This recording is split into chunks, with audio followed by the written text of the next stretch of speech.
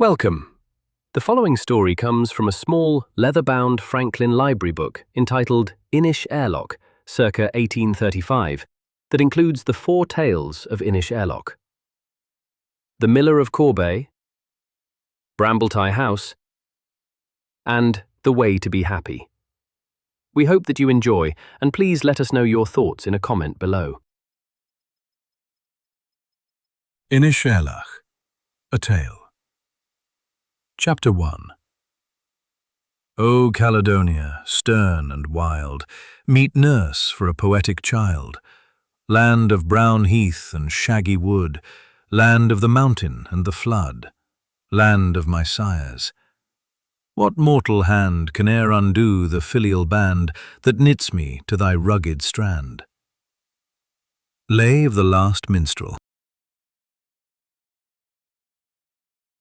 On a dark and stormy night, towards the beginning of March 1716, a Highland gentleman lay upon his deathbed. He was the younger brother of the chief of the Clan Alpin, and had led out that clan in aid of King James VIII, when his standard was raised in Scotland by the Earl of Mar. Ronald MacAlpin performed prodigies of valour in his own person during that disastrous campaign, and it was not until all hope of success was abandoned and the pursuing army of Argyll drove the Highland forces back into their impregnable fastnesses among the mountains, that he would consent, with sorrow and reluctance, to lay down his arms, ill able as he had by that time become to wield them. He had received several wounds in the course of his service, and the ardour of his zeal and courage would never suffer him to await their perfect cure. These, added to the severity of the season in which the retreat was effected, proved too much even for a constitution hardened by a Highland education. He only returned to the towers of his fathers to lay him down and die. On the night of his death, he desired his young and lovely wife, who stood weeping by his bedside, to fetch their little son, that he might once more bestow a father's blessing upon him.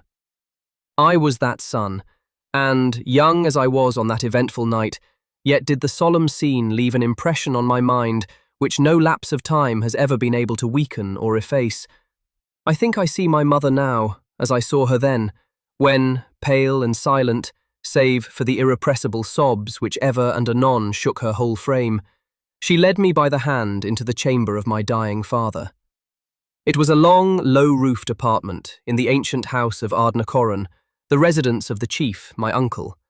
Its lower end, by which we entered, was wrapped in shade, but towards the other, where the bed was placed, a strong and flickering light was thrown from the fire that burned upon the hearth, and a lamp on a table near it cast a pale gleam over the face of the tenant of that bed as he lay, supported by pillows, his hands clasped in devotion and his eyes turned upwards. Near to him stood the Catholic priest, who had been summoned to administer the last sacred office of religion, and by his side, with folded arms, and a countenance whose stern lineaments betrayed the repressed struggle of natural sorrow, was my uncle, a tall, dark, and stately warrior, in the prime of life, the lofty pride of whose habitual bearing was then somewhat softened down in the awful presence of death. Perhaps a more affecting contrast could not have been presented than that between the appearance of the 2 brothers. My father was much younger than my uncle. He had not at that time completed his 30th year. He had been in his person a model of manly beauty, agility, and strength, the pattern to all his kinsmen in the clan. Yet there he lay, pale, emaciated, and dying, in the very morning of his days, the vigour of his arm unnerved, the fire of his eye quenched, the voice, which had been wont to cheer his clan onward in the rush of battle, sunk to a scarce audible whisper, never to be raised in this world again. And there stood his brother, unchanged from what he had ever been, in all the pride of strong, unbending manhood. How often have I recalled their 2 figures as I beheld them then. As I approached the bed, conducted by my mother, my father turned his head towards us, and a beam of pleasure shot from his fast glazing eyes. Scarce conscious for what purpose I had been brought thither, I knelt, as the priest whispered me, by the bedside, and my father, collecting all his remaining energies, laid his hand on my head, and addressed me in words which, child as I was, never passed from my recollection.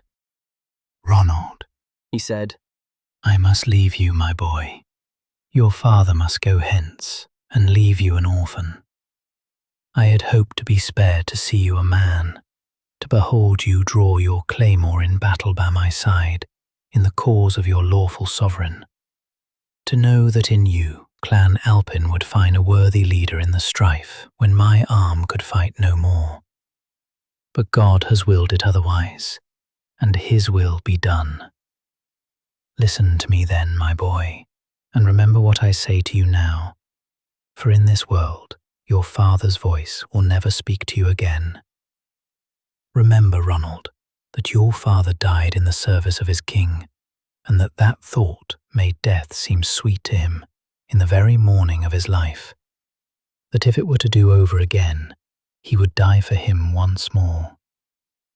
Remember this, and when the time shall come, as come it will, that you are in your turn summoned to the field, when the standard of King James is flung anew upon the winds of Albin, promise me, my boy, that you too will boldly face toil and danger and death itself in the cause of your monarch and for the honour of your clan. Lay your hand upon the holy crucifix and promise me this, and I shall die resigned and happy. Awestruck and impressed by the solemnity of my father's words and manner, I laid my hand on the cross which the priest held forward to me, and gave the promise required, binding me to the service of that cause which from infancy I had been taught to regard as just and holy. And I have kept my vow. Heaven is my witness, and thou, Spirit of the Father who devoted me to it on his bed of death, thou knowest whether toil hath overpowered, or danger deterred, or death itself. Aye, death in his most awful and appalling shape hath caused my step to falter in that onward path. Dark as lie the stains upon my soul, it is at least unsullied by the breach of that sacred promise. I felt the last convulsive embrace of a father's love. I heard the last scarce audible blessing invoked upon my head.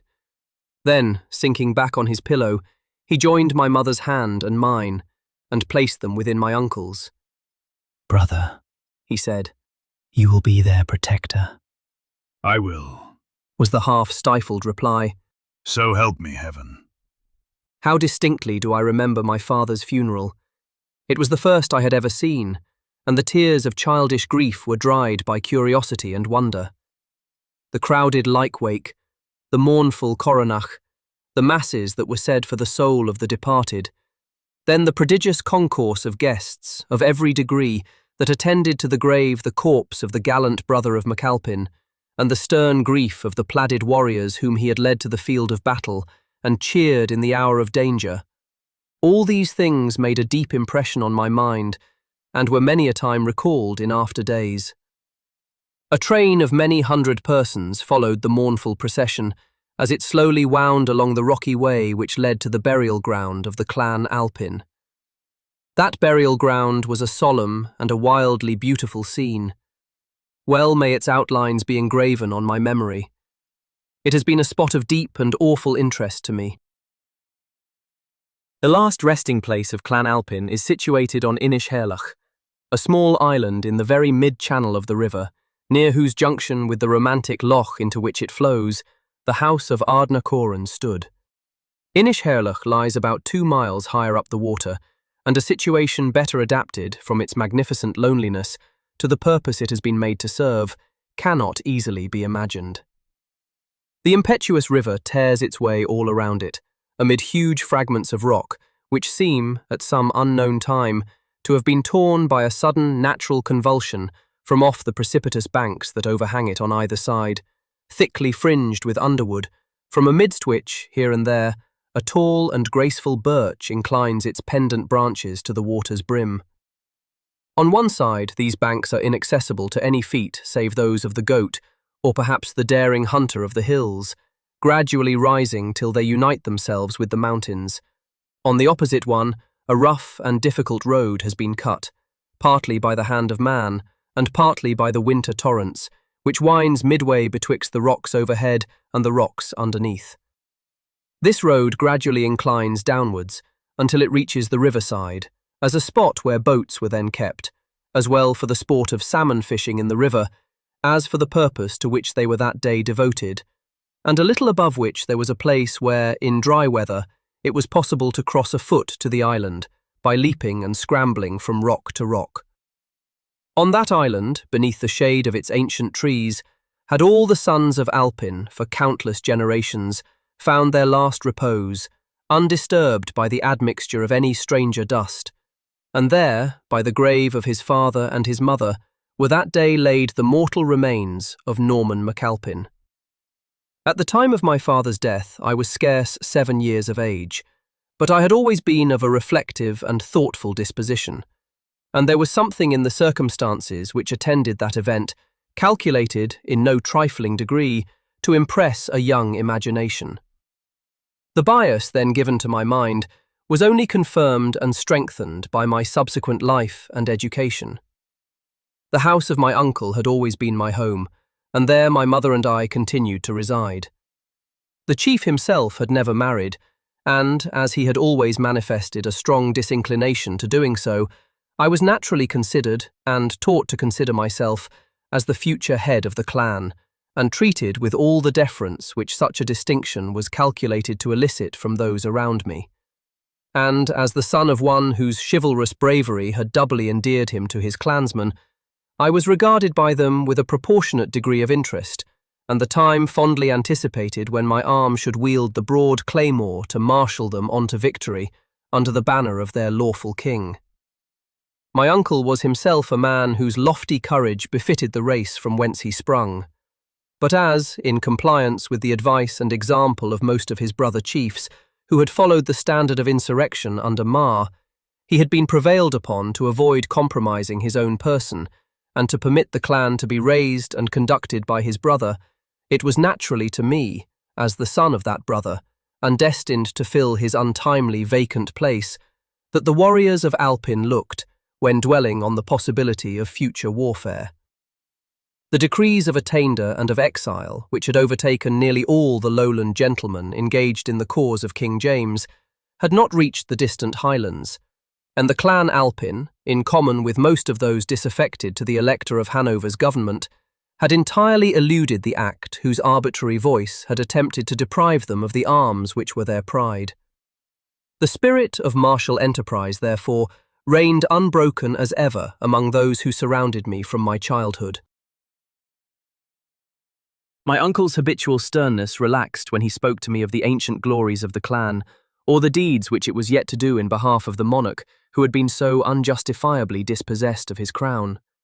And, on the days when he entertained it in public, when I sat at his right hand, surrounded by hosts of gallant kinsmen and retainers, and listened, with glowing brow and throbbing heart, to the songs of the bard, who celebrated its warlike honours, and surrounded its ancient traditions with the light of poetry, my own boyish spirit caught a kindred fire from the untamable enthusiasm of those around me, and I longed and panted for the hour when, in the blood of King James's foes, I might seal the vow I had taken to devote myself to his service, and to uphold the honour of my race. Even in the society of my mother the ruling passion found its nourishment. Herself the daughter of a gallant chieftain, the tears which all her life long she never ceased to shed upon the grave that held the lover and the husband of her youth, flowed the less bitterly that she reflected on the cause to which his life had been sacrificed. She never spoke to me of my father, without exhorting me to remember his dying words, and to be like him prepared to defend or, if need were, to lay down my life for my king. She was indeed worthy to be the wife of a son of Alpin. Her favourite resort was the burial place at INISHAIRLACH. Thither I was wont to ferry her over the river, and there, beneath the aged pine trees which flung their broad arms over the dust of my forefathers, have I sat with her for hours on the grave that contained him to whom she had been a true and faithful wife, and for whose dear sake she still endured the burden of existence, that she might bring up his son to be worthy of him. Here she was wont to discourse to me of the virtues and the bravery of my father, and of the high deeds of the race whence I was descended, and then she would tell me, when she was laid by her husband's side in the narrow house, to beware how I guarded, as a sacred inheritance, the honour of the name I bore. "Let no unworthy dust, my Ronald, She would say, ever be laid to mingle with your father's and with mine. The bones of your mother would shrink back in the grave from the approach of aught unbefitting the last home of Alpin." oh, solemn and fearful words, how oft recalled. My preceptor, as I advanced in boyhood, was the Catholic clergyman I have formerly mentioned, Mr. Murdoch. He resided in a small house near the entrance of a village about 2 miles distant, but his most frequent place of abode was Ardna Corran, where his varied and extensive acquirements rendered him always a welcome guest. And, after he had been formally invested with the office of my tutor, when his avocations did not permit his being with us, I was constantly in the habit of repairing to him at the stated hours of instruction. These hours, strongly contrasted as they were by the life of violent bodily fatigue I at all other times led, were not the least delightful of the day. Murdoch had travelled much, had seen much of men and of society in general, though early misfortune had combined, with peculiar circumstances in his lot, to bid him wear out the evening of life in a remote Highland glen. He was also deeply imbued with the learning of ancient, not less than of modern days, and possessed, in no common degree, the art of rendering his instructions interesting and delightful. His loyalty to the exiled sovereigns was not less ardent than my own, and his vivid descriptions of their foreign court and of the personages who composed it gave to my early prepossessions the added strength of intimate acquaintance with all that related to those in whose favour they had been formed. Then, when released from study and dismissed to wander at my own free will among the mountains, how delicious was the life of wild liberty which was my portion there.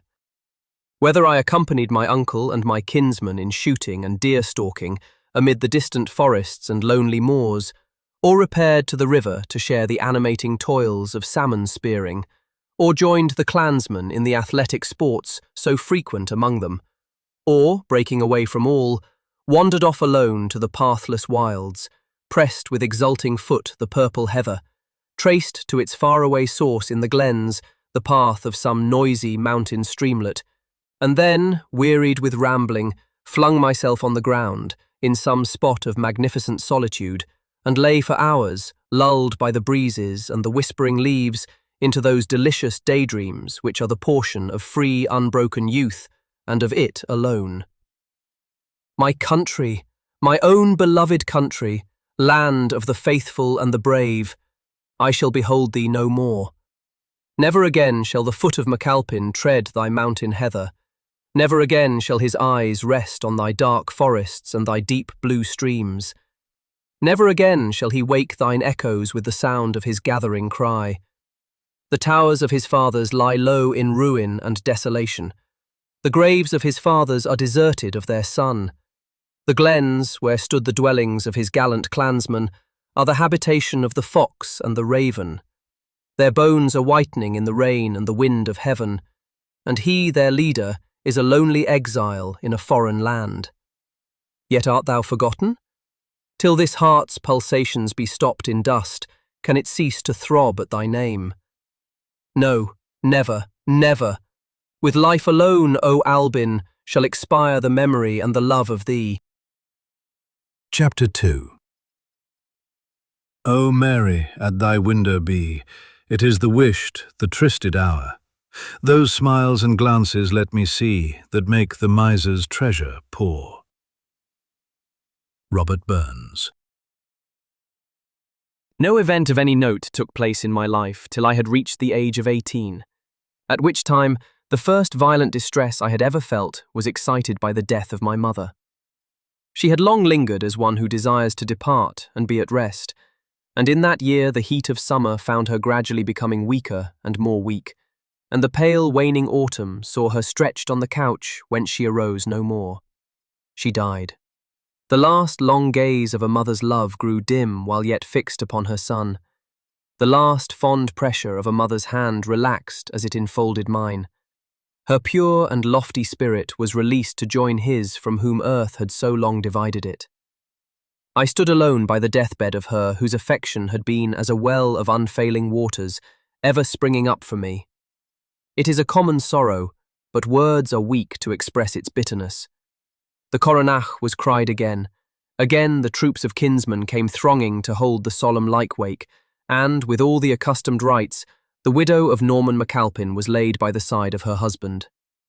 Often, after her death, it was my habit, while wandering among the neighbouring hills, to repair to INISHAIRLACH, and there, seated by the graves of my parents, to remain, frequently for hours, plunged in meditation, recalling every look and word of the departed, and, in that solemn spot, so sacred to every Highland heart, internally renewing the vow I had made my mother, that no unworthy dust should ever lie there to mingle with the hallowed earth which wrapped her mortal remains and those of my gallant father. Time, as it passed on, softened the first acuteness of anguish, and robbed it of its fiercest sting, but still the memory of my mother lived in my soul as green and fresh as in the days when she sat in that spot beside me, and the grave where she lay was to me holy and beloved as the shrine of a patron saint, a dwelling place of pure and sacred recollections, a mute witness of high hopes and lofty aspirations. How fain would I dwell yet a little longer on these hours of happy youth, how gladly even retrace the days of sorrow which, severe as it was yet unembittered by remorse. I pause on their remembrance to delay the dark tale which yet must be told. But delay is unavailing. Henceforth my story must enter on another era in existence. I had reached my 21st year ere my heart owned another passion from those which had animated it since childhood: devotion to my king, to my country, and to my clan. But a new world was then destined to open upon my senses. Within 5 or 6 miles from Ardnachollen stood the mansion of the Laird of Gartinglassy, a gentleman of the Clan Buchanan. He was then an aged and infirm man, who had for many years lived there alone with his lady, for of his 2 sons, the elder had chosen to adopt the study of the law, and was now married and settled in Edinburgh, and the younger had followed the fortunes of the royal family abroad, and died there some years before. The latter gentleman was married to a French lady, and of several children whom she had brought him, one only survived, a daughter, who now, on the death of her mother, in the convent where they had resided since her father died, was sent for to her grandfather's house. She was recommended to his care and protection by her expiring parent, in a letter addressed to him, and, under the care of a Catholic clergyman, who happened to be on the point of visiting the Scottish Highlands, she was brought to Gartinglassy. It was but a melancholy home for the young bereaved orphan. Her old relations were kind to her, it is true, but she was a total stranger to them, their habits, their manners, their very religion. For Gartinglassy was an Episcopalian, and Mary Buchanan had been educated in the Catholic faith. Her warm and gentle heart, torn from a mother's tenderness, and from all the sweet ties which had been wound about it from infancy, drooped and pined for the want of something on which to pour forth its hidden stores of kind affection. She had no one to love, no one who loved her, and while, by every dutiful attention to her only protectors, she strove to show her gratitude and win their affection, she yet felt, in meek sorrow of spirit, that she stood, as it were, alone in the world, a stranger in a strange land. How well do I remember the moment when I first beheld her. Over the lapse of long, bitter years, how vividly does that fair and gentle image rise upon my sight again, like a star above the ocean of sorrow. It was about a month after her arrival at her grandfather's house, and summer was just fading into autumn. I had been on a distant shooting expedition among the hills with my cousin, young Glenfinniston, and wearied with our day's sport, instead of proceeding home to Ardnachollen, we determined to claim the ever-ready hospitality of Gartinglassy. In the sitting-room of the lady, we, for the first time, saw her granddaughter. She sat in a window, where the rich beams of the setting sun fell in a golden flood upon her neck and head, touching its summit with a deep, burnished hue. Mary Buchanan was about the middle height of women, and her slender, girlish form had not yet attained the beautifully finished maturity of which it gave promise. She could not be above 17 at that time. The deep mourning she wore for her mother, showed by its strong contrast the exquisite transparency of her complexion in all its loveliness. Her hair of the deepest and most glossy black was parted on her forehead, where it lay like a raven's wing above the mountain snow, and hung down in rich, clustering curls upon her neck.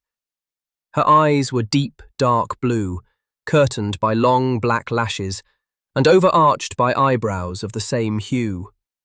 The rich and exquisite redness of her beautiful mouth sweetly contrasted with the pure, stainless paleness of her cheeks, over whose surface a word, a motion, or the unseen throbbing of her heart would ever and anon call up a wandering glow that resembled the faintest tinge upon a rose leaf. The air of melancholy diffused over that lovely countenance only served to enhance the interest it could not fail to awaken, as she sat, silently bending over the embroidery she held in her hand, but which would, now and then, fall unnoticed from it, while her eyes fixed on the bright evening sky, yet, I dare believe, without beholding aught of what met their outward ken, seeing only, in the glass of memory, the far distant fields and gardens of sunny France, the home of her peaceful infancy, and the tomb in the convent chapel, where the hearts which had cherished and loved her lay still in death, never to beat for her again. I gazed upon her as on a creature of a different world to that by which I had been surrounded, and when, at her grandmother's bidding, she left her retired seat to approach and join our circle, the unstudied grace of her movements, the melody of her soft, low voice, and, above all, the air of seraphic modesty diffused over all she said and did, rendered her 10,000 times more beautiful than at first. She stood before me, the very realization of my loveliest dreams of bright and gentle womanhood, of all which I had fancied too bright and gentle to exist, save in a dream. From that hour I loved Mary Buchanan. From that hour I vowed that no effort should be wanting to make her mine. I seized on every opportunity of meeting her, nor was it difficult to one who was accustomed to be on foot and wandering among the hills from morning to night. I soon discovered her usual haunts, and these solitary scenes furnished opportunities for converse far less constrained than we could enjoy beneath her grandfather's roof. Nor was it long ere the young, warm heart of that innocent and lonely being began to feel that it was no longer unloved and unappreciated, that there was one to whom her lightest word was law, her faintest smile a dearer boon than aught else the world could bestow upon him. And Mary learned to love the hour which was wont to bring her hunter of the hills up the winding glen where stood our trysting place, a weeping birch that overhung the noisy burn where it brawled over the face of a rock, at whose foot a firm green bank of sward spread an inviting seat. Here we have rested for hours, till evening had given place to moonlight, or, arm in arm, strolled slowly along the side of the winding burn, our inmost hearts partaking of the delicious calm, the perfect stillness and repose which reigned all around us. There was no talk of love between us. Where was the need of it? Either felt that the heart of the other was all his own. We were two young and solitary beings, whom heaven had sent to each other to relieve our sense of mutual loneliness. Mary was to me as the warm sunbeam that unlocks the fetters bound by stern winter over the fountain of springing waters, and I loved her as he who has found a sweet flower pining and drooping under neglect loves the blossom when his hand has transplanted it to a kindlier soil, and his care restored it to strength and beauty. And I would not breathe a word that might trouble the perfect and innocent confidence with which she leaned on me. I had come to her as a friend and a brother when she was alone in the land of strangers. I had won the trust of her gentle heart, for I was the only one who had sought to console her for all she had lost. And long ere she dreamt of love, there was not a thought or a feeling of that heart which was not unveiled to me, as to one whom she knew to take the deepest interest in all that concerned her. These were blessed days, and then when stormy winter came, and our trysting glen was a pathless waste of snow, if our solitary walks were fewer and briefer, they were, on that account, only the more delicious. There was many a clear, starry night when, wrapped in her tartan plaid, Mary did not dread to face the frosty air, if Ronald's arm were there to guide her steps. And in the social meetings which were then more frequent in her grandfather's house, how sweet to feel that, unknown and unsuspected of all around, our two hearts were beating in unison with each other.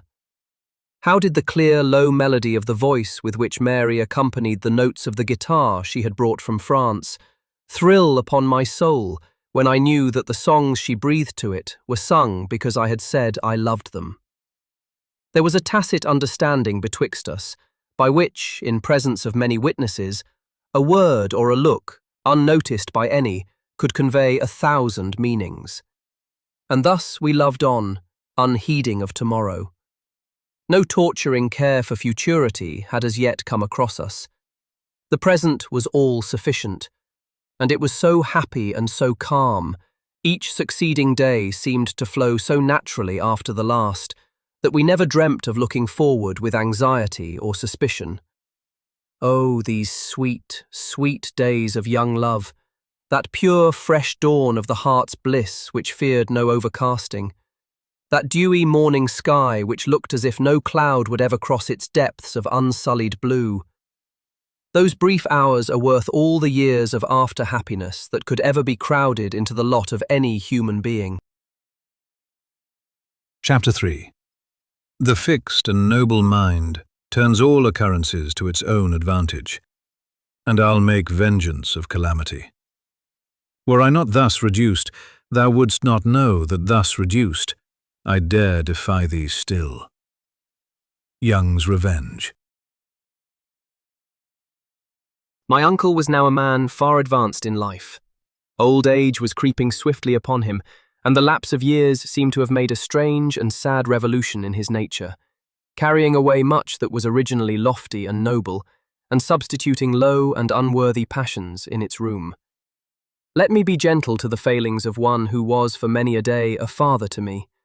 Time and circumstances work extraordinary changes on our dispositions. When the infirmities of afterlife are stealing upon us, and the original fire of the mind is worn away beneath their influence, the habit, continued during a lifetime, of unlimited command, is but too apt to degenerate into capricious despotism. And the temper, which has never, in its earlier days, been taught to recognize control, then partakes, in a corresponding degree, of the body's weakness. There were others, too, and darker evils.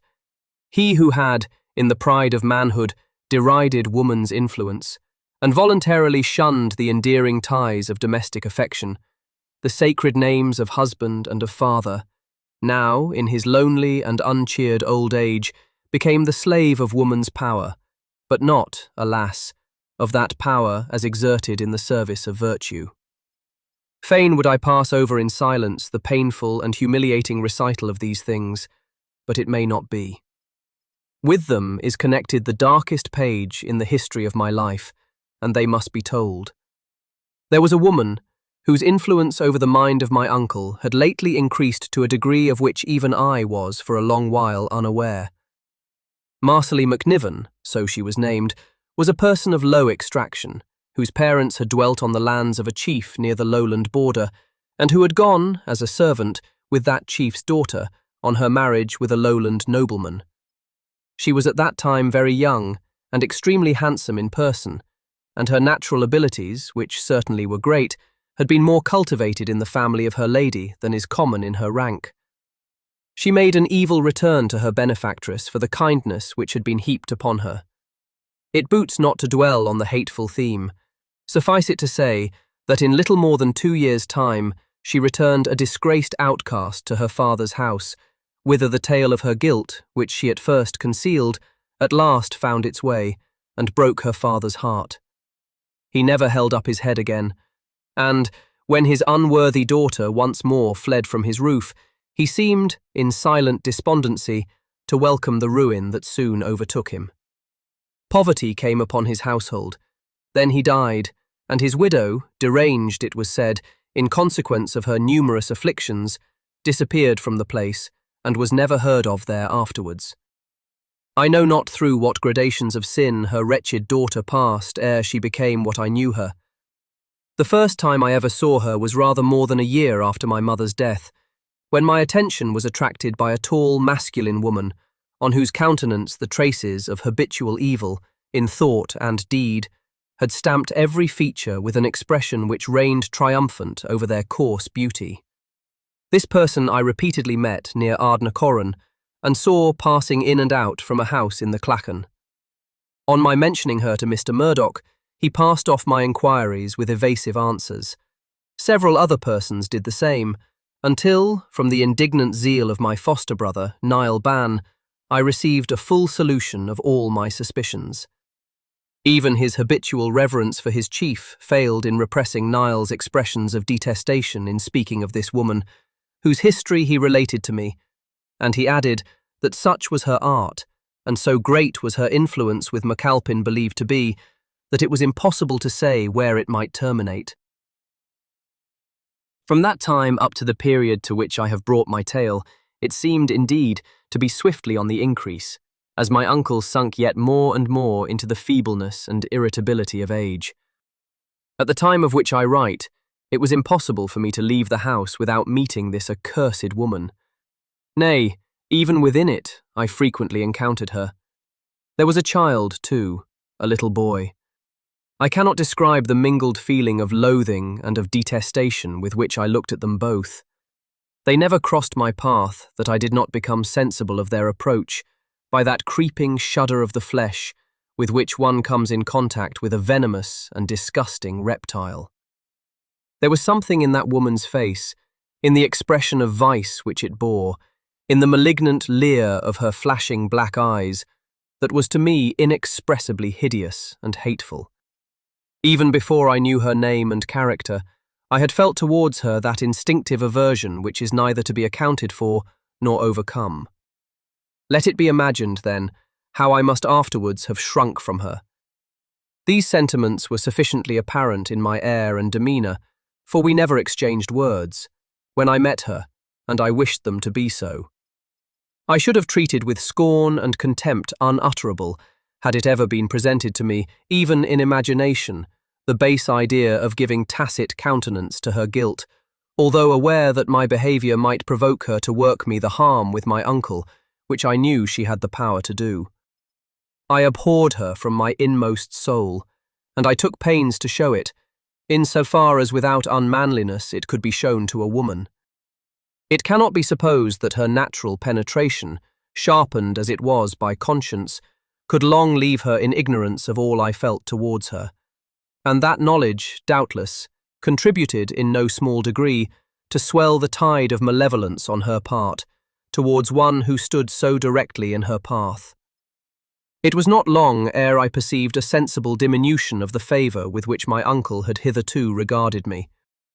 I could now do nothing to satisfy him. I never entered his presence without provoking speeches and remarks from him, which it sometimes required all my reverence for old age and relationship, and all my gratitude for his former kindness, to enable me to endure in silence. And this in despite of every attention and every mark of duty by which I strove to propitiate him.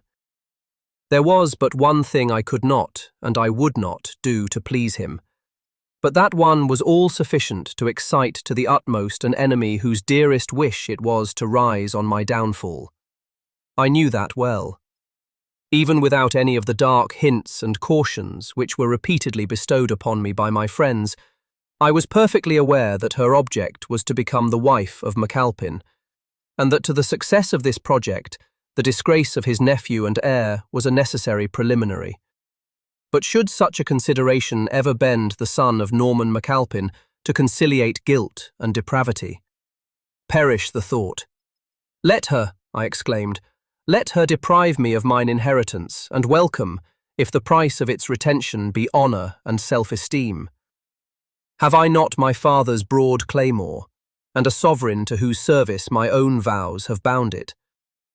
I will go over to King James, and, when the time shall come to strike a blow for the restoration of the royal Stuarts, I will cut my path to fame, to honour, aye, and to thee, Mary.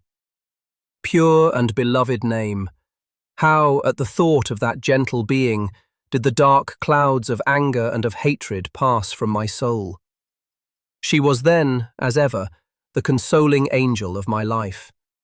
When, maddened by injustice and caprice, sickened and weary of sin and duplicity, I rushed from the now hateful dwelling of my forefathers, all their haughty blood boiling in my veins, what words can express the soothing, the delicious calm that fell over my whole perturbed spirit on beholding her?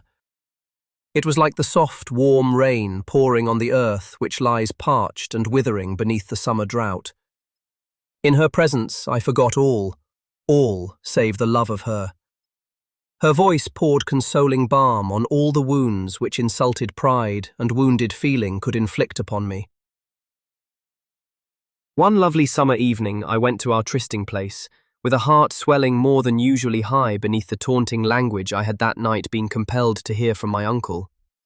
I felt a sort of internal persuasion that my blessed intercourse with Mary would soon be interrupted, that a crisis was approaching which might part us, and I resolved that at least when it did come, it should not send me forth an exile without the only stay that could support my heart in the dreary hours of absence, the plighted troth of my beloved. That very night, while seated on our usual resting place beneath the weeping birch tree, my lips first breathed in words the tale which both our eyes had long since told each other. That night, as I imprinted the first pure kiss of love on her cheek, I vowed in my inmost soul to love, to cherish, and to protect her while life itself endured. We broke a piece of gold betwixt us as we pronounced our solemn vows of mutual fidelity, and, placing either half next our hearts, bound ourselves by that compact to each other. "And Mary," I said, "will you be true to me, should hard necessity compel us to sunder for many a weary day? If your own Ronald, no longer the heir of a powerful chief, the destined supporter of an ancient name, be reduced to seek in foreign lands his fortune by the sword, will you forget him, or regret your vow? When worldly prudence and worldly advisers may, perchance, combine to bid you think on him no more, Mary, will you remember your troth plight then?" "Oh, Ronald, dear Ronald," she replied. "and can you doubt me? Whom have I on earth to love but you? May God and Our Lady forget me, Ronald, that day when my heart shall leave you. Even should we part to meet no more in this world, oh, believe not that the troth I have given you this night shall ever be forgotten. It was not for rank and power I loved you, and it shall not be for the lack of them that Mary's heart can cease to love you still." True and tender girl, these were not the words of a false vow. As I clasped her in my arms and felt the beating of her innocent heart, could the wealth of empires have tempted me to change the feelings that dwelt in my bosom then? It was a moment of perfect, of unsullied happiness. A moment only, for just then there rang on my ear the tone of a fiend-like laugh. I sprang to my feet and looked eagerly around. There at the summit of the rock, just over our heads, and bending down to look at us, stood the detested form of Marsley McNiven. One instant she remained, still gazing on me with a leer of insulting malice. Then, as losing all command of my fury, I darted forward to climb the rock that divided us. Clapping her hands wildly together, she turned round and hastily departed with another peal of laughter, which reverberated up the narrow glen. Half a dozen bounding steps brought me to the summit. She was no longer there. I ran swiftly forward in the direction I fancied she had taken, but could discover no traces of her. Mad with rage, I sought all around for her. I cannot answer for what I might have done had I succeeded in laying hold of her. But she was nowhere to be seen, and at length, panting from my fruitless chase, I descended the rock to where Mary had sunk trembling and faint with terror on the ground. I tried to reassure her, and affected a composure which I was far enough from feeling, while I strove to laugh at her fears, and to convince her that they exaggerated the probable consequences of our attachment being discovered by the devil whom we had seen.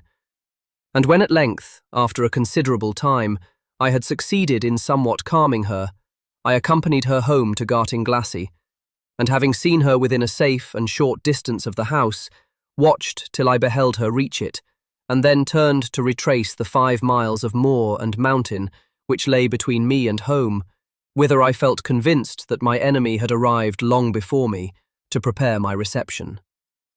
The spirit of my father rose within me at the thought, and it was with a proud step and resolved heart that I approached the scene of expected conflict.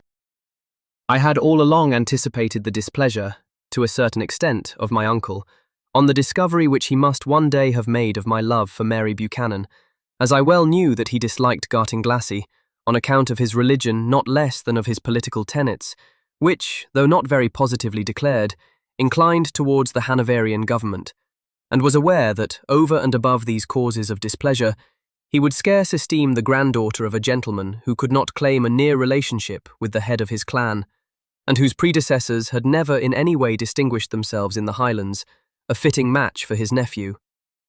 Some opposition I had therefore always reckoned upon, in the best days of my favour with him, and certainly at present, when a plausible pretext seemed all that was wanting to my disgrace, the use which might be made of this evening's premature discovery, by one who would scruple at no means of attaining her own ends, was somewhat less than doubtful.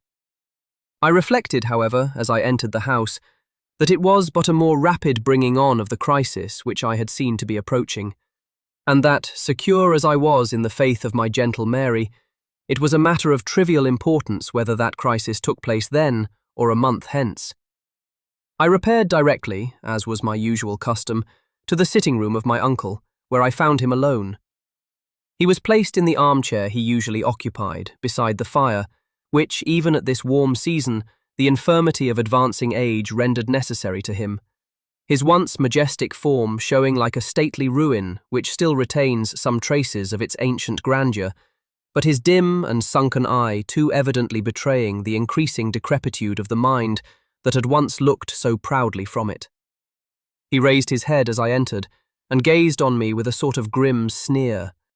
"You are welcome, sir," were his first words. "I suppose you are come to ascertain for yourself how long a time must pass yet, before you see the happy day that gives the power into your own hands. Aye. You have been over long under control, but no doubt you think there is a braw time coming." "Uncle," I replied, as I advanced and stood before him, "I am at a loss for your meaning. Have I been so unfortunate as to displease you in any way? If I have, believe me that it was unintentional on my part, and that I sincerely entreat your forgiveness for so doing." "You entreat my forgiveness?" And he uttered a scornful laugh. "Oh, sir, that is not for you to do. It is for your uncle to entreat your forgiveness, in your fine, new-fangled phrase, for being here so long to plague you. It is too bad that the gay young chief must wait for his honours on the death of the old useless greybeard. Aye, and for his fine lady too, that he dare not bring under the crabbed old uncle's roof. But go and comfort her, my man. Comfort her again, as ye did this night. Tell her the dotard will not trouble ye long, and when he is gone, there will be time for mirth and revelling. Aye, and plot how you may soonest get him out of the way too. No great sin, surely, to be quit of a silly old man." And again he laughed bitterly. "Uncle," I exclaimed, in horror-struck amazement at the machinations of the fiend with whom I had to strive. What can you mean by such insinuations? I will neither stoop to answer, nor lower myself by refuting them. I only conjure you to tell me who it is that has been meddling betwixt us. Well, I know that these are not your own sentiments towards the son of your brother. Well, I know that you cannot believe of me the monstrous accusation these words would imply. Tell me, I implore you, what enemy has been thus poisoning your ear against me?" "What enemy has been poisoning my ear? Do you pretend to deny, sir?" And he half started from his chair in rage, which shook his every limb while he spoke. "Do you pretend to deny that these were your very words this night to the grandchild of the false Buchanan, on whose head be the curse of my father's son? Do you pretend to say that your faith and troth are not pledged to the blood of him whose name is hateful in my ears? That you are not wearying for the day that is to lay my head in the dust and give you the chieftainship? That you are not tampering with the faith of my very clansmen and bondservants?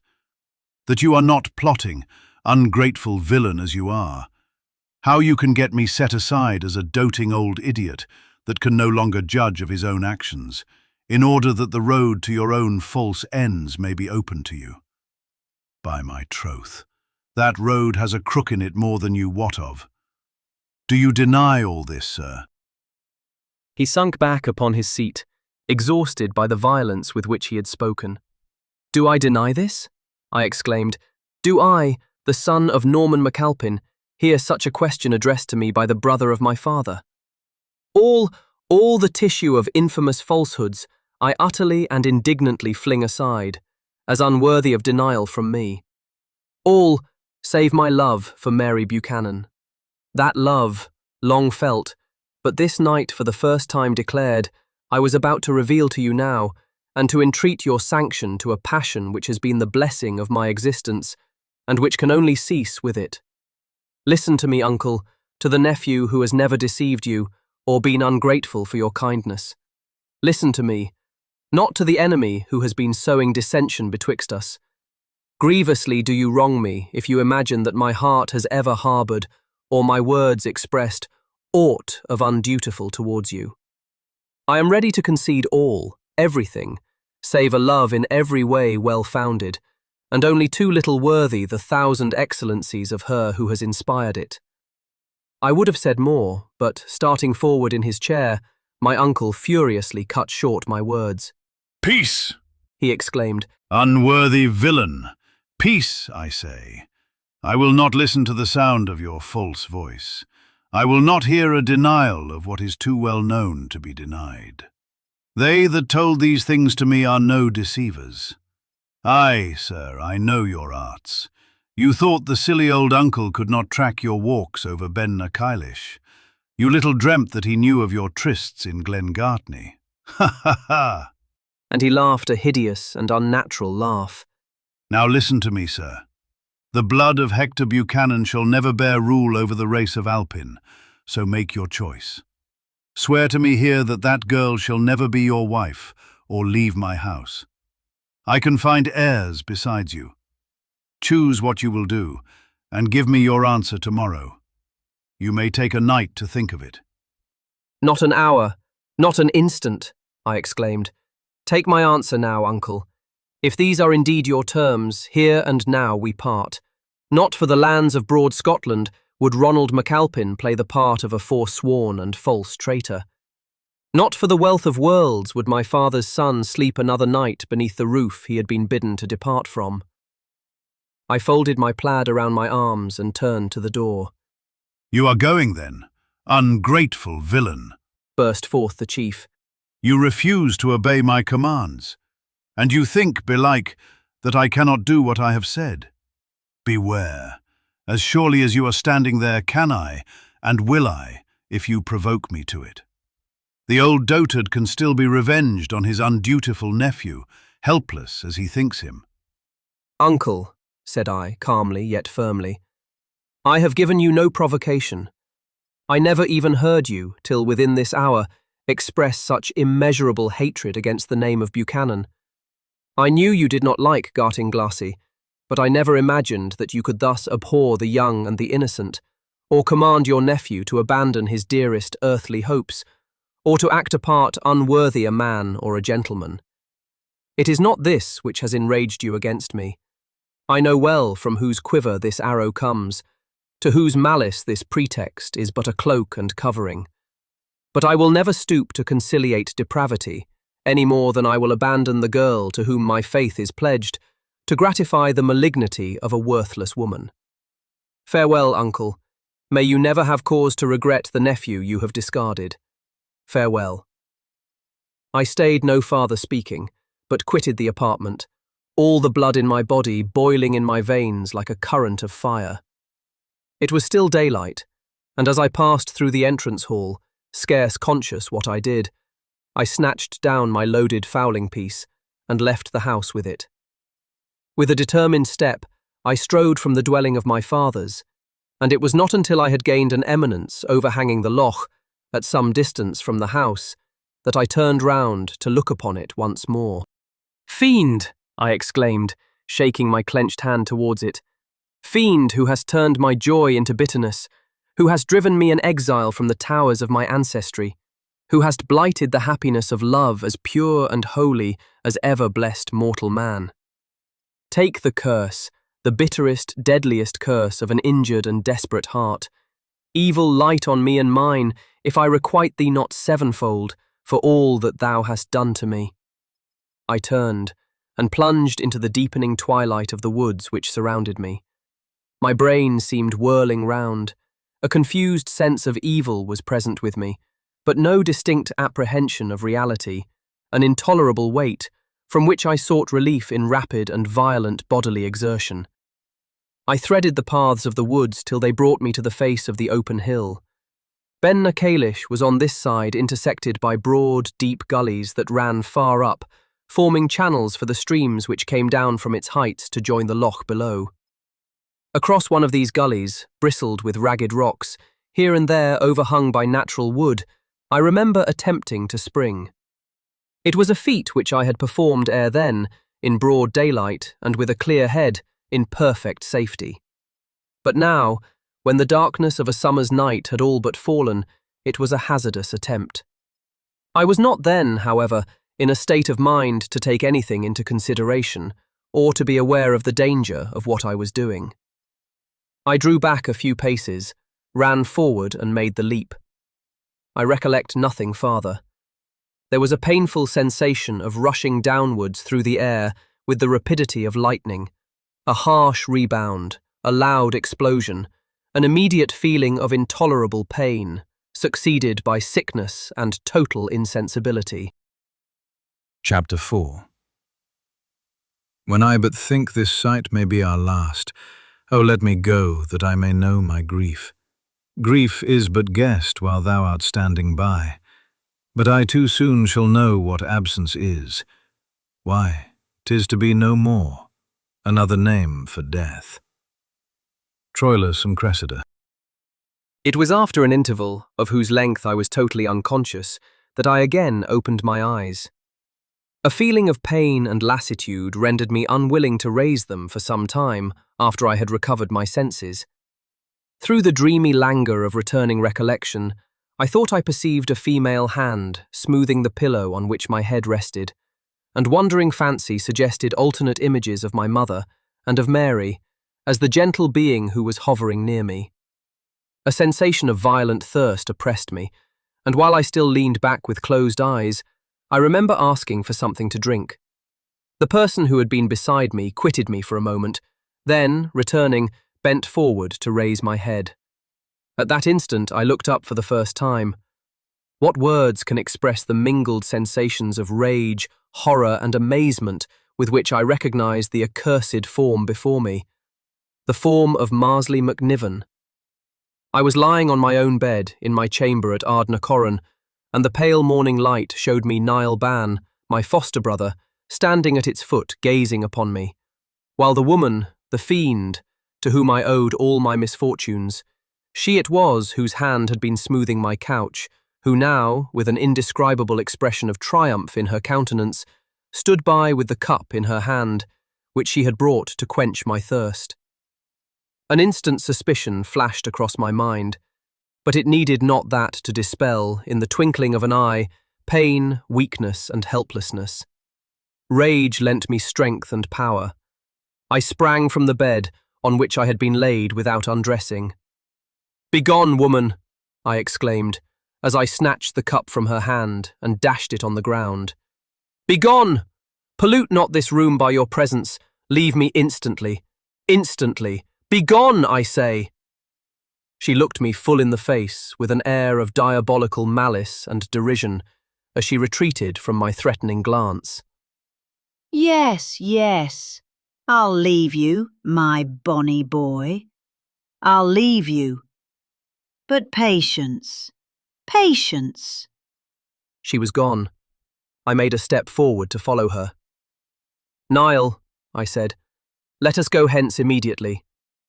But as I spoke, a stream of blood gushed from a deep wound in my temple, and I fell fainting in the arms of my foster brother.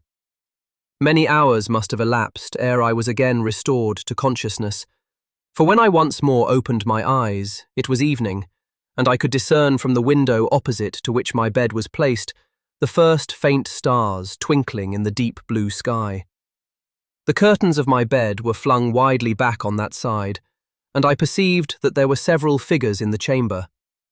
One of these was an old woman who had spent her life in the service of our family, and who was celebrated for her knowledge of simples and her skillful attendance on the sick. She sat on a low seat near my bed.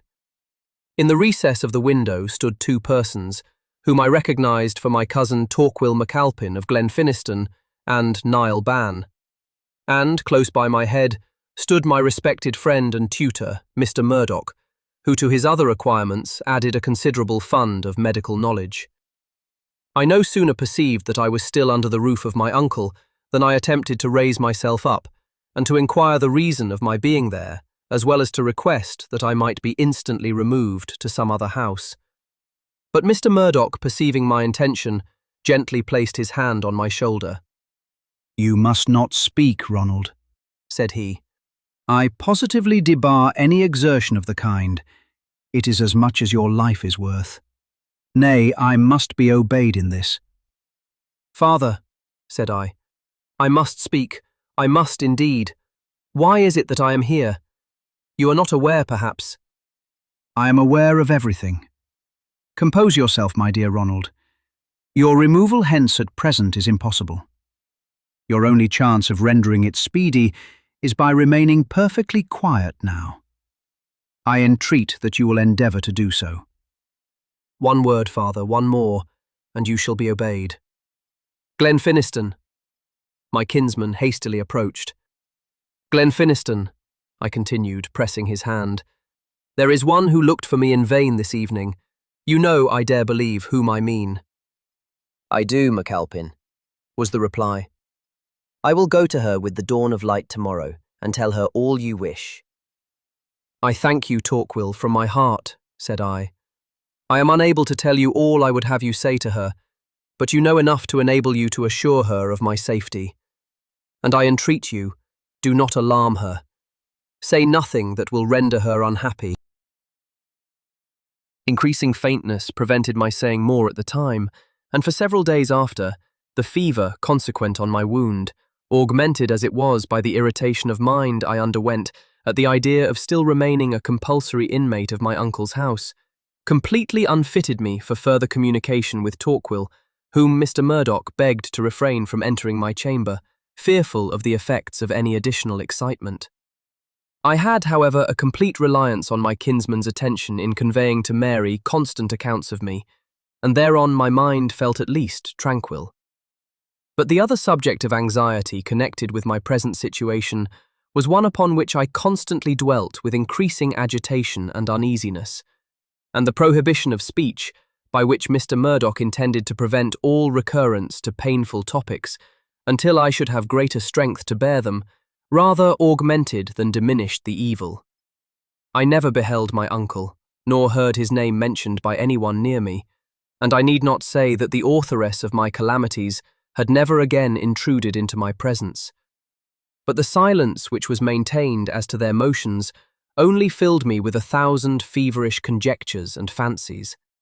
At length, one evening, the 5th of my illness, after a day of more than usual suffering, I started from an uneasy slumber into which I had fallen, and found myself alone with Niall, who had scarce quitted my chamber day or night. From him I instantly resolved to obtain the information I desired. It was with the utmost difficulty that I prevailed upon him to give it me, so fearful was he of transgressing Mr. Murdoch's injunctions. But finally yielding to my entreaties, he gave me a narrative of the whole transaction of my return to my uncle's house. He informed me that at the dawn of the morning succeeding my quarrel with my uncle, of which he of course knew nothing, he had ascended Ben Nachillich, in company with his brothers Lachlan and Robert, to see after the safety of some sheep belonging to his father, which were pasturing on the face of the mountain. On their approach to the gully, over which I had attempted to leap, their attention was attracted by a large dog, which came running towards them, whining and looking back as it ran, and strove by the most earnest endeavours to arrest their course and turn it in the direction whence it came. This animal Niall immediately recognised for my faithful deerhound Lufra, which must have traced my course up the hill that morning, and moved by astonishment at her unusual gestures, the idea instantly struck him that some accident had occurred to me. He therefore proposed to his brothers to follow Lufra and see whither she would lead them. This they did, and on their reaching the brink of the gully and pursuing the scrambling and rocky descent by which the creature guided them, they in a few minutes reached the spot where I lay insensible. The projecting branches of a tree had broken my fall and saved me, in all probability, from being dashed to pieces upon the rocks. But by catching the lock of my gun, they had caused it to go off and lodge nearly all its contents, which fortunately consisted of small shot, in the side of my head, just above the temple. My affectionate foster brother, on first discovering my situation, burst into a paroxysm of distress, not doubting that I was dead, as the long exposure to the chill night air had caused the bleeding of my wound to stop. But on raising me from the ground, and perceiving that I still lived, he, with the assistance of his brothers, speedily conveyed me to the house, followed by my faithful Lufra. On their arrival, they found that none of its inmates were stirring, and it was some time ere they could make themselves heard. The first person who answered their loud summons was Marsley McNiven, who, to their astonishment, suddenly appeared as an inhabitant of the house. Niall dwelt with peculiar emphasis, and with a singular expression of countenance, on this woman's behaviour. He described the first triumphant glance of her eye when she discovered my situation, as suddenly checked by an immediate assumption of all the appearance of deep distress. Her eager requests that they would not disturb the chief at that untimely hour by so sudden and terrible a shock, then her hastily guiding them to my chamber, her earnest assurances that I should be safe under her care, and her extreme anxiety to get rid of the brothers, excited a painful but undefined suspicion. Robert, a simple boy, soon acceded to her desire that the room should be quiet, and as few persons remain in it as possible, and departed once more in search of his father's sheep, and Lachlan, at a whisper from Niall, set off to fetch Mr. Murdoch. But Niall firmly kept his ground, although she repeatedly endeavoured to send him away on pretext of various messages. All this time she busied herself in cutting the hair from the wounded part in my head and washing off the blood. She then pronounced the wound an extremely dangerous one, and desired that Niall would watch by my side while she went to prepare a febrifuge draught. She left the room for this purpose, and returned, after a time, holding in her hand the very cup which she afterwards offered me.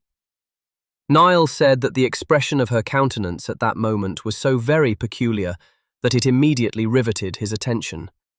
He looked steadily upon her, and her bold eye quailed and shrank away from the glance of his, and the dark blood mounted to her brow.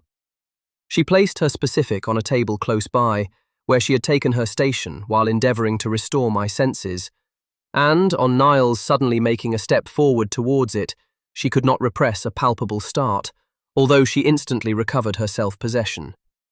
In short, he continued, so firmly convinced was he that all was not right in the draught she had prepared for me, that he was on the point of springing forward to prevent my accepting it, when my own suspicion, and the action it prompted, anticipated his intention. He had never, he said, seen her since that morning, except once that she had suddenly crossed him in a long passage through the lower story of the house, and bestowed on him, in passing, such a glance of irrepressible hatred, mingled with such a sneer of malignant triumph, as, he averred, for an instant to have frozen the blood in his veins.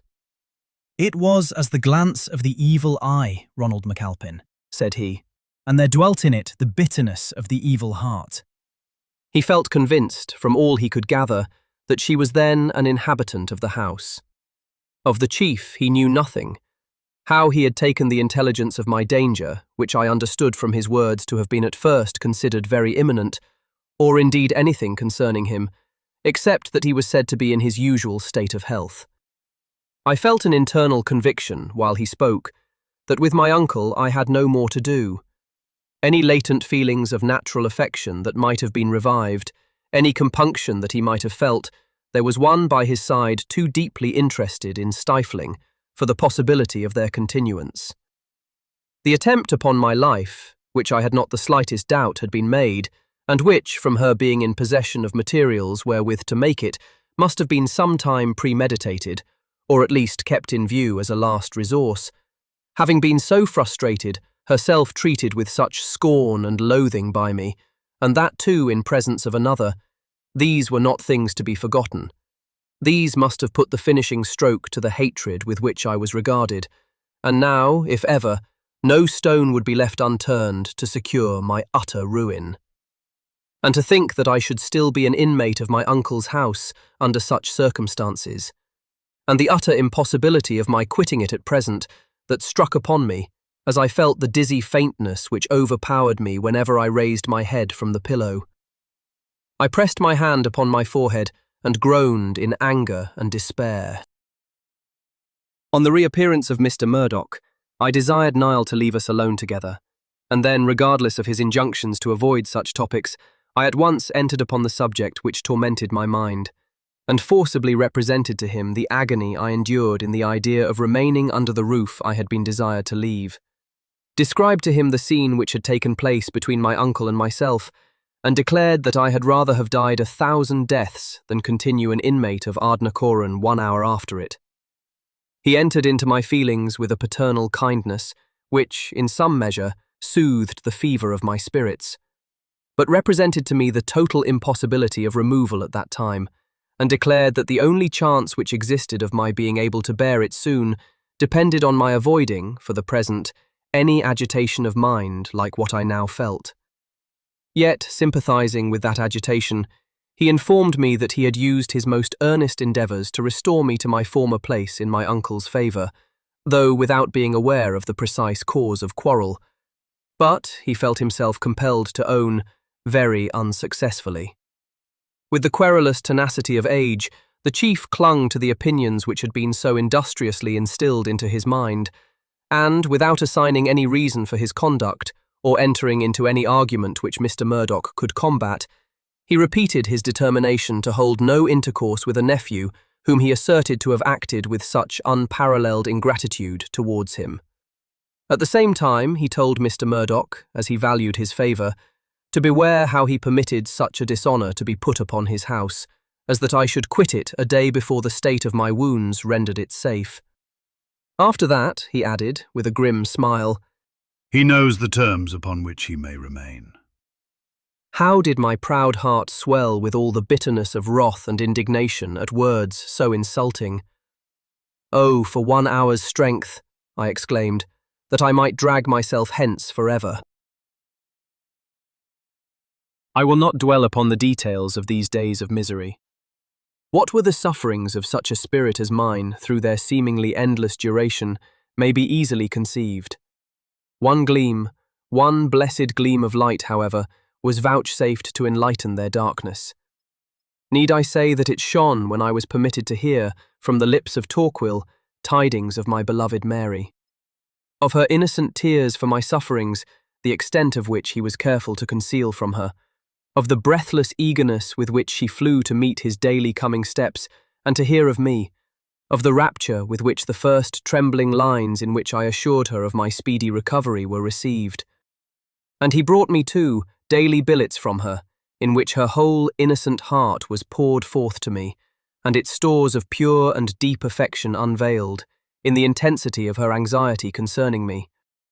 I would not suffer my kinsman, after he himself became aware of my breach with my uncle, to mention it to her. The necessity it involved of my going abroad, I could endure that no lips but my own should unfold to her. Meanwhile, Torquil exacted from me a promise that the instant my returning strength permitted, I should make Glenfinniston my home, and to this, until arrangements could be made for my departure for the continent, I willingly agreed. The weary days of pain and suffering, the still more weary days of convalescence, found an end at last. The very first moment in which it was possible for me so to do, I quitted my uncle's house, with what feelings it is unnecessary to say. There are some in this world to which no language can render justice. I should scarce have wished my worst enemy to experience the choking compound of wrath, of bitterness of heart, and of nature's irrepressible agony, which swelled to my very throat, as at early dawn I turned my horse's head from the gates of my forefathers. There was no human being near me but my faithful Niall. To no other inmate of the house indeed had I announced my intended departure. I could not have borne the grief with which I knew that announcement would be received, and I did not wish to heap odium on the head of my poor old uncle. Yet there was something very painful in the thought that I, the son of their adored leader, the destined heir to all the honours of their chiefs, the caressed, the almost worshipped from my infancy, that I should be thus departing, an exile, an outcast, and not one of all my clan to bid God speed my parting footsteps, save this faithful follower alone. This, too, destroyer of my hopes, this, too, is part of the mighty debt I owe to thee. Such was the thought that came across me as I passed the threshold. God bless you, Niall, I said, pressing the hand of my foster brother as I bade him farewell. Come to me often while I remain at Glenfinniston, and let me know all that is doing here. Farewell. I could not have uttered another word. I felt the convulsive grasp of Niall's hand, but no sound escaped his lips. Twice he essayed to speak, but in vain. Once more he wrung my hand, and I felt a tear drop upon it. He let it go, folded his arms in his plaid, and turned his head away. Then I plunged my spurs into my horse's sides, and he darted forward like an arrow, leaving the grey towers of Ardnacorran far behind in his panting speed. That evening I once more repaired to Glengartney to meet with Mary. It was not above 2 miles from the house of Glenfinniston, and the path which conducted to it wound almost the whole way above the little water of Finniston, into which the Gartney burn flowed. It was a lovely afternoon in the month of August, and all things were smiling under the influence of the western sun. There had been a good deal of rain very lately, and the luxuriant clothing of birch trees and of sweet gale, with which the steep and lofty rocks that overhung the path above the Finniston were covered to their summit, diffused, with every breath of the gentle breeze that stirred them, the most delicious fragrance. The water rushed dancing and sparkling among the stones that obstructed its passage. All nature, in short, seemed rejoicing in the smile of her Creator, and there was scarce a heart that could have refused to partake in the gladness around. Mine could not.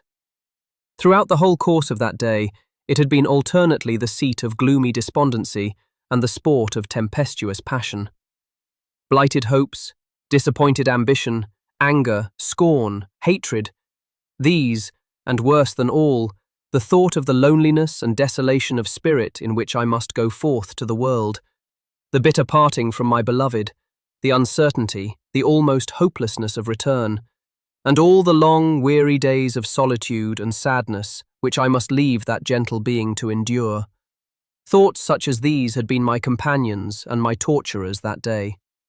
But now, in that sweet hour of joy and sunshine, treading the beautiful path which was to conduct me to her from whom I had so long been parted, with naught around and above me save peace and solitude and tranquillity, insensibly their influence stole into my bosom, and won me to listen to the consoling whispers of hope. At length I reached Glengartney, and my eye eagerly sought the first view of our trysting place beside the burn. There it stood waving, that graceful birch tree, over the greensward bank beneath it, as it had waved when I last gazed upon it. All was unchanged there. It might have been but the day before that I had parted thence, and yet how many incidents had since passed over my head. What tumultuous waves of thought had flowed above my spirit. I had little thought, when last I saw that tree, how soon the boding of my heart would be realized. There was no one there when I first looked towards it, but, as I approached more nearly, I saw a light form gliding down the glen, and, with a throbbing of the heart only to be understood by those who have had cause to feel as I did, I recognized my own angelic Mary. A few more hurried steps, and we reached the spot in the same instant. "Mary!" I exclaimed, as I clasped her to my heart. Ronald, my dear, dear Ronald. These words were all we could utter for many minutes, but what volumes did they not contain? We sat down on the turf, side by side, and, as I pressed her closely to me, and gazed into the dark blue heaven of the mild and loving eyes that were so fondly raised to mine, with a look of such deep and pure affection as a seraph might be supposed to wear, I forgot, in the fullness of my rapture, that I was an outcast, and must soon become a wanderer in the world. Dearest Ronald, said Mary, putting her hand in mine. how changed you are. You have been very ill, worse than I knew of. It was wrong, indeed it was, to venture so far tonight. 5 long miles, and over that huge dark mountain too, which I can scarce imagine any feet strong enough to cross. Why were you so imprudent? I hate myself for being cause of it. You forget that I am a Highlander, dearest, and that the mountain which looks so dark and frowning to you is more familiar to my feet than the level plain. But I did not cross Ben Nakayik tonight. I came from Glenfinniston. From Glenfinniston? Oh, now I recollect, your cousin Torquil told me so. He said you would be there today. How kind he has been, Ronald. Without him, and his daily intelligence of you, I do believe my heart would have broken. I could not have endured the agonies of suspense. Oh, that first dreadful night when you did not come at the usual hour, and I waited and waited till I durst wait no longer, and then went home, and heard Alice telling my grandmother that some of the herds from the mountains had brought in a report that you were dead, Ronald. And I had to sit still and bear it, and hide my misery, and listen to all the comments on the fearful story, and look calm and unconcerned, while my very brain seemed splitting in sunder. And then, when I went to my own room, I fell on my knees and tried to pray, and I could not. I could not. It was a fearful night. All its long, dark hours I wandered up and down my room, like one bereft of reason, or sat at the window watching for the dawn. And when morning broke, I went out of the house, for I could not rest or breathe within it. And then I saw someone coming over the hill, and my heart told me that he brought news of you. I tried to go and meet him, but I could not move. I could not even speak. It was Torquil MacAlpin, and he drew near to me. Ronald, I am speaking truth when I tell you, had he been 1 instant longer in assuring me that you lived, my heart must have burst upon the spot. Another moment of such agony no human being could have borne and survived it. Holy Mother of Heaven, that was a terrible hour. Mary, I exclaimed in agony, my angel Mary. God forgive me for all I have caused you to suffer, dearest, for all I may yet bring upon your innocent head. I am unworthy such a blessing as your love, and what have I brought you in return?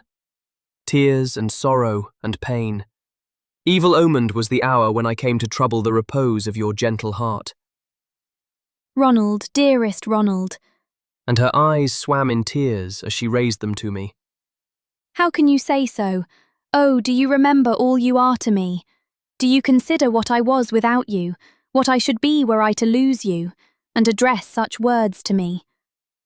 Was I not a solitary and an unloved being, a mourner over the graves of those whose affection blessed my childhood, an exile from the land of my birth, alone among strangers who cared little for me till I knew you, Ronald? And have you not been to me a friend, a brother, more than a brother, all that my heart had longed and thirsted to meet, but never dared to hope for? Before I knew you, I had forgotten what joy was. I owe to you the sweetest hours of my life. You are everything to me. Were we parted now, oh, I shudder to think of the loneliness and desolation that would fall upon me. Each word she spoke went like a dagger to my heart.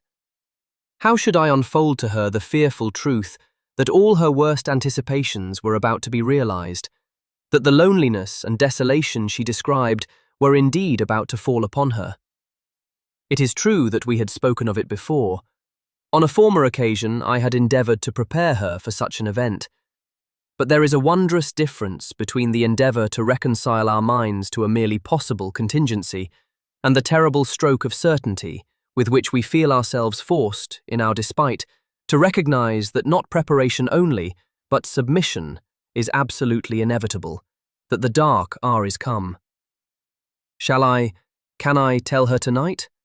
I mentally exclaimed, while writhing beneath the knowledge that she must be told. Yes, tonight it must be. Even now must the cup of happiness be dashed from her lips. Ere we meet again, some meddling tongue among all those that are by this time ringing with the story of my wrongs may unfold to her a tale which she must hear from no lips but mine. How can I bear to do it? And I looked at her angel face, and turned away, and smote my hand upon my burning brow. Are you ill, dear Ronald? She looked anxiously in my face as she spoke. Or is there anything that grieves you? Do not fear to tell it me. I can hear anything that you tell me.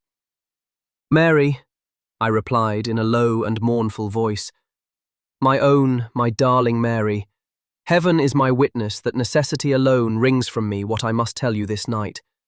It cannot be hidden from you, and though the effort be like planting my dirk in my own bosom, yet will I not leave you to hear it from another. Mary, in a very short time we must part, and God only knows when or where to meet again. She did not utter a word, nor shed a tear. The suddenness of the blow had stricken to her very heart. She sat up erect, and clasped my hand tightly in both hers, and gazed on me as if doubtful of the meaning of what I had spoken. I could not bear that look. Mary, I said, in me you behold an outcast, a being who stands alone in the world. Injuries, unprovoked as they are devilish and cruel, have driven me a banished wanderer from the house which ought one day to have been my own. In a short while, in a very few weeks, I must leave this country. Here there is no place for me. I must go to the continent as a soldier of fortune and try to win my way with all that is left me, my father's bright claymore.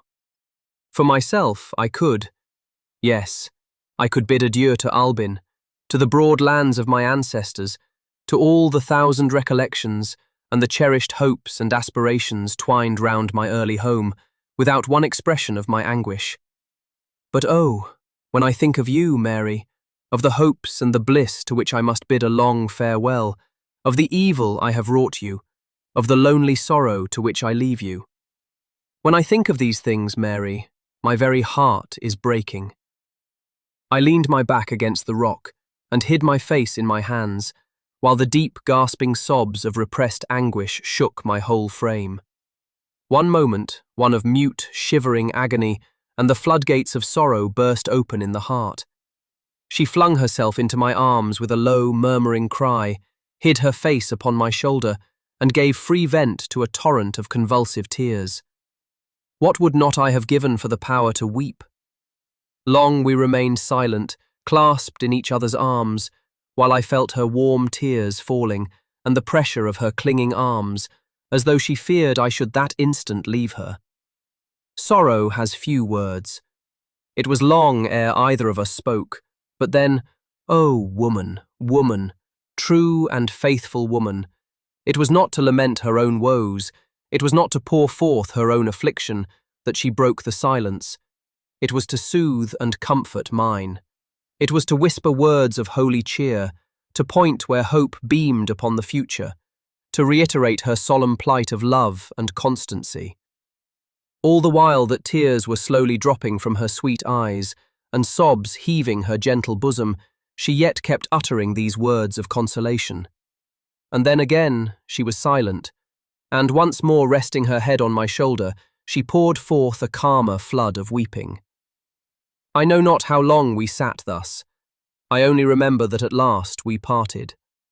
Oh, not as we had ever before parted on that same spot, but we repeated, as if to assure ourselves of the fact, that we should meet again, often, again, before.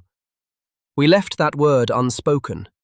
We could not bear to think of that last parting which must come. but I thought on it as I slowly took my homeward path along the darkening glen. I thought on the time when the last kiss must be exchanged, the last farewell uttered, when each must turn away and go back into a desolate world, when days, weeks, must swell into months and years, and yet bring no hope of meeting once again, and thus on, till the heart should grow faint and sick and weary with the bitterness of hope deferred. And I felt, what all must feel, whose lot it is to part with the object of their affections, that it is not at the moment, not while as yet we are together, though in anguish, that the full extent of sorrow and of desolation can be felt, not till all is over, and we are indeed alone. Then, and not till then, doth the heart submit to acknowledge the fearful conviction of all it hath lost. And she, I exclaimed to myself, she must bear all that, and there will be no one to comfort her. Chapter 5. On this night, the Master of Ravenswood, by the bitter exclamation of his despair, evoked some evil fiend, under whose malignant influence the future tissue of incidents was woven. Bride of Lammermoor. Several weeks had passed away, and I was still an inmate of Glenfinniston. The earnest advice of my friend Mr. Murdoch, not less than the kind expostulations of Ronald MacAlpin, conduced to detain me there, and I had an advocate in my own breast more powerful than either.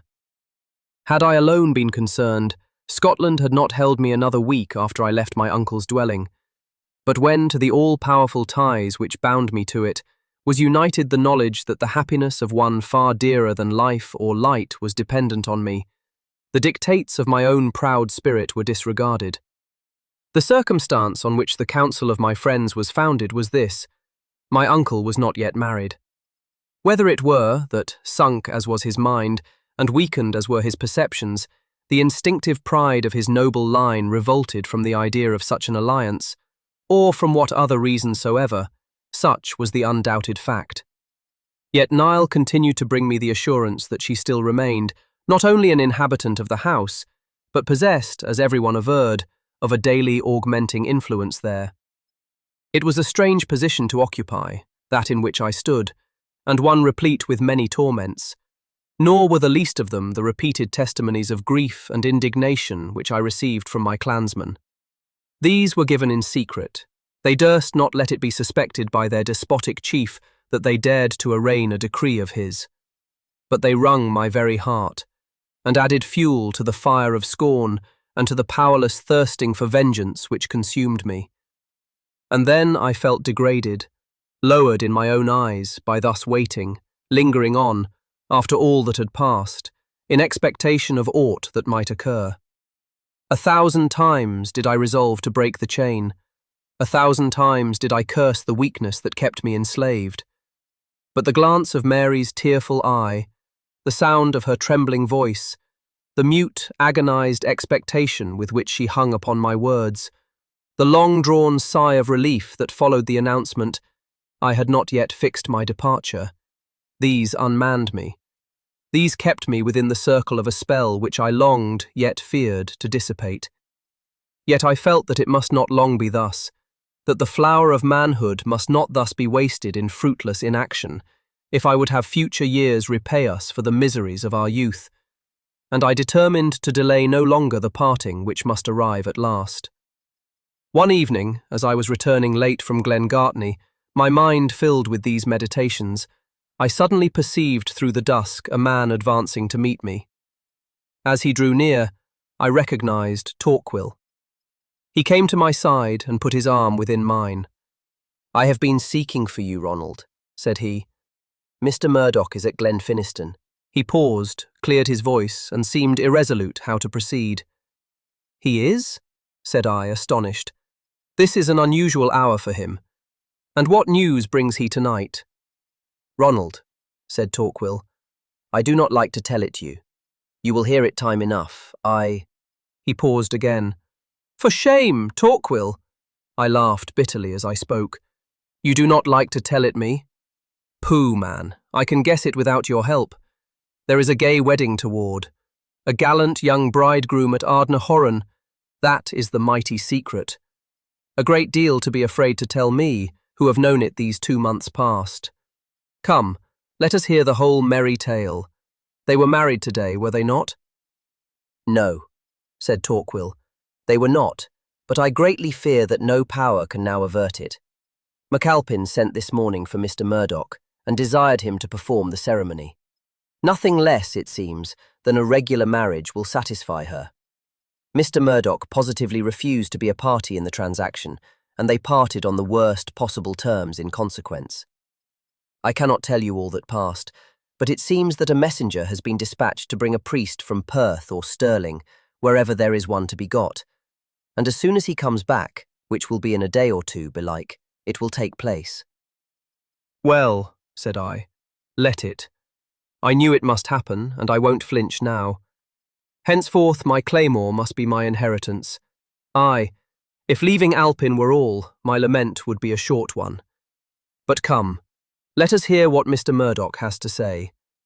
And we quickened our steps and gained the house in silence. It is needless to recapitulate all that was resolved among us. Suffice it to say, we agreed that my only course now was to seek the continent. Mr. Murdoch had many friends in France, attached to the court of our exiled monarch, and to some of them he had written not long before, requesting their advice as to my future career. Business involving some private negotiations with them now summoned him to the neighbourhood of Edinburgh, and there he expected to receive letters by the hand of one of the secret agents of King James, whose arrival was then looked for. He therefore recommended me to remain in my present situation until he should send me sure intelligence to guide me. It could not be long till then, not above a week at most. He was about to depart next morning, and the same trusty messenger who always carried his letters into the lowlands, a lad whom he had brought up, and who lived with him as a sort of confidential attendant, would be dispatched to me, with directions by which to guide my future motions. It became more and more evident to me from all this that Mr. Murdoch, though ostensibly he resided among us, as in some measure a chaplain to my uncle's household, as well as spiritual director to the numerous Catholics in that part of the Highlands, was in reality more influenced in his choice of an abode by the wishes of the foreign court than he had ever given out, and that he certainly maintained a very extensive correspondence with France and Italy. I knew him to be enthusiastically devoted to the just cause, and that his principal end and aim in my education had been to strengthen my early prepossessions in its favour. But this added conviction of his influence tended much more to tranquillize my mind as to my future career, and give me more certain hopes of success, which did, at least in some slight degree, enliven the black prospect lowering before me. Its present and most pressing evils, however, they could neither remove nor alleviate, and although to any human being I would have died sooner than acknowledge or display my feelings, they did not the less triumphantly assert their rights when I was left to solitude and silence. During all the hours of that night which I spent in pacing the limited extent of my chamber, no words can adequately express the fury of the tempest that raged in my bosom. There were rage, scorn, detestation, struggling with all the swelling of regret and bitterness at seeing the goodly inheritance of my fathers torn from my grasp, and with the agonizing throes of that strong local attachment that binds a Highlander to his native soil. There were the indignant writhings of insulted pride. There were the hideous cravings of impotent revenge. Had but my foe been a man, had he but been a man, I muttered, grasping my dirk as I spoke, that foot to foot and hand to hand we might have striven on the greensward, that my own good claymore might have asserted my own rights and avenged my wrongs. But a woman, a worthless, a base-born, a degraded woman. And I let go my dirk, and ground my teeth in rage, and stamped fiercely on the floor. And then a flood of softer but far more torturing recollections came across me. Mary, the intelligence I had to give her on the morrow, the certainty, the absolute certainty of the fate that awaited her. No chance now, no loophole for hope to enter in. The agonies of parting, the dreary, dreary solitude, so near at hand, so inevitable, so void and desolate. The thought of my own sufferings was forgotten in hers, as I flung myself face downwards on the bed and struggled to repress the woman's weakness that came over me when I reflected on the dark and miserable future. Thus passed the night, and with the morrow came the necessity for exertion. I appeared before Torquil with a brow as calm and a mien as collected as though I had spent it in refreshing slumber, and, to relieve the suspense of the hours that must intervene ere I could meet with Mary, I set out with him, as usual, on a shooting excursion up the hills. The day dragged on. How, I have no very distinct recollection. In fact, I remember little of it, till the time when I found myself rapidly measuring the path that led to Glengartney. I should have trod it with a lighter heart had it conducted to my open grave. I reached the trysting tree. I saw my own sweet Mary at its foot, awaiting my coming. I clasped her to my bursting heart. No, no, I cannot, if I would, repeat another word of that never-to-be-forgotten scene. Each syllable that was uttered there, each tear that fell, is seared and branded on my heart, but no other eye shall ever trace their records. And can it be, awful and mysterious Providence, can it be that I should have lived to wish we had been parted then, I, parted forever? It was night, and the moon had long risen ere I was on my homeward path. In the state of mind in which I traversed it, I could almost have called upon the rocks to fall on my head and bury me beneath their ruins. I was mad with rage and with misery. I felt as if the furies of hell had been let loose upon me.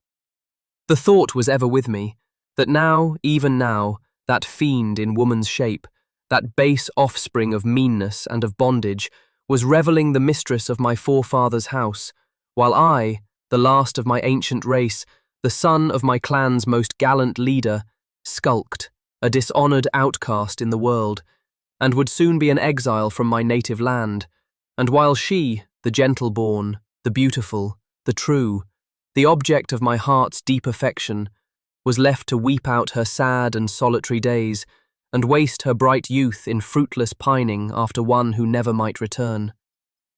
"And do I live? And is it thus?" I exclaimed. "And is there no justice in heaven?" Evil words were these, evil-omened words, but I was in no state to consider of their guilt. There was an obscure tradition regarding the part of Glenfinniston through which my road lay, that it was the haunt of a malignant spirit, whose delight lay in inflicting evil on the human beings against whom he was permitted to exercise his powers. The Bodach Du, so was he called, from his appearing in the form of a tall, dark warrior, was said to have more than once, in former times, obeyed the bidding of miserable and desperate men, a ready instrument to aid them in a work of guilt. For his commission was not supposed to extend farther than to follow up with his presence and assistance the dictates of their own evil hearts. Time was when I had scorned this tale, and treated it as a delusion of the heated brain. But now, in the mood of reckless despair that possessed me, a wild recollection of its tenor crossed my mind. "If," I exclaimed, "there be such a spirit, when was there ever a voice so fit to summon him as mine? When was there ever one to whom his presence could bring so little of additional evil? Surely not all the powers of hell could add a drop to my cup of bitterness. Dark spirit, dweller of the pathless corrie, I adjure thee by the might of human misery, by the power of human passion. If thou be indeed such as they tell us in the tales of old, arise and obey my call." I paused, in startled amazement, while an undefinable thrill ran through my whole frame. Full in the midst of the path before me, I suddenly perceived the tall, dark figure of a warrior in his waving tartans, who seemed, so unexpected was his appearance, as though he must have arisen from out the ground he stood upon.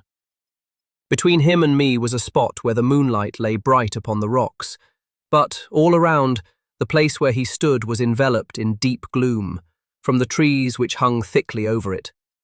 I could distinguish nothing but the shadowy outline of his plaid and the faintly marked contour of his form. It seemed as if the evil spirit of the glen had himself arisen to answer my summons. For a moment my heart owned the influence of awe and something resembling terror, but it was only for a moment. There is no courage like the courage of a desperate man. Be he what he may, angel or demon, I exclaimed, I will abide his coming. And I planted my foot more firmly on the rocky pathway and stood, awaiting him. The form I beheld remained about the space of 2 seconds stationary, then, while these thoughts glanced through my mind, advanced a few paces towards me, and, in the same moment, a deep, low voice pronounced the words, Ronald MacAlpin. I started and sprung forwards. Is it the voice of my foster brother? The voice of Niall Ban MacAlpin that calls me? It is even so, Ronald. I have come a long way this night to seek you. I have a tale to tell that must meet no ear save yours alone.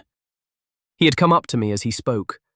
We stood side by side in the pale moonlight, and as I looked at Niall, it seemed to me that his countenance wore a darker and more gloomy expression than I had ever before remarked on it. For a minute we remained gazing on each other in silence. He was the first to break it. You do not ask me for my tale, Vic Alpin, yet doth it concern you deeply. What is there now, said I, that can concern me in aught you can tell? I have no more to do with the sons of Alpin. You bring me but tidings that are disgustful to mine ears, and a weariness to my spirit. Is not my uncle ere this married, or about to be so? And what is there for me to hear that I know not already? How know you that, Vic Alpin? When the rain falls thickest, is not the sunshine nighest? Even now may the light be about to break forth from the darkness. What if MacAlpin were not wedded to her of the evil eye and evil heart? What if it might never be? You speak in riddles, Niall, and my brain will not serve me to read their meaning. What tidings do you bring me? Tell them plainly and at once. Thus then, Ronald MacAlpin. These are my tidings. She may never be Lady of MacAlpin. At this moment she lies on the bed of sharp sickness that has laid mind and body prostrate at a blow. I stayed no farther than to hear the welcome news. Then, the purple heather on Ben Nacailich's side knows by how swift a footstep it has been bent tonight. I have scarce drawn breath or slacked speed since I left the walls of Ardnacoran, and all to bring you this tale to glad your heart.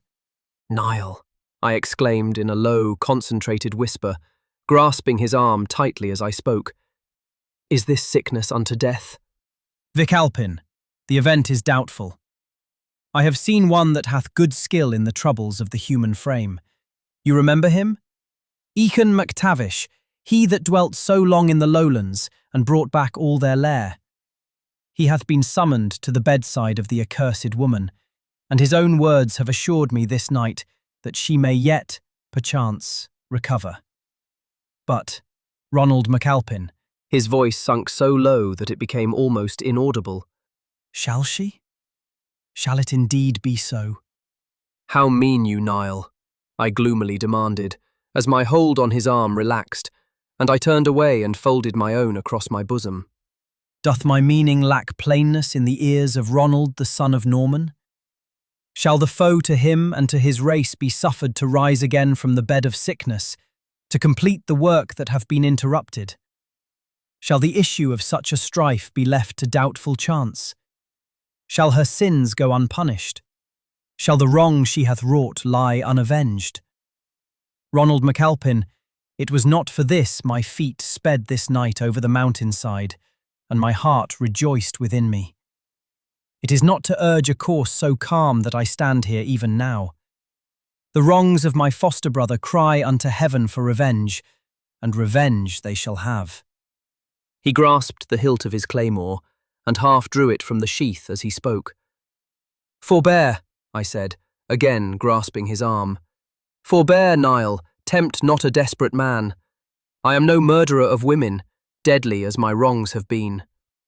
And am I a murderer of women, Vic Alpin?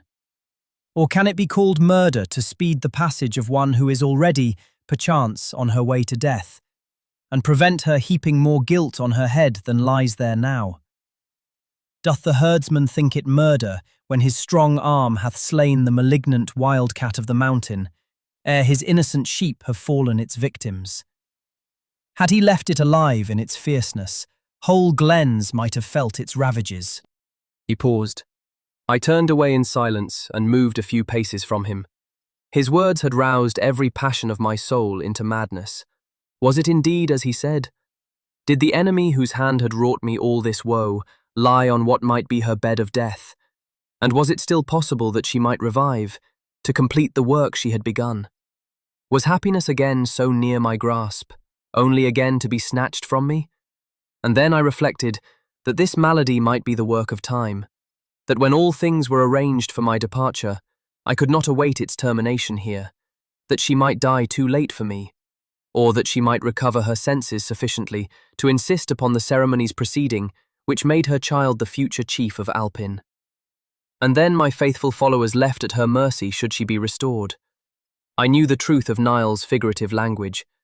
I knew that not I alone, but all who had ever loved or cared for me would be involved in my ruin, so soon as she was advanced to power, when there was no one near to protect them. And all this might be averted. Let but her attendant give a wrong draught, and doubt and sorrow and misfortune would be made an end of then and forever. No suspicion would attach. Nay, there was no one capable of investigating its cause. And then, once more restored to the place for which nature intended me, I might clasp to my free heart the angel who had consoled me in my afflictions, and by a life devoted to her, in some slight measure repay the generous affection which had but clung to me the faster that I was in adversity. Aye, but then the means of all this? A poisoner, Ronald MacAlpin, a poisoner, a murderer, and of a woman. I smote my forehead with my hand, and muttered through my clenched teeth, No, no, I cannot do such a thing.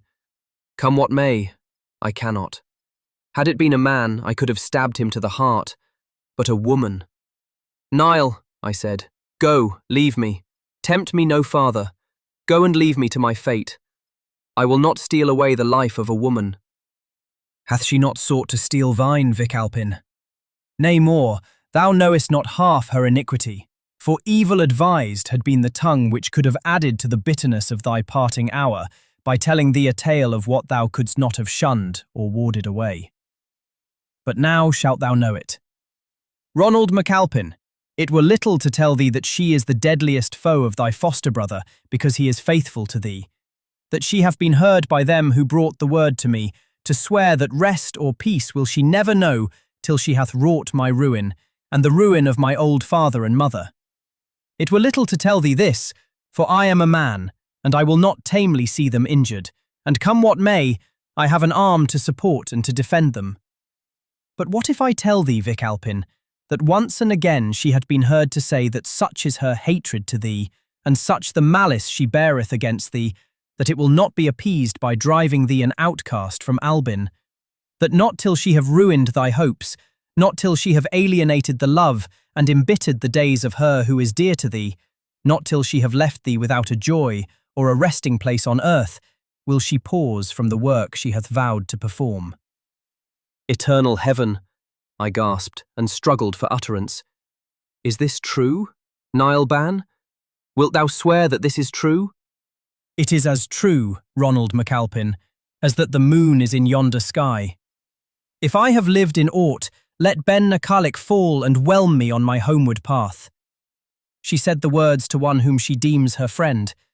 But what son or daughter of Alpin would be so far lost to honour or to shame? Thou hast given her good cause to hate thee, and she hath not forgotten it. My brain was on fire. I drew my dirk from the sheath and flashed it in the moonlight. Lead on, Niall, I exclaimed. Lead on, I will follow close. Beneath the roof she hath polluted. Before the very face of him who hath dishonoured the name of Alpin shall the sorceress die the death. This right hand shall rid the world of her. Lead on. Not so, Ronald, not so. There is a surer way. Leave it to me. Aiken MacTavish is my friend, I will to him. Ere tomorrow's morn gilds Ben Nacallic, thou shalt be free and scatheless. Niall, I said, I will have no midnight work. Open as my wrongs have been, so open shall be my vengeance. Give place, I will be hindered no farther. Bethink thee, Vic Alpin, of all that may ensue. Bethink thee of the wrath of the chief, the destruction of all who are known to love thee, the revenge he may take upon thee. Are not the means of it open to him still? Be advised by my voice. Leave me to deal with the daughter of a sinful mother, so shalt thou be restored to Clan Alpin, and to her thy soul holds dear. Even while he spoke, the thought of Mary came across me and paralysed my arm. The dirk dropped from my grasp. I could not doom her to wretchedness. Niall saw his victory, and he stayed no farther words. With a hasty and half-uttered farewell, he turned from me and departed at a speed which almost instantly hid his flying form from my eyes. I remained standing on the spot where he had left me, motionless and as if rooted to the earth. Flood after flood of thought rolled over my spirit and departed, leaving no distinct trace behind. One dark feeling ever was there, scarce defined in words to the comprehension, but not the less present with it. I was a murderer as much in will and deed as though my hand had struck the blow. The murderer of a woman. Aye, but for what? To save her I adored, to rescue my clan from dishonour, and its chief from infamy, to pay debts of hatred as deep and deadly us ever were owing to any human being. Had it but been a man, I again repeated, as with a heart alternately boiling with rage and thrilling with shame, I stood gazing down on the river, whose dark waters were eddying beneath me, in waves as black and turbulent as my own spirit. Shall the name of Ronald MacAlpin, he handed down in his clan as the slayer of a woman? Stung by the thought, I darted forward, as if to pursue and arrest the steps of Niall. But in that instant came rushing back the memory of all that he had told me. The thought of the misery she might work when I was far away. That thought hung on me like a drag, and I could not move. I struck my hand on my forehead and turned again. Something glittered at my foot, and I mechanically stooped to lift it. It was the naked dirk which I had dropped at the moment when Niall left me. As it shone in the clear moonlight, I distinctly saw 3 or 4 dark spots on the blade. They were not there when I dropped it. No stain or rust had ever before lain on that dirk's surface, yet there they were, and there they have remained ever since. Blood has dyed it many a time since then. The dews of heaven have rusted it on many a night, but the blood and the rust have been cleared away as often as they stained it. These dark red spots alone, indelible and unaltered, no human hand can wipe from the steel. They are on it to this day. As I strode from the spot on which I had stood so long, a strange sound struck my ear. It was not the wind, for the night was very calm. Neither was it the rush of the water, though it seemed to ring in that direction, deep down the corrie. It was something that seemed a compound of both, yet resembling neither. Of any earthly noise I had ever heard, I should have deemed it likest to a wild, screaming laugh, but it was more eldritch and unnatural than the wildest laugh of any living being. I shuddered and crossed myself as it smote my ear and hurried on. God knows whether it be so or not, or whether our own evil hearts be not the worst tempters we can have, but often since that night has my blood run cold when I have thought upon my impious invocation of the dweller of that glen, coupled with the denial of the justice of heaven. And when I remember the sudden apparition of Niall at that awful moment, his dark looks and darker words, and then the fearful tone of malignant mockery that seemed to follow my parting steps, I have felt wild fancies throng my brain, and dark tales have recurred to my memory of like things happening in the days of old, seeming to afford obscure and half-recognized hints to guide my terrible conjectures. These things are a strange mystery. Chapter 6. The plash into the sounding waves. Above her head, they parted with a glancing moment's flash, then closed, and all was still. And now thy bed is of their secrets. Mrs. Heman's Forest Sanctuary. A gap of several pages here occurs in the original manuscripts.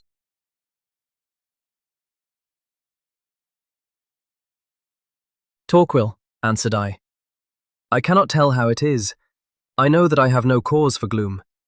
I agree with you in anticipating that surely, in a short time, my uncle's affection, so foully enticed away from me, will find its way back to the natural channel, now that there is no evil hand to interpose and prevent it. And in the meanwhile, I am once more permitted to indulge the hope of calling my beloved Mary mine at no very distant day. I am secure in her love. I am no longer on the point of flying as a banished man from my native land, and I am rich in you, my faithful friend, to whom I lie under obligations which I can never, never repay. Never speak of that, Ronald. Tush, man. What are such trifles between you and me? Obligations. A great obligation truly in giving me a rational companion, instead of leaving me all alone here among the urns and the wild foxes that have been my only mates in Glenfinniston since my good old mother died. It is I who am the obliged party. But to return to our subject, I cannot for the soul of me find out why you should look so grave now. That devilish woman is at her rest. You will not be plagued by her any more. And I know that when the messenger you sent off reaches Mr. Murdoch, he will not be long in returning, and he will use all his art to convince the chief of the injustice of his anger and his prejudices. I am sure he will point out to him what I really think myself, that it was like a judgment from heaven, just to happen at that very time when— What is the matter? Are you ill? No, nothing, I replied with a strong effort. A slight giddiness. It is gone already. Ah, just owing to the wound in your head. Help yourself to another glass of wine, and pass the bottle. That will cure it. No more wine, I thank you, Torquil. Can you tell me, have you any idea when she will be buried? And where? Not the slightest. Who cares? The meanest hole is too good for her. But it cannot be long now. It is some days since she died. Did Niall tell you nothing when he came yesterday? Nothing. He knew nothing. Well, we shall hear soon. It is of no great consequence. I wonder you care about it. Indeed, said I. I cannot tell why I should. And I rose from the table as I spoke. But I could have told had I chosen. An indefinable suspicion haunted me, to which I could hardly give words in my own mind, and which had entered there I knew not how or why, for I could not imagine it possible, even after all that had come and gone. I strove, therefore, to dismiss it, and lay down to sleep that night with the sound of my Mary's last sweet words in my ears. My heart tells me we shall not be parted now, Ronald. Innocent being. Little did she dream how that parting had been averted, or she would have shrunk in horror from the very arms that were then enfolding her. About 1 o'clock in the morning, I started from my sleep in amazement and alarm. The sound of a scream, a woman's scream, was in my ears, and the tone of the voice was one which, though the dust had stopped it for many a long day, my heart recognized in an instant. It was the voice of my mother. Whether heard through a dream or whether my organs did really, while waking, receive the impression of that well-remembered voice, I never yet have been able to decide. But assuredly, it was no delusion of fancy. No sound of everyday life ever fell on them more distinctly than did that mournful cry. I sprang from my bed, looked all around the room by the light of the moon, and even opened my window and gazed out into the silent night. All was perfectly still and quiet, no sound to be heard save the rushing of the water down in the glen and the occasional wild howl of the hill foxes that were abroad in search of prey. I returned to bed, strangely perplexed and bewildered, but at length reasoned myself into the belief that it must have been a dream, and, having watched for a considerable time without hearing any repetition of what had aroused me, I gradually sunk again into a deep slumber. It must have been 3 hours after that I was once more startled and awakened by the same cry, a mournful, wailing scream. Again I sprung up and looked around in the cold grey glimmer that preceded dawn. In vain. I could see and hear nothing, and at length I returned to bed and lay down, resolving that I should not go to sleep again. For a time I remained awake, but at last, in spite of my determination, slumber gradually stole over my senses, my eyes closed, and my perception vanished. Again, for the third time, did that fearful sound awake me. It was my mother's voice. It sounded as in deep distress, and its prolonged tone rang distinctly on my ear as I opened my eyes and darted out of bed. By this time the sun had arisen, and the bright light of morning showed every object plainly. It was no dream. I did not think then of dreams. I hastily dressed myself in mingled awe and terror, left the apartment, and took my way up the hill. There, as with rapid strides I brushed the morning dew from the heather, I revolved in my perturbed mind 1,000 meditations on the subject of this fearful nocturnal visitation. Could my mother have returned from the dead, to reproach me for the deed which I sought to blot out from my memory, but whose idea, once more recurring, forced from me a thrill of shame? Yet no, that could not be the cause, else, doubtless, would her spirit have visited me sooner. And there was no tone of reproach or anger in her voice. It was rather the wail of sorrow and anguish. What cause could have disturbed the rest of that sainted spirit, or brought her back again to a world like this? All on a sudden, a hideous thought flashed like lightning across my brain, an embodying of the vague suspicions that had tormented me on the previous night. It must be so. Did she not say to me herself, sitting on my father's tomb, The bones of your mother would shrink back in the grave from the approach of aught unbefitting the last home of Alpin? These were her very words, and they have been prophetic. That has been laid by her side, from whose polluting contact her pure dust has shrunk away. The graves of my ancestry have been insulted. The bones of my mother can find no rest in the tomb. Shall these things be? Shall I sit tamely by and endure the degradation?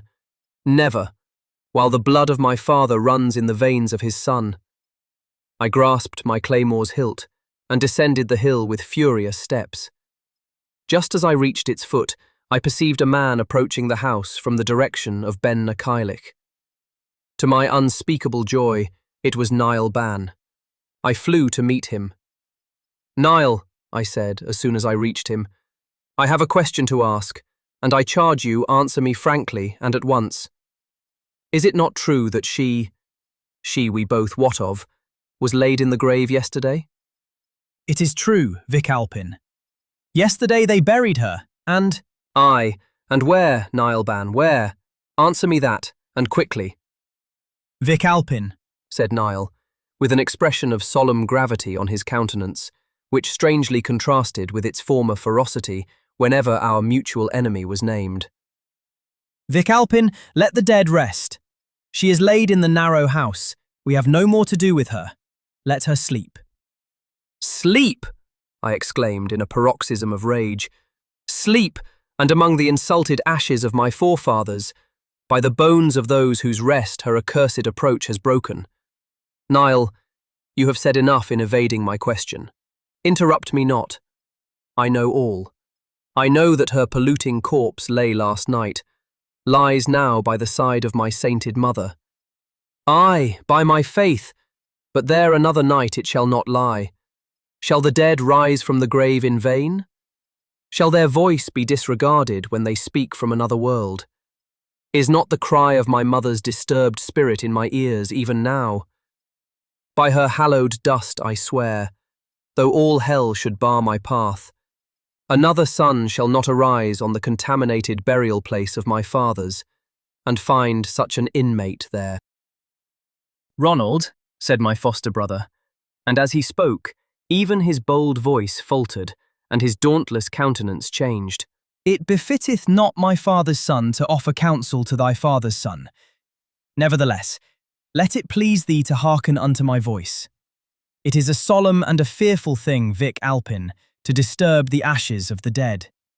I need not tell thee how fierce was the wrath that filled the breasts of the sons of Alpin when they knew the insult which had been put upon the graves of their fathers. But who durst resist the commands of the chief? And now she lieth there. Now the sinner is at her rest. Who shall dare break it, to draw down, perchance, the wrath of the viewless ones? It repenteth me not, Vic Alpin, of the deed that hath already been done, but I dare not meddle with the dead. Go then, Niall, I haughtily replied. Go, and I will find some other clansman more willing to avenge the honour of his chief and clan. There she shall not lie. No earthly sod shall cover her remains. I have sworn it, and I will keep my vow. But go thou, I need not thine aid. I will not interfere with the scruples of thy conscience. Vic Alpin, said Niall, the dark blood rushing over his cheek and brow. Vic Alpin, thou shalt not need to utter such words to me. The hand of thy foster brother is pledged unto thine aid and thy cause. If thou art indeed bent on this deed, I may not stay behind. Say but wherein I may serve thee, and it shall be done. I expected no less from thee, Niall Ban. Thus, then, I led him farther from the house, and we conversed long and earnestly.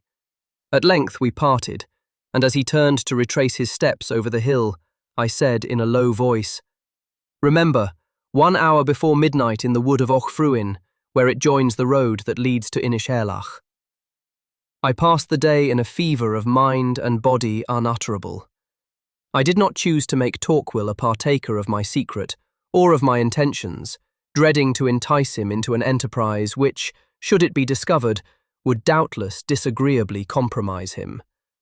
I had, therefore, the task of hiding my feelings, and, during the whole endless day, of counterfeiting my usual ease of deportment. The evening drew nigh, and I repaired, as was my custom, to Glengartney.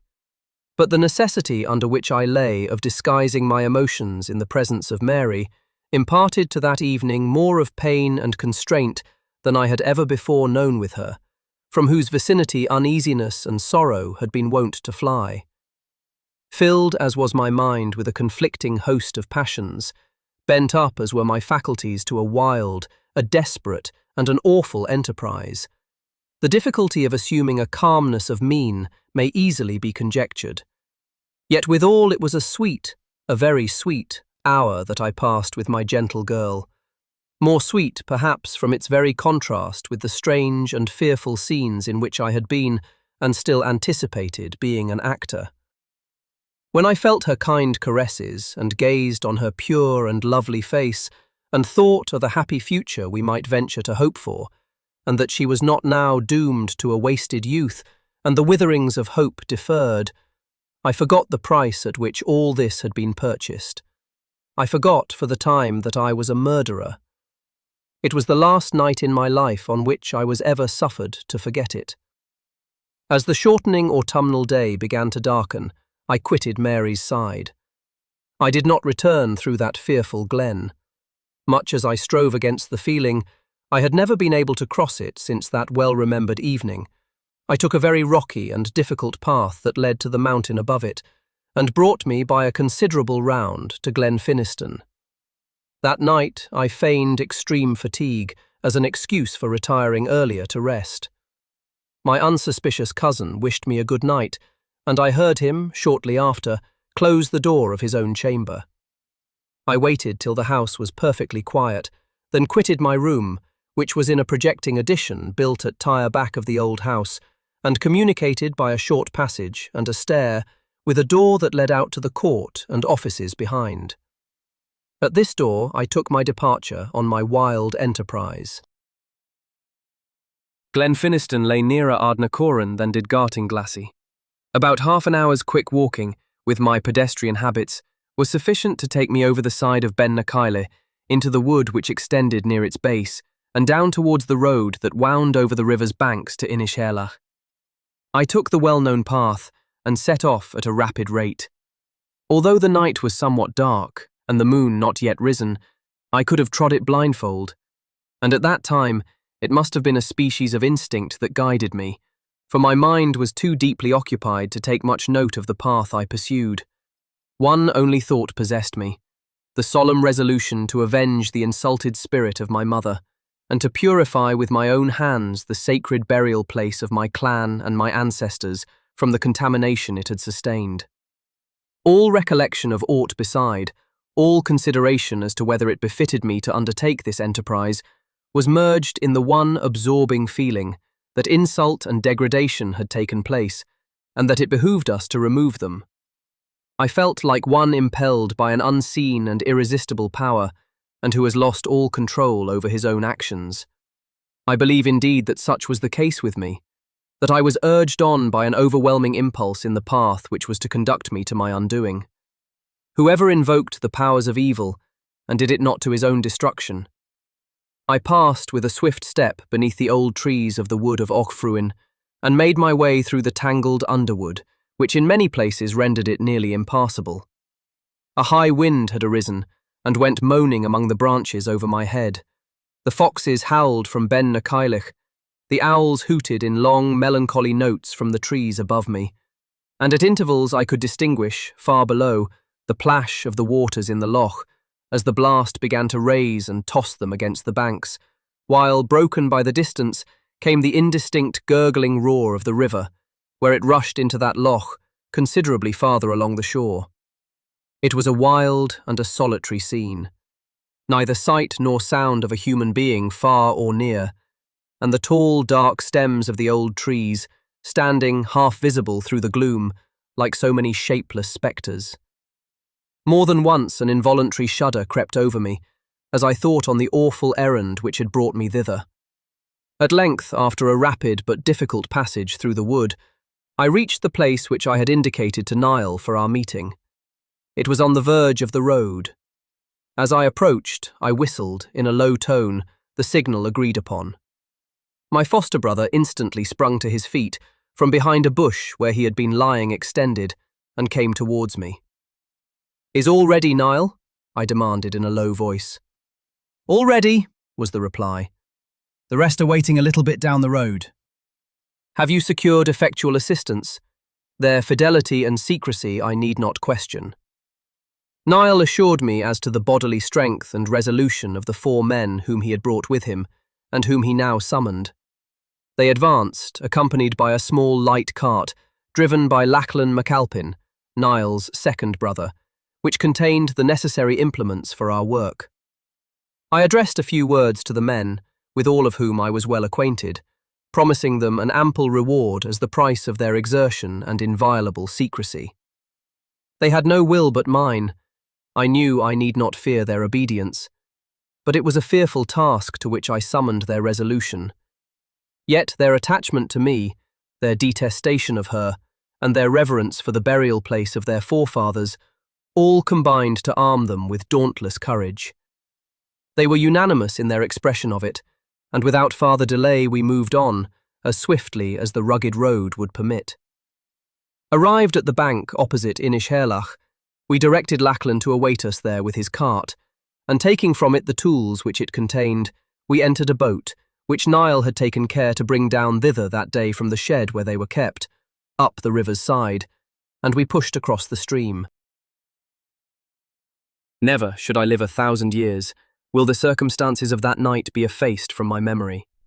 Even now the scene is before me. The deep, black, roaring river, swelled by the autumnal rains, rushing in tumultuous, whirling eddies, past the high, rocky isle, or sweeping sullenly on beneath the trees which bent over its course, and against whose pendant branches its waves kept lashing as they flowed. The frowning rocks that overhung its sides, the trees which crowned their summits, and grew all over the island, tossing their wild arms to the blast that went roaring through them. The sky, half covered by the drifting rack of clouds, which ever and anon disclosed the faint stars, and the pale waning moon, then, sweeping onwards, blotted them out again. The dim, obscure, uncertain light, that was just not darkness, which gave all these objects to the view, and showed the little frail boat in which we were labouring to stem that impetuous current, the dark, wild, yet solemn countenances of those who manned her, and the awful bourne whither we were hastening on. The voice of my father, the cry of my mother, seemed to meet my ears in the howling blast. They seemed to call me to the work I had vowed to perform. We neared the rocky landing place. Our keel grazed the pebbles. I was the first to spring upon the strand. Our dark work was accomplished. The empty grave was quickly filled, and then the men raised their awful burden on their shoulders and began descending slowly towards the boat. I remained standing for a few seconds by the tomb of my parents. "My mother!" I exclaimed, Thou wilt sleep calmly in the dust tonight. My father, thy son has rescued thy last resting place from pollution. I raised my eyes to heaven, and in that instant a black cloud passed upon the moon, which had been shining forth in the sky, and hid her from my view. I turned away and followed the steps of my companions. It was in solemn silence that we crossed the river and moored the boat and deposited our load in the cart. And during our whole passage along the road by which we had come, I do not think there was an audible word spoken among us. I led the way, with Niall by my side, and we strode onward as swiftly as it was possible to walk, for morning was advancing, and we had yet much to do. At length we reached the termination of our journey. The road we were pursuing branched off a little past Auchfruin Wood in two different directions. One of these wound on among rocks and woods towards Ardnachoran and to the Clachan.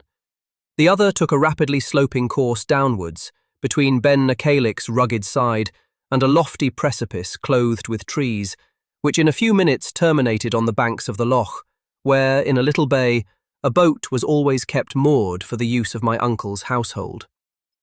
Just at the point whence these roads diverged, I caused the cart to stop. Here I dismissed all my attendants, with the exception of Niall, and once more renewing the solemn injunction of secrecy, I saw them all depart by the Ardnachoran road, thence to reach their homes. Niall and I were left standing alone, with the coffin resting on the ground. We silently aided each other to lift it, and bearing it with some difficulty betwixt us, we pursued our path. I assisted in carrying the remains of that woman from whose very approach in life I had shrunk as from a pestilence, but I would not listen to that thought. And so we walked on till we reached the loch, and then we laid down the coffin on the bank, and proceeded towards the rock, on a ring fastened into whose side the boat was moored. "You have a key to the padlock?" I hastily demanded of my foster brother. "Surely I remember giving you one," I continued impatiently, as I perceived him searching his sporran. "I have it, MacAlpin," he replied in a low, half-stifled voice, and he drew it forth, and began fitting it to the lock. "Haste, haste, Niall. The dawn will soon break. The loch is very rough, and we must strain hard at the oar. Haste!" I stood all the while trembling in the eagerness of suspense as he strove to open the padlock. It was very rusty, for it had not been used many a day. I thought it would never yield, and my anxiety amounted to torture. At last it gave way. Niall leaped into the boat, drew out the massive chain, and seizing the oars, pushed it round to the projecting rock close to the bank. We lifted the coffin from the ground and shoved it into the bottom of the boat. Then I stepped in and seated myself at the helm. It was a small, light craft, and impelled by the powerful strokes of Niall's oars, we were soon breasting the boisterous waters of the loch, which the wind had lashed up into foam. I steered straight for the middle, where the water was deepest. Morning had not yet begun to dawn, and the moon still shone.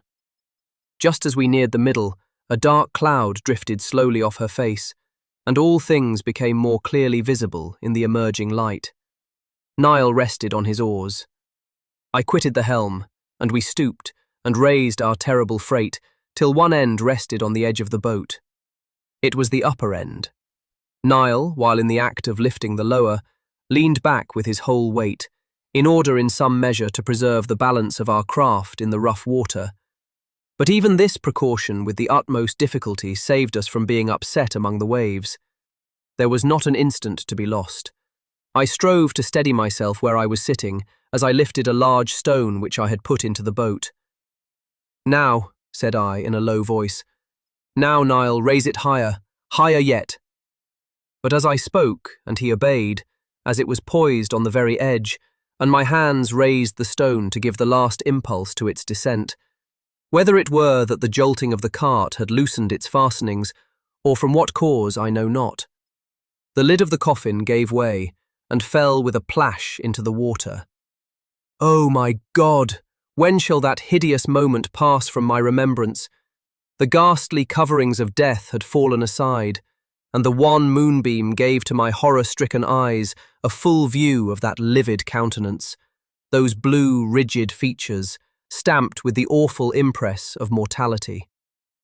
The expression which it had worn in life, the habitual leer of mingled hatred and triumph, had not even then passed away. It seemed as if death had only arrested to render it more frightfully visible. There it glared upon me, the face of her whom I had laid there, seeming to threaten vengeance even from the dead. It was but a moment, a dark, fearful moment. In the next, the coffin slid over the boat's edge, the heavy stone followed it. One mighty plash in the foaming waters, one long, dull, booming sound, and they closed above it in circling eddies, and shut the enemy of my house from my sight forever. I hung over the side of the boat, and watched those widening rings of foam, and gazed down, down into the deep waves, as though I could pierce to their very lowest abyss. They can tell no tales. But a day must come that will reveal their secrets. Was not its shadow over my spirit even then? I sprung up on a sudden and seized the oars, motioning Niall to take the helm. He silently obeyed, and in a few minutes our little shallop was bounding lightly over the waves. Not many more saw us landed in the bay. We parted there, on the shore of the loch, not a word of farewell between us. A mute squeeze of the hand was all. It seemed as if, from the time that fearful sight met our eyes, a spell of dumbness had been cast upon us. Niall turned and bent his steps homewards, while I stood beside the loch, with folded arms, gazing out upon its wide, foaming expanse. Thus I remained for a long while, till, observing that the dawn was fast reddening the east, I began slowly to ascend the steep path which wound upwards from the shore, towards the overhanging wood that fringed the mountain. Midway in my ascent, my steps were suddenly arrested by a shrill and piercing voice, which seemed to sound directly above my head. Ronald MacAlpin! It exclaimed. Look up! Ronald MacAlpin!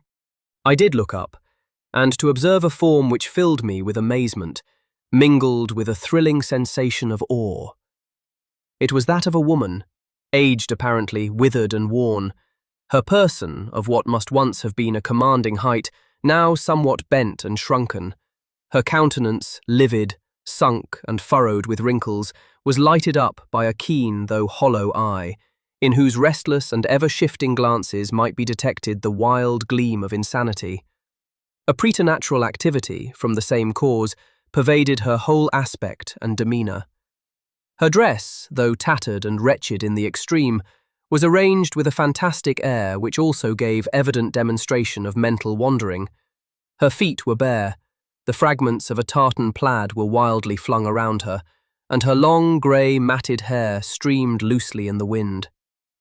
She was standing on a rocky edge which projected over the road, and as I raised my head and stood motionless at the unexpected apparition, she flung her bare, skinny arms aloft with a wild gesture of scorn, uttering a hideous scream which seemed to pierce my very brain. Look up, Ronald MacAlpin! She exclaimed, in a tone of fierce and bitter upbraiding. Look up, murderer of women! Troubler of the ashes of the dead! Accursed spoiler of the tomb! Look upon the face of her whose child thou hast destroyed. Listen to the mother's curse that shall cleave to thee and thine, while the pine roots cleave to the mountain. Slayer in the dark! Didst thou think there was no eye to watch thee? Rifler of the grave, was there none beheld thee then? Aye, though the mother's brain be warped and wrung, and though the mother's heart be crushed and broken, can she forget the fruit of her womb? Can she cease to track the steps of her child? Was there not a voice that bid her seek the daughter of her age, to snatch her from the snare of destruction? Did not her weary foot cross the dark mountain and the lonely moor? Dwelt she not with the wild fox of the hills in the cave of the rock? Lay she not down to rest in the deep glen of rushing streams? Fed she not with the moorfowl and the raven on the harsh berries in the heather? Did her eyes close in sleep till they looked on the dwelling of her child?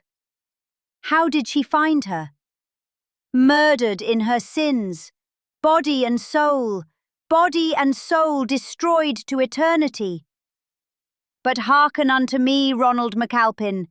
Sackless thou art not, scatheless thou shalt not be. The curse of a burning brain and a broken heart be on thy head, to chase thy steps forever. Thou hast slain the offspring of another. Thou hast made her age a desolation. May the destroyer come to thy dwelling. May thine old age be lonely and desolate as mine. Thou hast torn my child from the grave of thy proud forefathers. In that grave may neither thou, nor wife, nor child, nor bosom friend of thine ever be laid to rest. Thou hast given my child to the unhallowed bosom of the dark waters. May their ashes in like manner be scattered on the waters, and blown to the winds of heaven. Mayst thou stand in thy wretchedness alone. May there be none to pity, none to help thee. Mayst thou pray for death, and death refuse to hear thee. Mayst thou close thine eyes, and breathe thy last in the land of strangers. May no kindred weep for thee, no coronach bewail thee, no seed of thine lay thy head in the narrow house. Ronald MacAlpin, my curse is spoken. And clapping her hands together, she turned and sprang with incredible agility back into the depths of the wood behind her. I remained standing on the spot where her voice had arrested me, motionless and speechless. I was incapable of any regular train of thought. That infernal voice, with the fearful words which it had spoken, rang through my ears and weighed upon my brain. The lonely and desolate scene, the hour, the ghostly glimmering light of dawn, the deed I had been doing, the memory of that which had preceded it, and then the awful, the unexpected appearance of one who looked so unlike a dweller of this world, the supernatural knowledge evinced of what I had deemed utterly unknown to any but those who durst not reveal it, and above all, the dread words of the prophetic doom invoked upon my head. They were, each and all of them, sufficient to shake the proudest spirit and unman the stoutest heart. I moved. I walked on. I told myself that I was mad to affix any weight to the words of insanity. In vain, in vain. I might as well have striven to move Ben Nacalich from its base as to raise and cast aside the clinging curse that had been laid upon me. There it sat, a dull, dead weight upon my soul. There it has sitten since then. There it will sit to my dying day. Chapter 7. Better be with the dead, whom we, to gain our place, have sent to peace, than on the torture of the mind to lie in restless ecstasy. Macbeth. "Ronald," said Glenfinniston to me that night as we sat together by the hearth, There is a strange report going in the clachan yonder. Callum Du Macaulay brought it here today. Hang me if I know what to make of it. Do you know, they say that a distracted old woman all at once appeared yesterday in the wood of Ochfruin to Echan MacTavish, when he and another man were crossing it, standing straight before them, though there was not a tree at hand large enough to have concealed her. So of course their conclusion, I suppose, is that she rose out of the earth. But however that may be, there she stood confronting them, clapping her hands and yelling in an unearthly voice, something that they could not distinctly hear, though she spoke Gaelic. But the only words distinguishable were, "My daughter, my daughter." They say, as an excuse for their own cowardice, I dare be sworn, that there was something so strange and unnatural in her whole appearance, and so extraordinary in the way she burst upon them, that their courage entirely gave way, and the fellow who was with Echan started back, in a transport of terror, and fairly took to his heels and ran for it. He reached the clachan before he ever thought of looking back to see what was become of his companion. And when at last he mustered resolution to do so, behold, there was no Echan there. It seems it was full 2 hours after that he made his appearance, and then he crawled into the clachan, like a man at his last gasp, got to his own house, and took to his bed. and there he has lain ever since, very ill, and will answer no questions nor speak to anybody. Did you ever hear such a story?" "And what do they make it out to signify?" said I, forcing myself to speak. "To signify? 10,000 different things. You were out on the hill when Callum was here, or you would have heard it all from him much better than I can tell it. The most general conclusion seems to be that the old witch's appearance has to do, in some way or other, with the death of that damned woman McNiven. It is said that she had a mother who went mad with grief and shame at her misconduct, and disappeared from her native place, nobody knew how. And since the wretch died, a servant girl she had about her, a lassie from some faraway quarter, who was entirely in her confidence, and whom none of the other servants of the house could bear, has left it, and never been seen again. And it is just possible that she may have met, or had some communication with the mother, if this mad woman be the mother, that has set her upon the search for her daughter. This at least is the only conjecture I can form about the matter, but the rest of the story, and the illness of MacTavish, unless occasioned by fright, and I thought he had been a bolder fellow than that would make him out, are to me as unaccountable as ever. Of course, you know there are 1,000 hints and surmises, and references of the whole affair to supernatural agency, but that's all nonsense. And what should it happen to honest MacTavish for? What has he to do with it? He did all he could to cure her indeed. Small thanks to him if he had succeeded. "Oh, pooh," said I. "I don't believe one half of it, and I have no doubt the other half is exaggerated.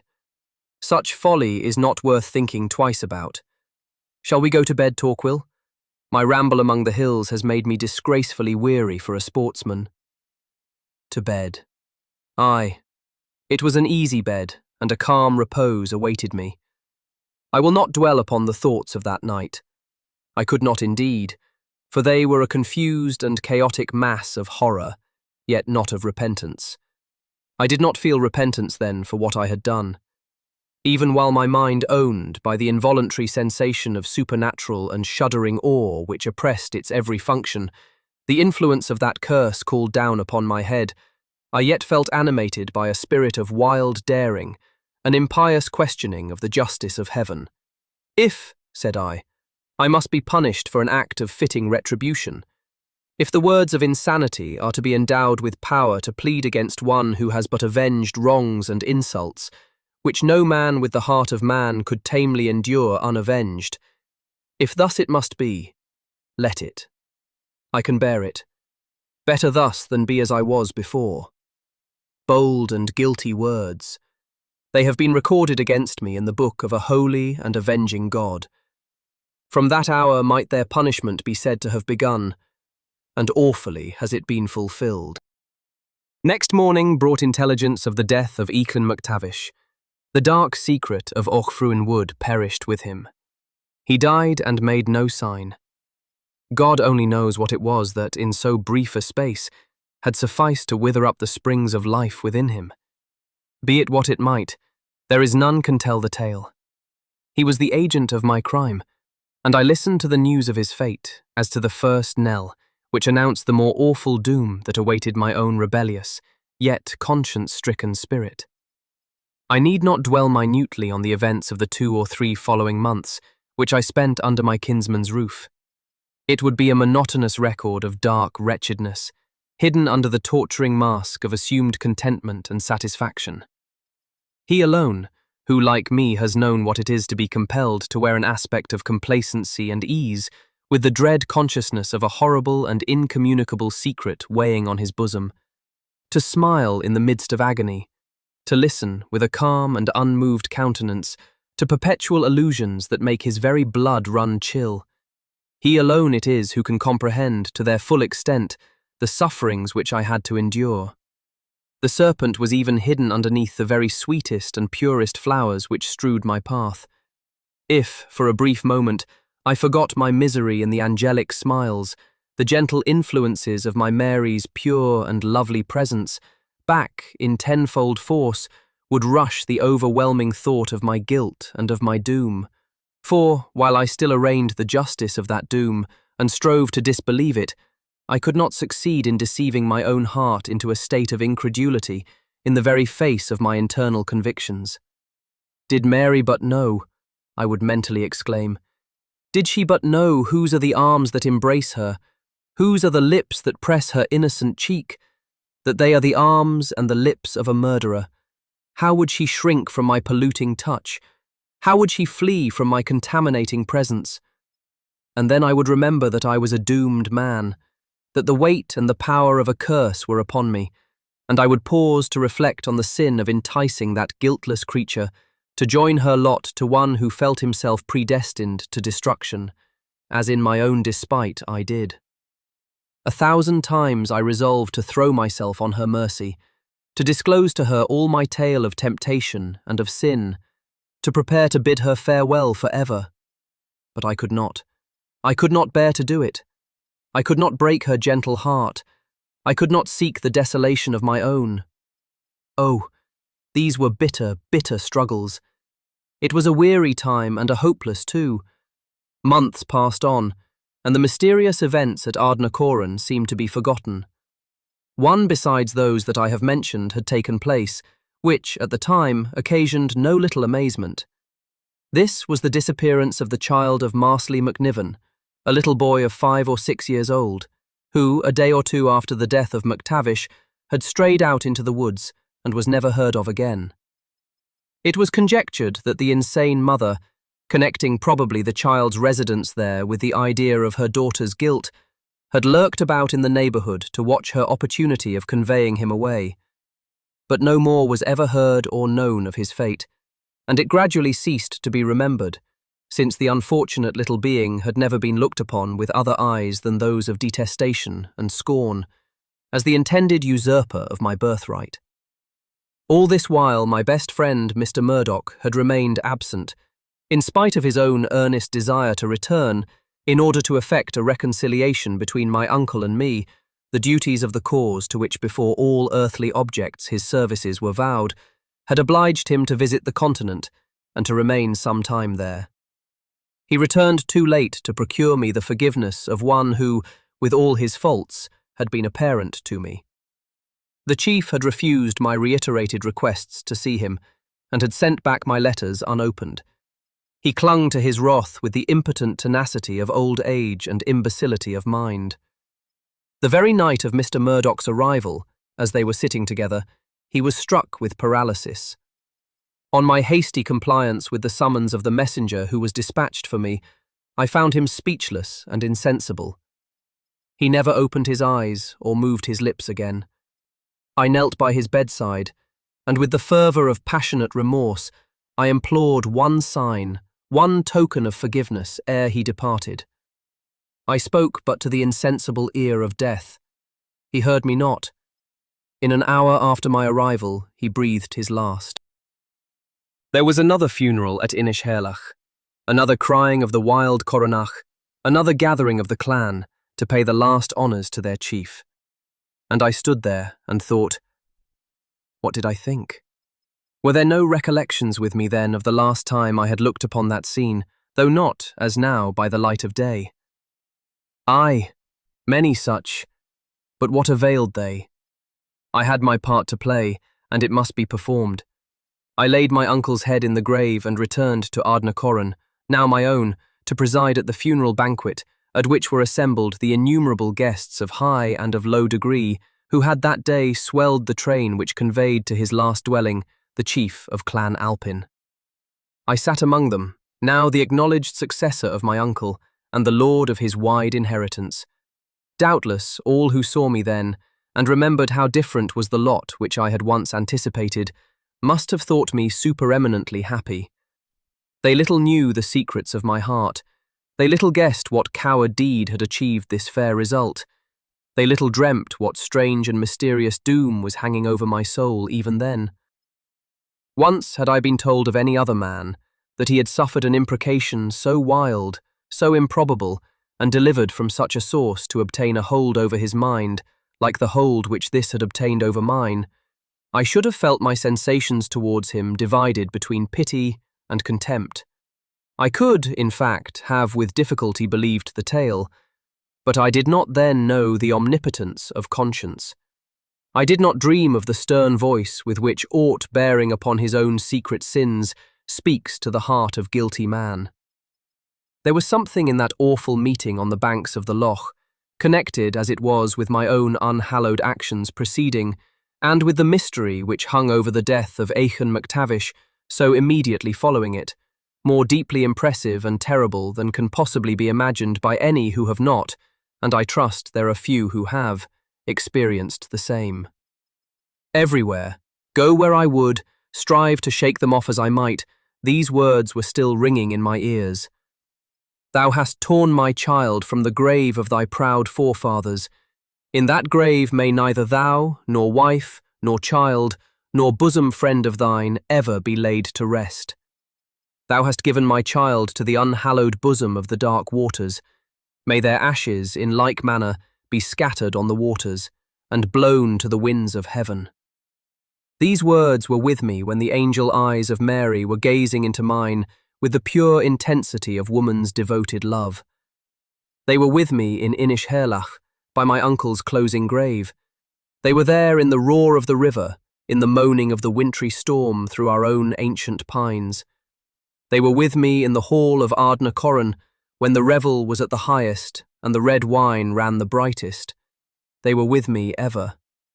I could not drive them from my mind even while, gazing around on my own goodly heritage and my troops of gallant clansmen, and thinking on the countless generations of chiefs that had gone before me, I denounced the whole imprecation as the unconnected raving of insanity, the impotent revenge of distracted and heart-stung old age, and resolved to think of it no more.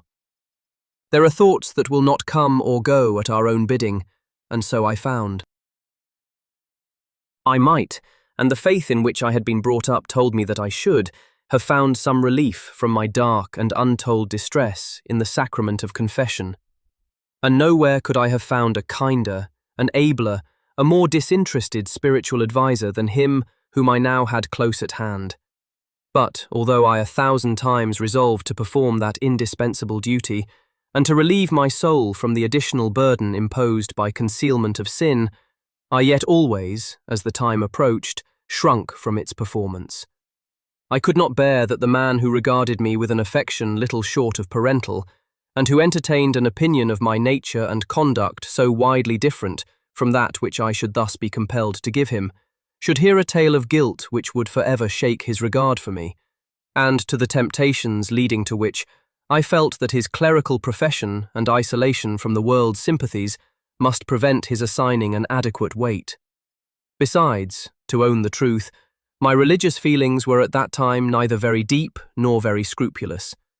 I shared, I fear, the too common indifference of my countrymen to the subject, and all the earnest and repeated instructions of my venerated preceptor had failed in inspiring me with any great horror of the neglect or the merely superficial performance of confession. Time passed away, and my secret remained untold. Other features of my lot did not thus continue unchanged. 3 months from my uncle's death saw me the husband of Mary Buchanan. The free consent of Gartinglassy and his lady was no longer withheld from the chief of Clan Alpin, whatever it might formerly have been from the disgraced nephew of the then chief. If ever I did again, since that terrible morning, enjoy 1 hour of serenity and happiness, it was on the evening of the day on which I first called Mary mine. That sweet spring evening, when we stole out together from the noisy festivity which reigned in the house of Gartinglassy, and sought our own dear trysting place, and sat again on the seat we had so often occupied in the hours of bitter sorrow, and reflected that now we were united no more to sever. The birch tree that shaded us was leafless still, but the setting sun gleamed with a bright and cheerful radiance through its naked branches, and cast a warm glow upon the green turf beneath, that was all over decked with the lovely wild flowers of spring, and upon the little burn which went dancing and rippling down the narrow glen, as if it sung a joyful song for the departure of chilling winter. All things looked gay and happy, and as my arms enfolded her who was now my own, my beloved, the destined companion and comforter of my life, I felt as if, with such a blessing mine, I could dare the future, let that future be what it might. Chapter 8. My beautiful, my brave. Douglas. Lord, Lord, methought, what pain it was to drown, what dreadful noise of waters in my ears, what sights of ugly death within mine eyes. And often did I strive to yield the ghost, but still the envious flood kept in my soul, and would not let it forth to find the empty, vast, and wandering air. King Richard III. 13 years after my marriage glided swiftly and calmly on, unmarked by any event of particular moment. The end of the year 1744 found me, with respect to external things, in possession of all that could ensure felicity. The lapse of time had in no other way affected the love I bore to Mary, than by imparting to it a deeper and a holier tinge of devotedness, in heaping proof upon proof of her 1,000 virtues and her absorbing affection for me and for our children. The wife and the mother, in the very prime of matured and graceful loveliness, oh, how more beautiful, how dearer to my heart was she thus and now than even in the young blush of girlish freshness and innocency, when her lips first breathed their faint but heart-heard response to my burning tale of passion. How like an angel's visitings were the soft soothings she could cast over my spirit, even in its darkest moments. And these moments were not few. The husband of such a being, the parent of 2 such lovely boys as those who smiled by my household hearth, could anyone have imagined it possible that I was otherwise than happy? Could I once have imagined it of myself? Alas, there are a power and a might in the faintest sting of remorse that none but those who have felt can comprehend. One withering recollection was with me forever. One awful dread brooded over my spirit and darkened all earth's fairest and most enduring charms.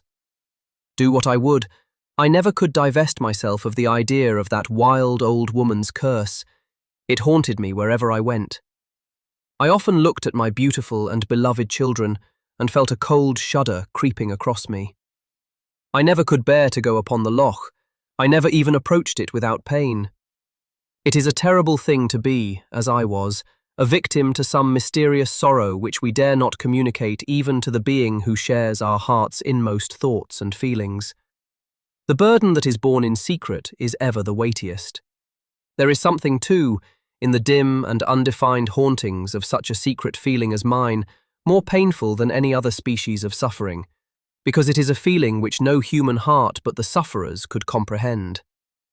It is one, in fact, for which he scarce durst ask sympathy, which, while it has to him all the awful power of reality, would wear to others only the aspect of visionary and delusive fancy.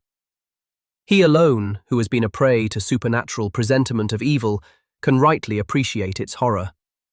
What wonder, then, that with this hidden cause operating upon my mind, I was at times overpowered by fits of the most uncontrollable gloom.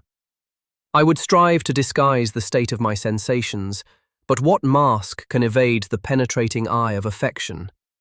How truly angelic was my Mary's conduct at such times as these! She never took direct notice of my melancholy and abstraction. She never, by word or look or action, hinted a wish for explanation, a feeling of dissatisfaction, an emotion of curiosity.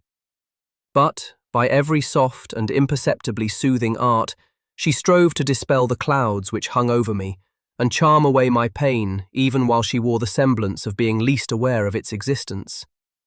Yes, she was indeed too gracious and bountiful a gift for heaven to have bestowed on such as I was. And yet, strange and mysterious effect of human passion, it was the very love I bore to her, it was the very intensity of my pain for her sufferings and my wrath at their inflictor, which had been the inciting causes of the sinful and unmanly deed that now lay like a weight upon my soul. But if that thought ever occurred to me, it still came unattended by the slightest feeling of a wish that it had been otherwise. Never once did I indulge a regret that I had imbued my hands in woman's blood to rescue her I adored from suffering and misery. No, For Mary's sake, the sacrifice of all that life contained of blessed had been a trivial thing, and when the crime I had committed had been the means of giving me her, and of securing her happiness, could I murmur that it had devoted me to a penalty which was felt by me alone? I did not then think that an angry God had other means in store of inducing repentance for my sin, and of compelling my impenitent heart to acknowledge the awful truth that it is not permitted to man to assume his Maker's prerogative of inflicting retribution, or impiously to forestall the measures of his providence by protecting even the innocent through the agency of guilt.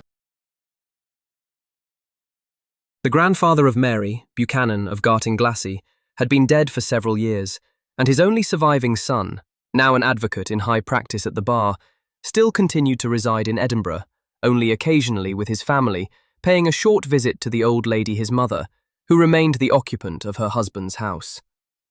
Between the present Gartinglassy and myself, no very cordial feelings subsisted, though in our few meetings we preserved the appearance of friendship.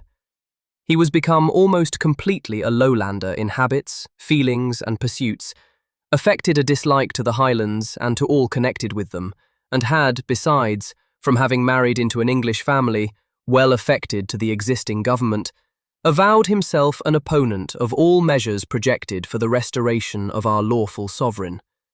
He was, in fact, an intimate friend and adviser of Forbes of Culloden, and from such companionship nothing else could be expected. All these things considered, it was perhaps favourable to the preservation of appearances between the uncle of my wife and myself that we met so very seldom.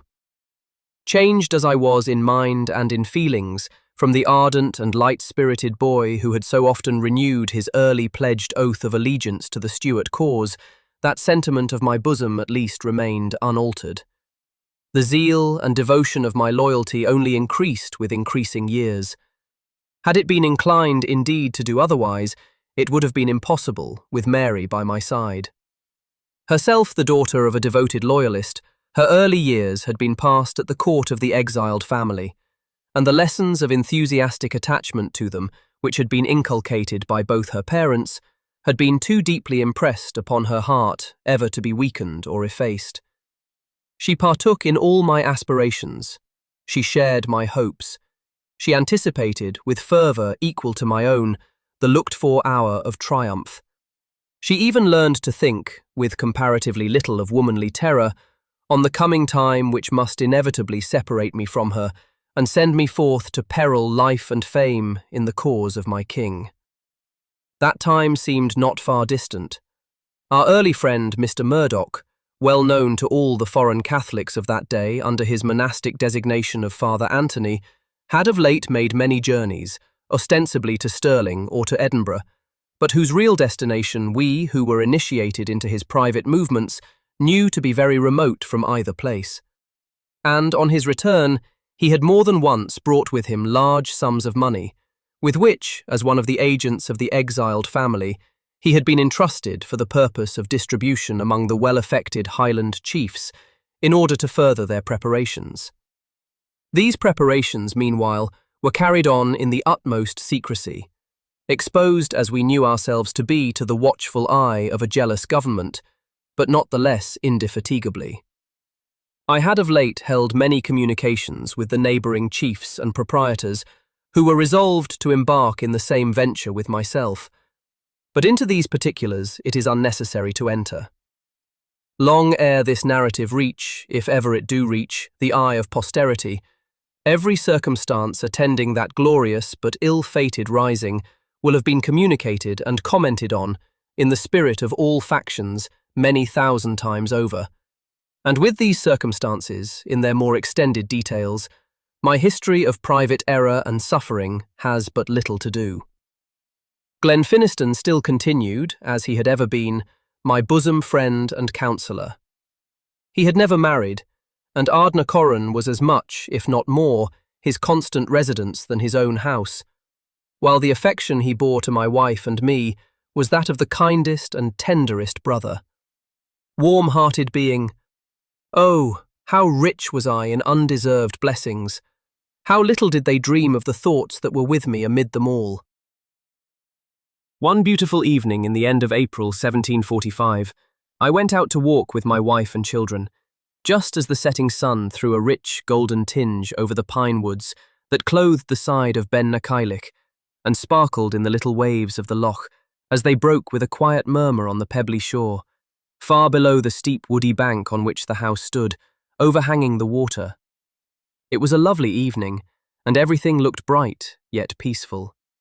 The only sounds that interrupted the stillness were the far-off bleating of the sheep which fed upon the mountain, and now and then the voices of some young men who were practicing broadsword play and athletic games upon a level green considerably lower down on the other side of the house, and whose joyous shouts ascended to the spot where we were. Mary and I paused a few minutes on the summit of the bank to contemplate the beautiful scene around us. Our laughing boys, meanwhile, ran on before, down a winding path that led to the water's side. "Stay, boys," I called after them. "Where are you going?" "To the loch, father, to the loch," shouted Norman, the eldest, a beautiful, bold boy, nearly 12 years of age, raising his laughing blue eyes to mine as he looked up, and dashing aside with one hand the clustering dark brown curls that hung over his high, open forehead, while with the other he beckoned to his mother and me to follow him. How I adored that child. He was the living image, so everyone declared, of what my father had been in his brightest days, and my own faint reminiscences justified the ascribing that valued likeness to him. He was so bold, so frank and fearless, yet at the same time so gentle, so affectionate, so docile. At all hours of the day he was by my side, in motion or at rest. He was never happy when away from me. Dearly as he loved his mother, he seemed to feel that his fitting place, as a warrior's son, was near his father.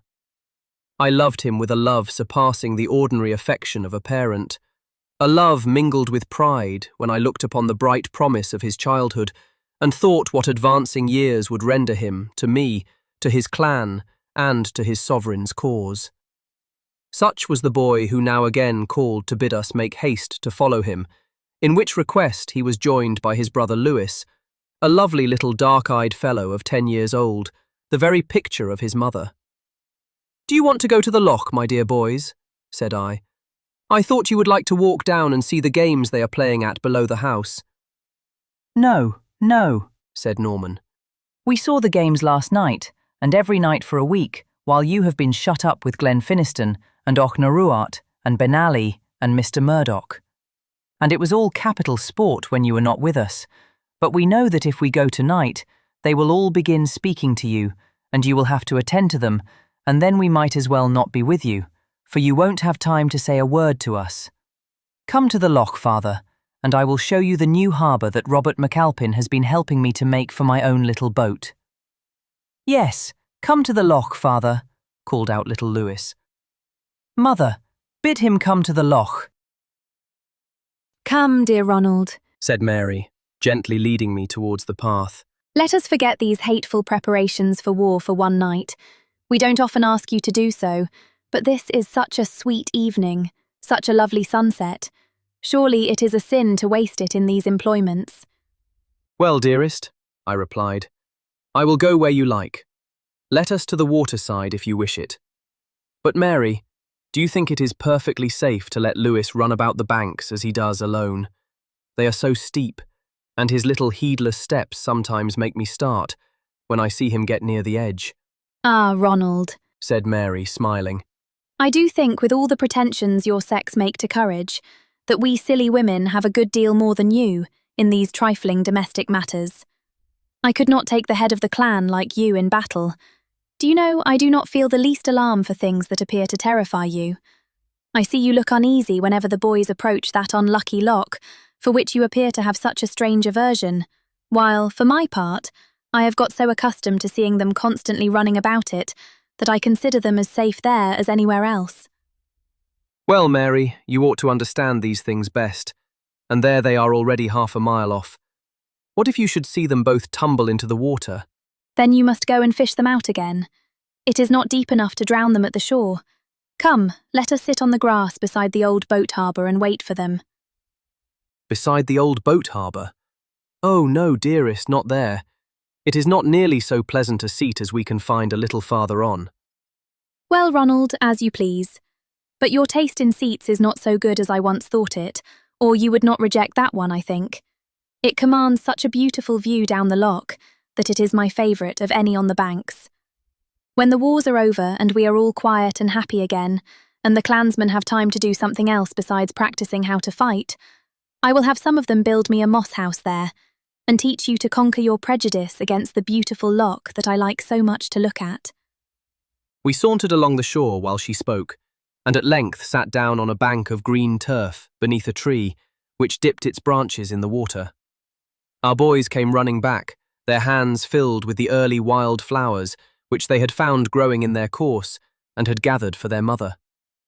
They laid themselves down on the grass beside us, and Norman took off his bonnet and rested his head on my arm. Father, said he, looking up to my face, you will go with me on the loch tomorrow, will you not? Robert MacAlpin and young Seamus MacTavish, Eacon's widow's son, are going out with me to fish in the little boat. Tomorrow, my boy? Tomorrow Glenfinniston and I are to go off very early to Auchnaruart, where there is a meeting to be held that will detain us all day, I doubt. But I think you will have enough without me, Norman. I believe I should sink your boat were I with you. Remember how small it is, I added, as he looked up with an expression of surprise at my words. Oh, Father, it is held 4 often, and I don't think you can be so heavy. How vexed I am you can't go. I must go tomorrow, for it is the only day Seamus MacTavish has before he goes away. Where is he going? I asked. He is going to Loch Lomond's side, to his mother's people, who are Colquhouns, and he is to live with them for a long time. He says his mother's heart is fit to break for parting with him. But do you know it is such a strange reason she gives for it? He told me all about it last night. She told him that his father bade her do it on his deathbed. Seamus was just 3 years old when his father died, and he does not remember him, but his mother said he was very fond of him. Well, and his father died in a very strange, sudden way. Ailsie MacTavish says it was thought that an evil eye had fallen upon him, but Mr. Murdoch says that is a sinful way of speaking. Is there no such thing as the evil eye, Mother? No, my darling, said his mother. There is no eye but the eye of God that has power to look upon men to smite them. It looks sternly on sinners, but only upon them. Though their fellow men know not their guilt, God knows it all. Those who love and obey him need not fear the evil eye. I do not think Eacon MacTavish could have been a sinner such as you mean, said Norman thoughtfully, because Ailsie says he was very good. Do you think people are ever very wicked when their friends think them good, Father? If they are, how miserable they must be. They must indeed, Norman, said I, in a low voice that sounded hollow and unnatural in my own ears. They must indeed. Remember that, my boy.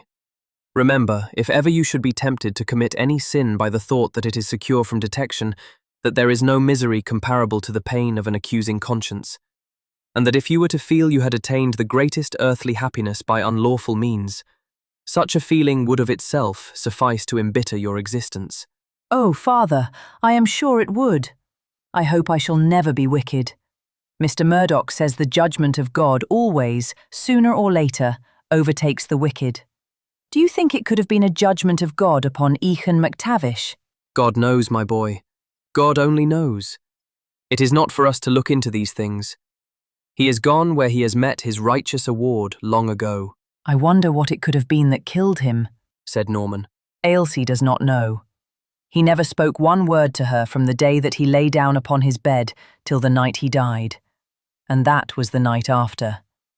Only just half an hour before his death, he called her to him and made her give him a solemn promise that as she loved her son Seamus, she would send him away from this before he grew up to be a man. And he gave a reason for it, but she would never tell that to Seamus. And she has been very ill all winter, so she kept Seamus with her, for she hoped she would be strong enough to go along with him to her own people on Loch Lomond's side, which she had put off doing year after year, for they were never very kind to her, and she did not like the thoughts of returning there again. But now she is too weak to remove, and yet she must send him away. She dare not keep him now, for the other night she dreamt that her husband came back to her and asked her in a stern voice if Seamus was still here, and desired her to send him away directly. "My dear Norman," said I, struggling to answer him calmly, "you must not believe all these wild tales. It is merely an excited imagination acting upon a weakened frame which has produced the vision you describe." I think so indeed, said Mary. "For on my visiting Ailsie yesterday to inquire for her, she related the same story to me, in a manner which showed how strong an impression it had made upon her mind. And when I understood, from her own account, that for some time past her thoughts had been constantly occupied in painful struggles between the recollection of her husband's dying injunction and her own reluctance to part with Seamus, I was no longer surprised at what she told me. But she has at last resolved to let him go, and I fear it will be a long farewell between them. I do not think Ailsie will ever look upon Colquhoun's country again." "How sorry she will be, how very sorry," said Norman sadly. "Come," said I, rising. "It is getting late, and the breeze is chilly from the water. Let us go home. Norman, you must promise me that you will not go upon the loch tomorrow, should the day be stormy. I know Robert is a capital boatman, but still I should feel very uneasy if I thought you were out in rough weather, while I was away too. Be very cautious." "I promise you he shall," replied his mother. "Unless it be a beautiful, calm day, he shall not go. Do you hear that, Norman?" "Yes, yes. You will see what a fine day it will be, and what a noble basket of trout we shall bring home. Come, Louis, let us have a race up the bank to the house." And they sprang off like young fawns, beautiful and happy creatures. I watched their mother's eye of grateful joy as she looked after them, then to me, and gently pressed the arm she leaned on to her heart. She little knew. The following morning dawned bright and calm and beautiful. At a very early hour, Glenfinniston arrived at the house, and we set forth together over the hilly track that led to Ochnaruart, accompanied by Niall and attended by our usual following. The meeting was numerously attended by the neighbouring gentlemen, and its varied and prolonged discussions occupied us for many hours after the breakfast prepared for our refreshment was over. Glenfinniston and I, owing to the distance we had to return, declined remaining to dinner, and set off on our homeward route soon after the conclusion of the meeting. "Do you think it seems at all like a change of weather?" said I, looking up to the sky which began to get overcast. "It looks like a storm, I think, MacAlpin," said Niall, whose skill in the portents of the clouds was remarkably great, even in a country where everyone was more or less weather-wise. "We may as well make the best of our time then," observed Glenfinniston, quickening his steps as he spoke. "To be caught in a spring storm among the hills is no joke." And we proceeded at a rapid pace. As we approached nearer to Ardnahoran, the storm, which had been gradually lowering darker and darker above our heads, burst forth in all its violence. The wind rushed furiously up the steep, rocky corrie, down which we were slowly picking our way, along the only path it afforded, the track of a winter torrent, dashing the rain which now began to fall in drenching torrents against our faces. So great was the force of the tempest that we were obliged to pause and cling to the rocks for support. Then, recovering our balance, we again pressed onward. We were now very near home. The corrie we were descending opened out directly upon the house of Ardnahoran, and we had so nearly reached it that in the pauses of the blast I fancied I could hear the plash of the water in the loch, bearing a wild burden to its raving. As that sound struck upon my ear, a hideous thrill of recollection rushed into my mind. The boat! The boat! Was my son upon the loch even now? The thought seemed to add wings to my feet. I hurried on in silence. I could not have uttered a word had it been to save my life. We were close upon the house. The plashing of the loch, the wild groaning of the woods to the storm grew louder and louder as we drew near them. At that moment, by some strange association connected with these sounds, there arose before my mind the recollection of a scene and an hour I would fain have buried in everlasting oblivion. A recollection that stood before me now like an appalling spectre. I groaned as though a dagger had pierced me to the heart and pressed more rapidly on. Hark! Was that a shout? It was, and I hear another answering it, and another. Haste, Glenfinniston, haste! I heard the words of my companions as they sped after me. On, and the shouts became more distinctly audible, and then, high above them all, rose a frantic woman's scream. It was repeated, re-echoed. I darted forward. I gained the brink of the precipice that overhung the loch. The bank was crowded with women, clapping their hands and shrieking in agony. I spoke through the midst of them all. I gained the side of one who neither moved, nor screamed, nor wept. Her loosened hair streaming to the raging wind, her locked hands raised to heaven, with eyes that strained their fixed gaze as though they would burst the sockets, and death-cold cheeks, and white, distended lips.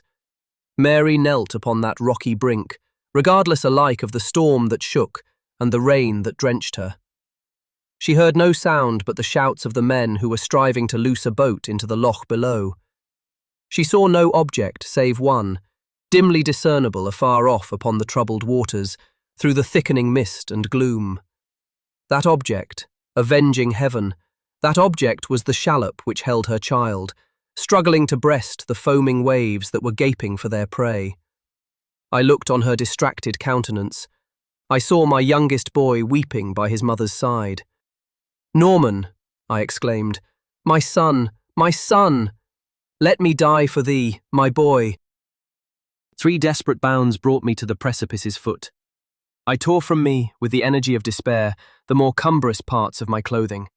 I plunged into the foaming loch, just as the boat manned to put out was dashed back against the rocks by the might of the tempest.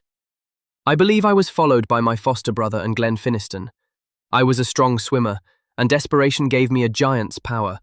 I dashed aside the waves. I neared the tossing boat. I caught a glimpse of the pale face of my gallant boy as he bent and strained his young arms at the powerless oar, and Seamus by the helm, and Robert MacAlpin vainly struggling to take in the sail that swelled out strongly to the wind. They were all for one instant visible to my sight. In the next, down came roaring from a narrow gully of the mountain a blast whose track was marked in the water by a huge white ridge of foam. It took the little sail. There was a wild, terrible shriek, a hollow gurgling sound, and the waves rushed unbroken over the spot where the boat had been. I thought I had perished with my boy. In that fearful moment when my strength failed me in the impotence of despair, I had felt the cold waters stifling my breath and rushing in my ears. I lost the consciousness of my misery. I thought I was drowned with him. But no, that had been a light doom. I was reserved for one widely different. I awoke. My God, that fearful awakening. The shrieks of despair ringing in my ears, the bitterness of death at my heart. I opened my eyes and raised myself up from the wet turf bank where I was lying, and looked, for I durst not speak.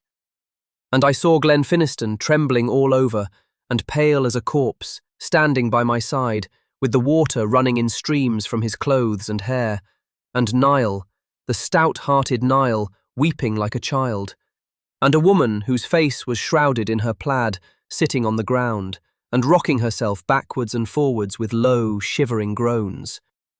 She was my foster mother, the mother of Robert.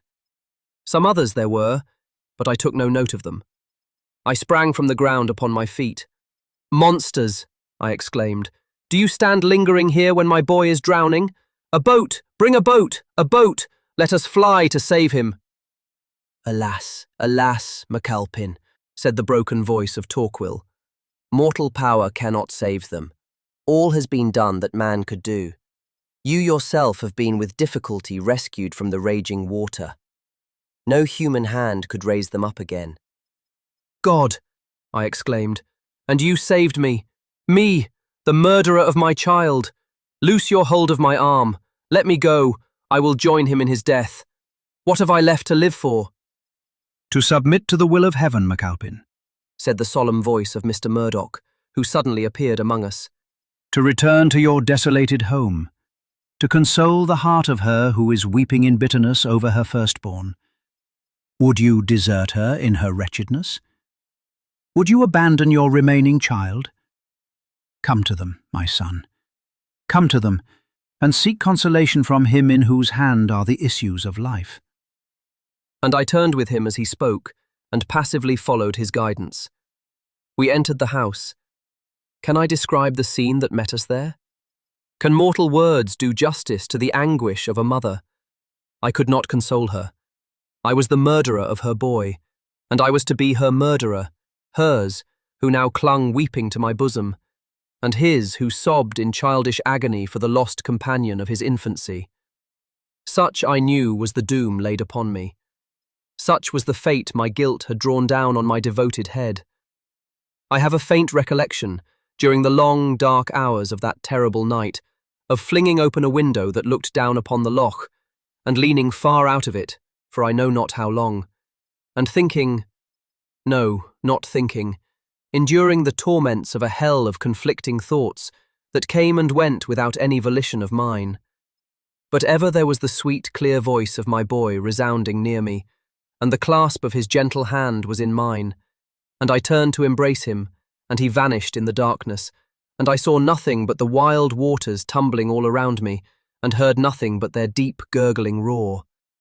And then I thought that it was all a dream. He was here last night. I gave him my blessing when he went to bed. How should he be gone now? And I went to the room where my children used to sleep, and looked into Norman's bed. It was empty, and I remember feeling it all over with my hands in search of him. All at once, a conviction that I was mad rushed upon me, combined with the awakening of recollection. I started away and fled from the room. Morning came, and found me wandering like a restless ghost through the woods and up towards the clachan. I came near the door of a solitary shieling not far from it. It stood open at that early hour, and a loud, wailing cry resounded from within. I had a confused idea of having heard a cry like it before, and I stood, with folded arms, behind a tree which bent over the roof, and tried to recollect when and where it was that I had done so. At that moment, 2 women came up from the clachan. They passed without seeing me. One of them asked the other whose coronach they were crying in that house. "It is Elsie MacTavish's coronach," was the reply. "Her son Seamus was drowned last night in the loch with the chief's young son, and they that brought the news had told her too rashly. She never spoke more. She just gave one cry and muttered something about his father's words. She died before morning. I was a 4-fold murderer. I turned and left the house, repeating to myself as I went, the coronach. There was no coronach cried for him. And there was no coronach cried for thee, my noble, my beautiful, my darling boy. No kind hand composed thy young limbs for the shroud. No last kiss of affection clung to thy pallid lips. No holy rites sanctified thy dying hour. The train of thy mourning clansmen did not follow thee to the tomb. The hand of thy father laid not thy head amid the dust of thy ancestry.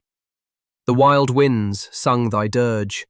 The cold wave rolls over thine unburied bosom, till that day when the trump of an avenging God shall summon thee from thy dank, unhallowed bed, to accuse that father as thy slayer before the judgment throne. Chapter 9. When flits this cross from man to man, Vish Alpin's summons to his clan. Cursed be the ear that fails to heed, palsied the foot that shuns to speed. May ravens tear the careless eyes. Wolves make the coward heart their prize. As sinks that bloodstream in the earth, so may his heart's blood drench his hearth. As dies in hissing gore the spark, quench thou his light. Destruction dark, and be the grace to him denied, bought by this sign to all beside. Lady of the Lake. It was nearly 2 months after this fatal event ere I rose from the bed of sickness, which had nearly released me from misery. A violent brain fever had reduced me to the brink of the tomb, and all the time since the loss of my son was a blank in my memory.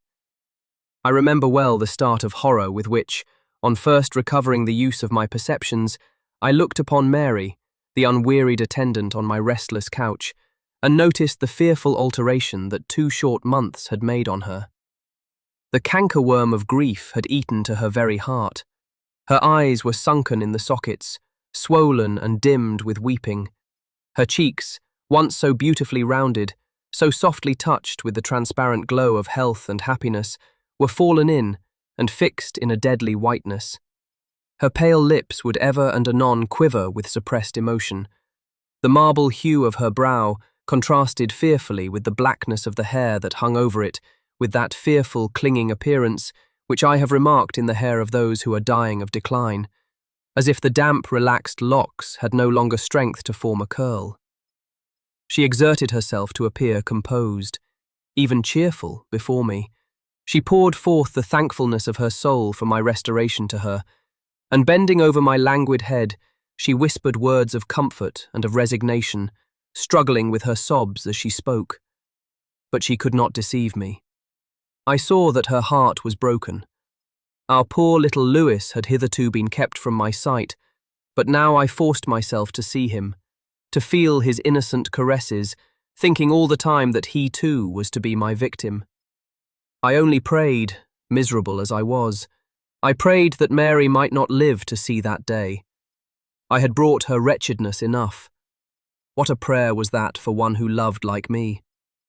One evening towards the middle of July, as I sat alone in a little private room in which I had been used to hold the meetings with my brother chieftains, endeavouring to fix my mind so as to comprehend the contents of a letter which had been brought me that morning by a messenger from one of them, the door softly opened and Mr. Murdoch entered. He sat down by my side with an unusual gravity of countenance. "MacAlpin," said he, "I have this instant received certain information from France of events of great moment. My letters assure me that Prince Charles Edward was, at the time of their date, the 19th of June last, on the point of embarkation for this country.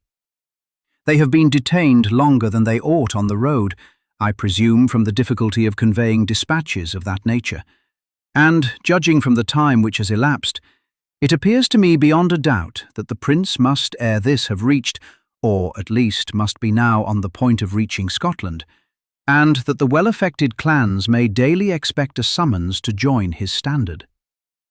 I regret to say that it will not be reinforced by any assistance from France.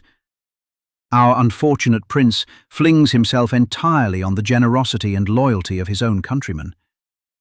Pray heaven their over-caution may not prevent their joining him." "Prevent their joining him!" I exclaimed, while the blood of my father mounted to my brow. "Is there a son of Albin so degenerate and lost to shame? One clan there is, at least, who shall draw claymore and fight for him unto the death, were there not another man to aid them in Scotland. We must look to this, father. Measures must be taken instantly for assembling the clan." Our consultation was long and deep. I forgot alike my weakness and my unhappiness in the near prospect of fulfilment held out to my earliest hopes. It was finally resolved that all necessary preparations should be made, but that we should refrain from the final gathering of the clan until after the receipt of some certain intelligence respecting the prince's future movements. These animating discussions, and the temporary relief they afforded to my thoughts, were no sooner over than my mind instantly reverted to its own sad subject of everlasting meditation. "Mary," I said, "Mary, oh, how shall I dare announce to her that I must leave her broken-hearted and alone, to struggle with all the sorrow which I have brought upon her?" "Not you, my son," replied my venerable adviser, raising his eyes to heaven. "God has brought that sorrow upon her. God will enable her to bear it."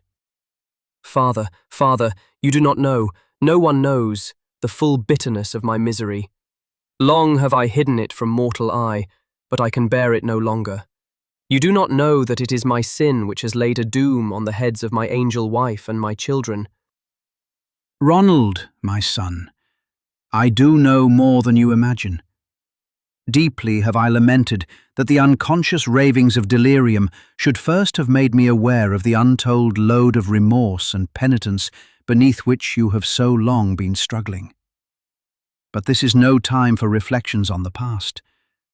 It is not yet too late, my son, to sue for the pardon of heaven, the intercession of its servant.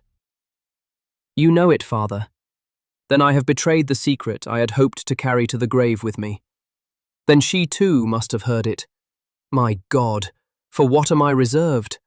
I have ruined her happiness and doomed her to destruction, and must I live to witness the misery which I have wrought? You must live, my son, while it is the good pleasure of God to spare you, to expiate your sin by salutary suffering in this world. If it have been his will to make you, for your error, the victim of a mysterious doom, or if it be but a strong delusion permitted to gain dominion over your mind, still, in either case, it is the dispensation of unerring wisdom, and as such to be humbly received and endured. But believe not that Providence punishes the innocent with the guilty. The affectionate partner of your life may but be called upon to bear this weight of sorrow as a fitting preparation for more exalted bliss in the world to come. And he who has laid on the burden will give strength to bear it. But Father, does she know me to be its author? Does she recognize me for the wretch I am? Answer me that, I entreat, I implore you. Is my last refuge, the love of her for whom I have sacrificed peace and happiness, is it too torn from me? No, Ronald, no.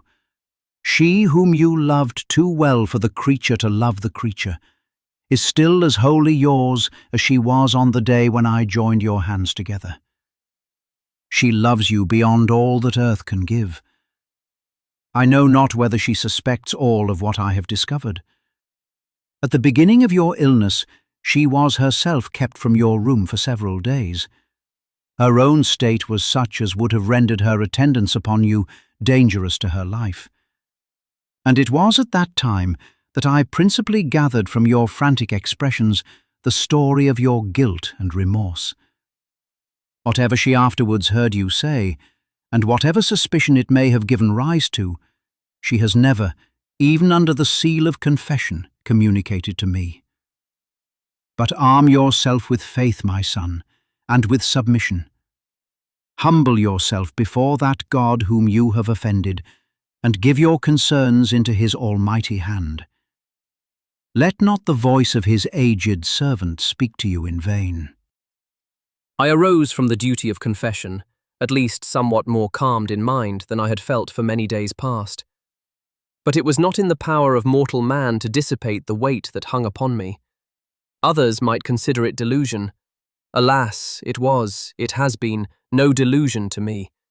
And it was no delusion that I had lost my son, my darling child, that I saw his mother wear the aspect of one who is sinking into the grave, that I must leave her alone, and leave her too, with the knowledge that a fearful addition of dark, undefined suspicions had been made to the grief which was already wearing away her life.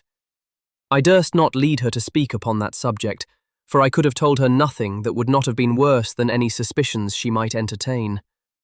I had but one hope for her. She had the prospect of again becoming a mother. That might afford some consolation to her, something that might call off her thoughts from all they had to dwell on. But it was sad to leave her at such a time. I little thought, said I, in the bitterness of my spirit, as I meditated on all these things, I little thought to have followed the standard of my king with so heavy a heart. More certain intelligence reached us in the beginning of August to guide our future motions. Every day confirmed our impression that the time for action was come. The delay interposed betwixt Prince Charles's landing and the declaration of war, occasioned by the over-caution of the leading chiefs with whom he first communicated, was at length at an end. Express messengers arrived in my territory from young Lochiel and MacDonald of Keppoch to inform me that the day for raising the royal standard was fixed for the 19th of August, and that their clans were then to rendezvous in Glenfinnan, after which day all those gentlemen well affected to the cause were expected to be in readiness to join the army on its march southward. I had long and anxiously been looking for this summons, and it found me fully prepared. I immediately dispatched the fiery cross through the district, and young and old, all who were able to bear arms, came flocking to the muster. In a few days I had raised a large and efficient body of men, and all things were in readiness for the march. I had no care save for Mary, but her situation weighed heavily upon me. I was about to depart on a difficult and dangerous career, and leave her alone and in a great measure unprotected, as every man whose strength enabled him to take the field must follow me, and none be left behind save old age and infancy. The vicinity of her uncle's house was no protection. Gartinglassy had, on the rumour of war, insisted upon removing his aged mother to Edinburgh, and the old house was now standing empty. The only efficient friend she had remaining near her was Mr. Murdoch, and he also was in daily expectation of being summoned to Edinburgh, in which case his now advanced age rendered it improbable that he should be able to return. But Mary was then, as ever, unmindful of herself. Her every thought was for me. She strove to reassure me on her own account. She spoke with cheerfulness of her reliance on our fortune and success. She reminded me how perfectly secure was our remote and secluded country from all that could excite alarm for leaving her alone. Nay, the ardour of her loyalty and her expectations of victory awaiting our cause were such that in despite of all she had suffered, and all the heart-sinking apprehensions which she would not have been woman had she not felt, I sometimes thought she looked less pale, less woe-worn and broken-hearted then than she had done since the death of her child. The hour of parting came. The last long kiss of love, the last broken words of farewell were over. I tore myself from the clasping arms of my wife and child, and, commending them to the care of heaven, placed myself at the head of my clan. Our pipes struck up the wild notes of the gathering as we marched in order down the glen and turned our backs on the homes of Clan Alpin. Chapter 10. I may not, dare not, fancy now the grief that clouds thy lovely brow. I dare not think upon thy vow, and all it promised me, Mary. No fond regret must Norman know. When bursts Clan Alpin on the foe, his heart must be like bended bow, his foot like arrow free, Mary. Lady of the Lake. I have already said that it is not my intention to dwell minutely on the events of the war during that fated year. Suffice it to mention that after our descent upon the lowlands and our triumphant entry into Edinburgh, my clan, at the glorious field of Preston, did not belie the renown of its ancient name. Nor, I humbly trust, did the memory of Norman MacAlpin suffer dishonour that day at the hands of his son. We returned with the prince to Edinburgh, and, with the exception of some of the common men, who straggled off, according to their custom, to carry home their booty, we remained there during his stay, a space of about 6 weeks. Throughout all that time, I could not but experience the most acute anxiety concerning the fate of Mary. I had heard nothing of her since I had left Ardnacouran, and my imagination busied itself in forming 1,000 gloomy pictures of her desolate and melancholy life. I would fain have had her come to Edinburgh, as did most of the ladies connected with the chiefs who were engaged in the conflict, but that her situation rendered impossible. Day and night I was haunted by sad forebodings, and by terrible recollections, and by one thought in particular that never left me, go where I would. That thought I need not name. At last, 3 weeks after our victory, I was astonished by the appearance of Mr. Murdoch in Edinburgh. He had come with difficulty, which his age rendered very great, to hold some personal communication with several foreigners in the prince's suite, who were old friends and co-agents with himself in this enterprise. And he anticipated, with all the enthusiasm of devoted loyalty, the happiness of gazing once more on the face of a royal Stuart. He brought me a long, affectionate letter from Mary, evidently written with an effort to cheer me, and make me believe her happier than she was. But he also assured me that her demeanour had all along been calm and resigned, and that the tidings of our success had given her extreme joy. Oh, how ardently I longed to see her once more, were it only for an hour's time. But in the present state of affairs, my leaving Edinburgh for a day was impracticable. I devoured every sentence of her letter. I made Mr. Murdoch repeat, again and again, the minutest particular he could tell me concerning her and my boy, my only remaining boy. I felt as in some slight measure restored to them when I could talk of them to him. Alas, it was not long thus. One by one my earthly blessings were to be snatched from me. Not more than a week after, the venerable man, my own faithful friend, and my father's friend, had arrived in Edinburgh. He was seized with illness at the house of a Roman Catholic clergyman with whom he had taken up his residence. He did not linger in his sufferings.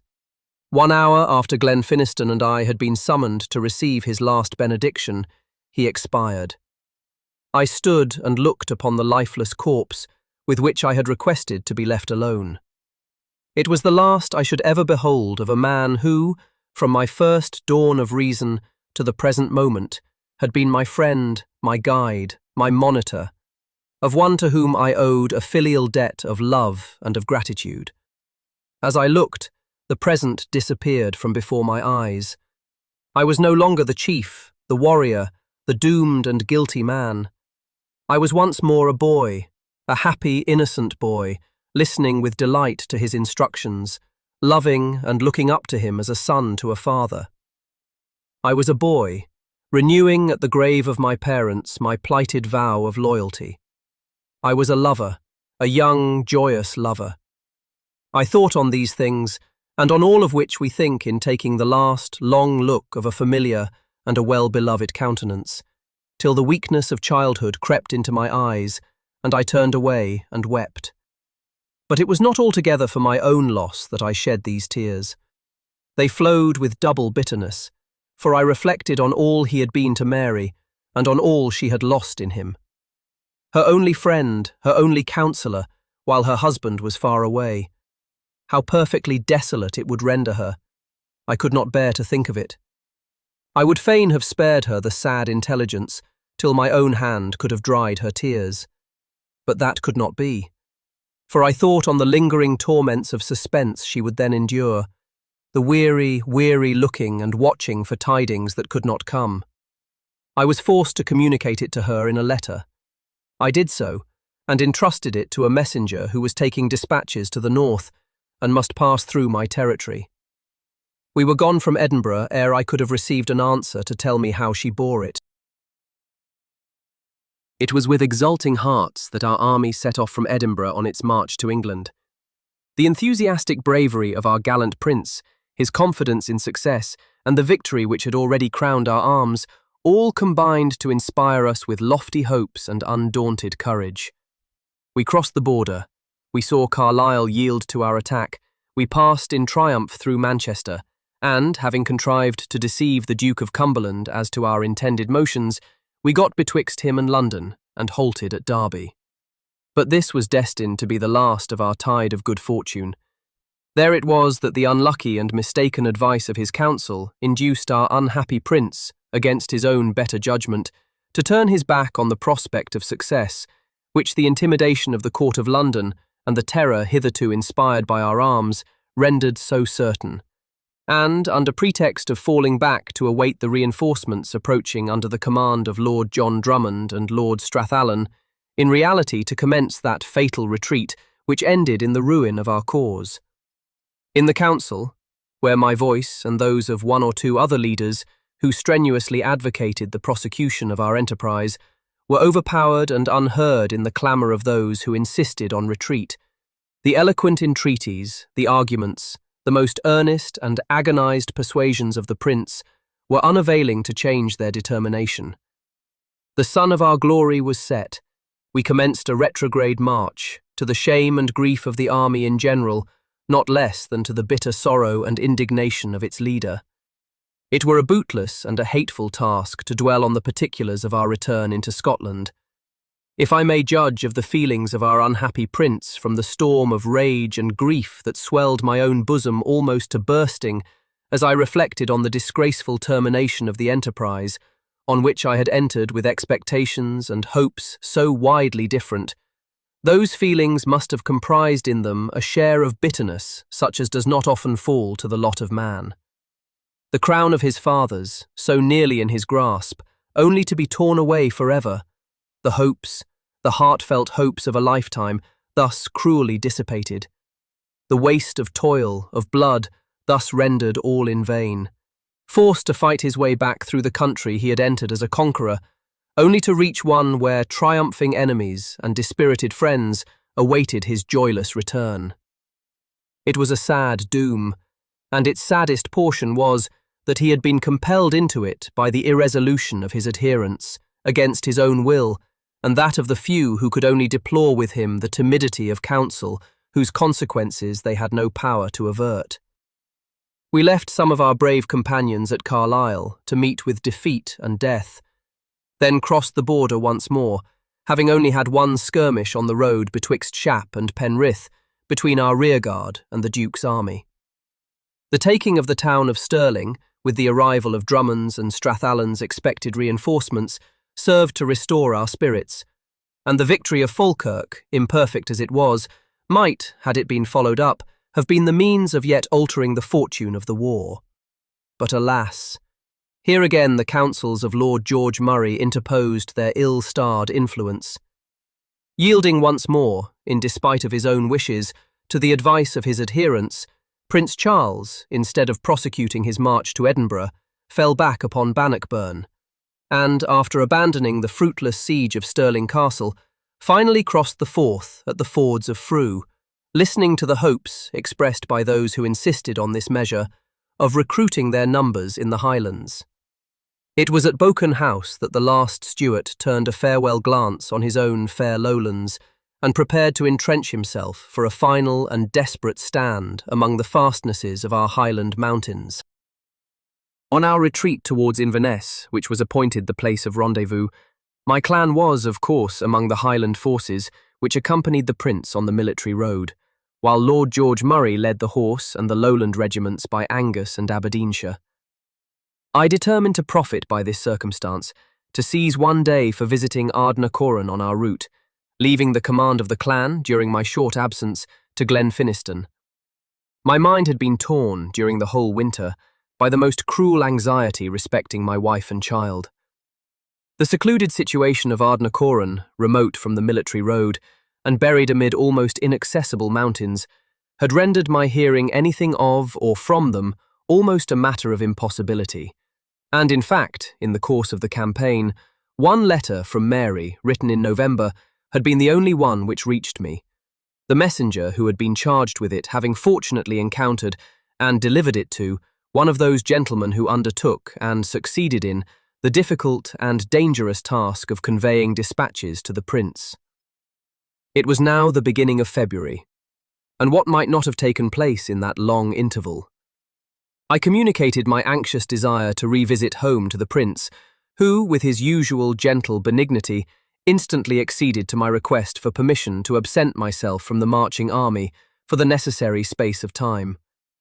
I directly set off, accompanied only by Ronald MacAlpin, the younger brother of Niall, whose duties as lieutenant in my regiment would not permit of his absence, and attended by one man, Dugald Menzies, one of my own following, and, after a tedious day's journey, at last reached the well-known foot of Ben Nachallich, just as the cold, short winter day was closing in.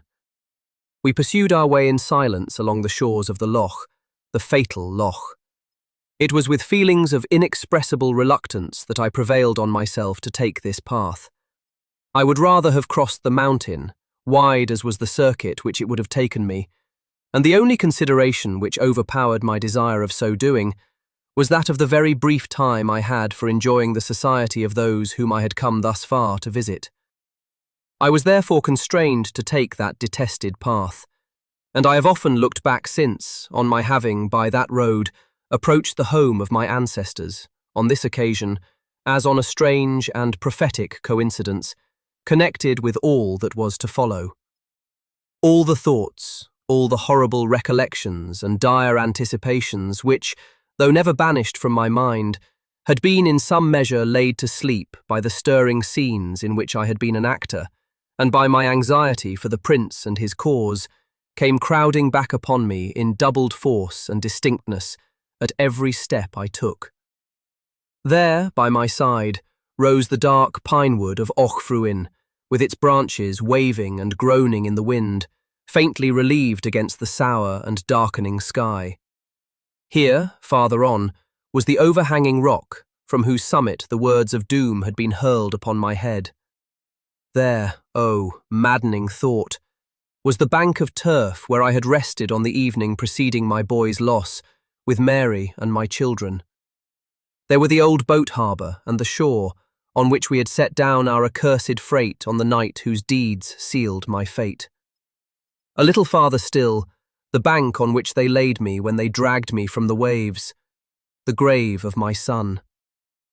With a heart sinking beneath the weight of retrospections such as these, I began to ascend the steep path that led towards Ardnacoran. Midway up, we were met by a woman, one of the servants of the house, who carried a water stoup in her hand. She stood still and uttered a shrill cry of terror at the apparition of 3 armed men, whose faces the increasing darkness concealed from her. But, on my hastily stepping forward and ejaculating, "Your lady! How is your lady?" she flung away her pitcher, and, with a loud exclamation of, "The chief! The chief!" ran back to the house as fast as her limbs could carry her. I followed at full speed, unable longer to endure my suspense. Just as I gained the top of the bank, the door was flung open. I caught a glimpse of various figures crowding forward, and lights glancing within, but 2 rushed out from among the rest and flew towards me. In another instant I was clasped in the arms of my wife and son. When the first torrent of questions and explanations was at an end, and the tears which agitation and bodily weakness had drawn from Mary were dried up, when I had leisure to bestow repeated caresses on the lovely infant, not quite a month old, of which she had made me the father, and, to look at her and my boy, I did indeed perceive the frightful ravages which a long, dreary winter of lonely suffering and anxiety had made upon her. Through all the joy that lighted up her eyes and beamed in her countenance, I could not but remark how hollow were those eyes, and that countenance how faded and worn. All her smiles, all her repeated assurances of the sight of me having restored her strength and made her feel more happy than she could tell me, did not suffice to deceive me as to her real state. And I must leave her again. Leave her for I knew not how long, if, indeed, the approaching ruin of our enterprise should ever permit us to meet again. And leave her, too, in a country which might ere long be laid open to the ravages of a hostile army, while there was not a man fit to bear arms in her defence, who had not followed me to the war. I would not trouble the last few hours of pleasure she might ever enjoy by adverting to these things, but they were not the less present to my mind. She thought not of them. Joy for my return had superseded every other idea, and she would not look beyond the morrow, for, after the morrow, we were to part again. Our poor little girl, who had entered the world at such a time of sorrow and strife, had, in the uncertainty of my return, and the inconvenience occasioned by the want of a regular priest in the neighbourhood, since the death of Mr. Murdoch, been hastily baptized by a Catholic clergyman, who happened to rest some days at the house of Bernali, a few miles off, on his way south. She bore the name of Alice, after the mother of Mary. She was a beautiful child, and her appearance promised well for health and length of days. Many a thought of the vicissitudes she might yet be destined to encounter crowded upon me, as I pressed my lips to her downy cheek and invoked a father's blessing on her. Alas! No blessing could be called down by prayer of mine. During the following day, my house was crowded from morning to night by all the poor people to whom the news of my sudden arrival had spread, each brimful of eager interrogatories respecting some beloved relative, husband or son or lover who had marched away with me. To some I could happily give favourable answers, but to many I was forced to communicate the bitter intelligence of the death or imprisonment, in these cases worse than death, of the objects of their affection.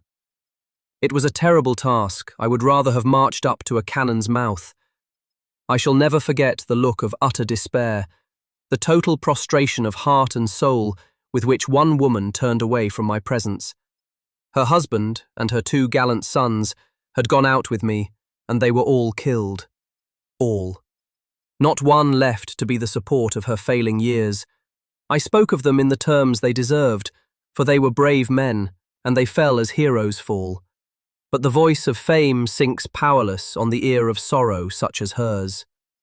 The tone of her voice, the heartbroken "Ochon, Ochon," with which she drew her plaid over her head and turned to depart, will never go from my remembrance. I looked to Mary, who stood beside me with her eyes full of tears, and whispered, "I know you will be kind to her, dearest." "That I will, Ronald," she replied in a low, mournful tone. "But she will not need kindness long, or I mistake much." The day at last was over. Our children had sunk to sleep. Even Lewis, with ears yet thirsting after more information concerning the prince and Holyrood and the battles in which I had been engaged, had yielded to fatigue and been carried to his little bed. I was alone with Mary in her own sitting room. She leaned her head upon my shoulder, while my arm clasped her to my heart, and we remained thus for a considerable time without speaking. I was to depart with the break of day upon the morrow, and God alone knew when we might meet again. At length I was startled by a warm drop that fell upon my hand. Another, and another. She could no longer restrain the sorrow which was labouring at her heart. She buried her face in my breast, and wept long and bitterly. I did not try to check her tears, for I thought they would relieve her. At last she raised her head and strove to smile through them. "This is very weak," said she. "Very weak and childish in me to cry in this manner, Ronald.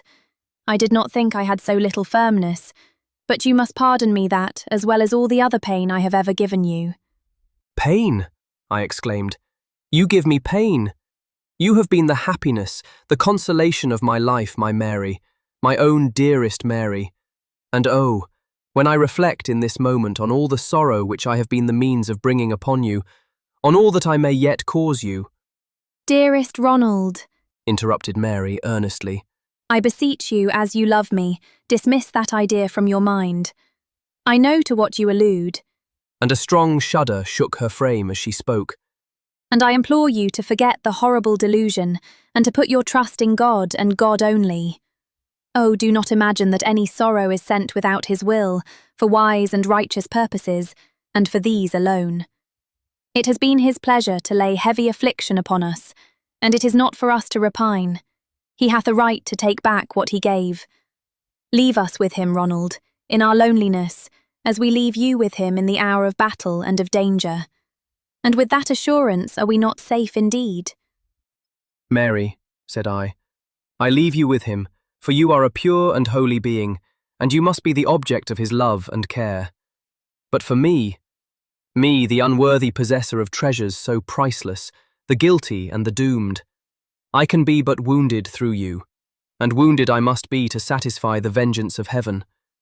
There is no hope for me." "Ronald, Ronald, when did the voice of penitence ever find its prayer unheard? Are we not all alike sinners in the sight of God? All alike objects of his displeasure?" "Aye, Mary, but some there are stained with sins of a darker dye, and the cry of penitence, when dictated by fear, may rise too late to avert the doom divine justice hath pronounced." "Well, dear Ronald, and if it be that the doom laid on in this world, hard though it be to suffer, may yet be laid on in mercy, to obviate the horrors of eternal punishment, by convincing the sinner of his sin ere yet it be too late, have we not still occasion to be grateful to the hand that smites?" Grateful, Mary. That word is easily said, but, my God, were I a ruined man and a tainted rebel, were I to see you and my children driven from the home of our forefathers, wandering in a foreign land in poverty and shame, could I be grateful then? Were I deprived of you, left a solitary and a miserable being, an exile from every joy that makes life dear, could I be grateful then? Yes, dear, dear Ronald, yes, grateful even though deprived of rank and wealth and state, if your wife and children were left to share your lowliness and console your sorrow, and think these things but light losses while you were spared to them. It would be for a wise purpose that they were taken away, and it would call for gratitude if their possession had too highly exalted your heart and made you unmindful of their giver. And oh, Ronald, even were you left alone in the world, even were we summoned from you, though on this side of time the dispensation might seem a dark one, remember that a day of reunion will come, when the darkest sorrows shall be seen to have been sent in mercy, and when the temporary separations of earth shall perhaps be known to have averted separations to all eternity. Mary, you are an angel, you are a servant of God. You know that all he lays upon you is in mercy. But to him who knows himself stained with crime, who feels that his sufferings already past, and the direr sufferings which he knows to be in store, are not dispensations of mercy, but a portion of the fate to which his sin has doomed him, what consolation is there for him? Much, Ronald, much. Let him seek God while the time is yet granted him. Let him put away from him the desolating idea of a fate laid on him. Let him repent. Let him ask atonement through its only channel, and let him place his trust in the providence of heaven. We are not the sport of blind chance. In life and in death we are under the eye that never slumbers nor sleeps. Oh, Mary, that I had your innate sense of innocence to support me. Then I should dread no future event. But I am about to leave you, dearest, for an indefinite space of time, and at a terrible moment. With the fate of our beloved and unhappy prince hanging on a thread, with the memory of my early vow at my heart, I dare not detach one of my clansmen to protect you. I dare not add to the number who have fallen away from his standard. The country may soon be overrun by an exasperated, and at all times a brutal foe. I may be far from you, unable to defend you. What will become of you then? God will defend me, Ronald. I fear nothing that may befall me. All that he ordains must be for the best. I would scorn that life which had been saved at the price of desertion from my prince. It is for you alone I fear, my own dear husband. But oh, even if we should never meet on earth again, let us look forward with humble trust to meeting where we never can be parted more.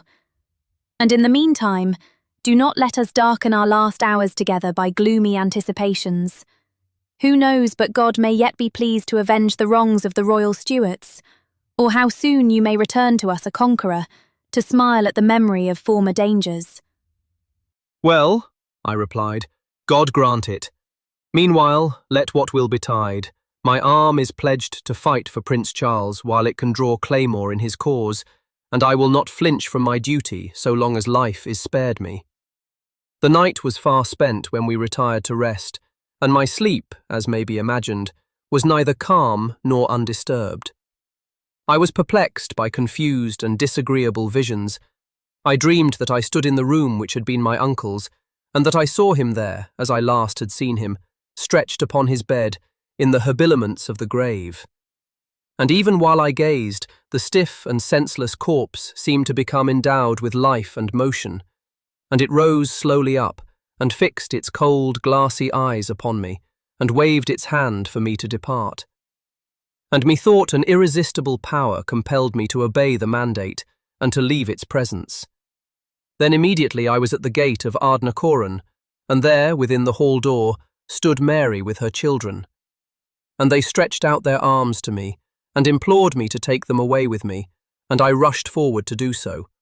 But whenever I approached them, a dense mass of suffocating smoke and flame came betwixt us, and from the midst of it appeared a shadowy likeness of a hand that motioned me away. Then again was acted over the terrible scene of my boy's death, the shrieking women, the leap down the precipice, the plunge into the waves. Again I felt them booming in my ears, stifling me with their cold rushing. Again I neared the boat, but not, as then, in vain. My son was in my arms. I strove to drag him to the shore. I twined my hand in his dark brown curls to raise him from the water, when lo, before my very eyes he changed. A sheeted corpse was beside me, and it glared up in my face with the eyes of her whom I had there consigned to the waves. And its weight dragged me down, down, and I felt them closing over my head and choking my breath. I started awake. Morning slowly broke over the grey peak of Ben Nakayich. I was ready equipped for my journey. The last meal stood upon the table which I was to eat in the home of my fathers. It was a brief one, for I had far to go that day, and feelings such as mine were then, are food sufficient to preclude the desire for any other.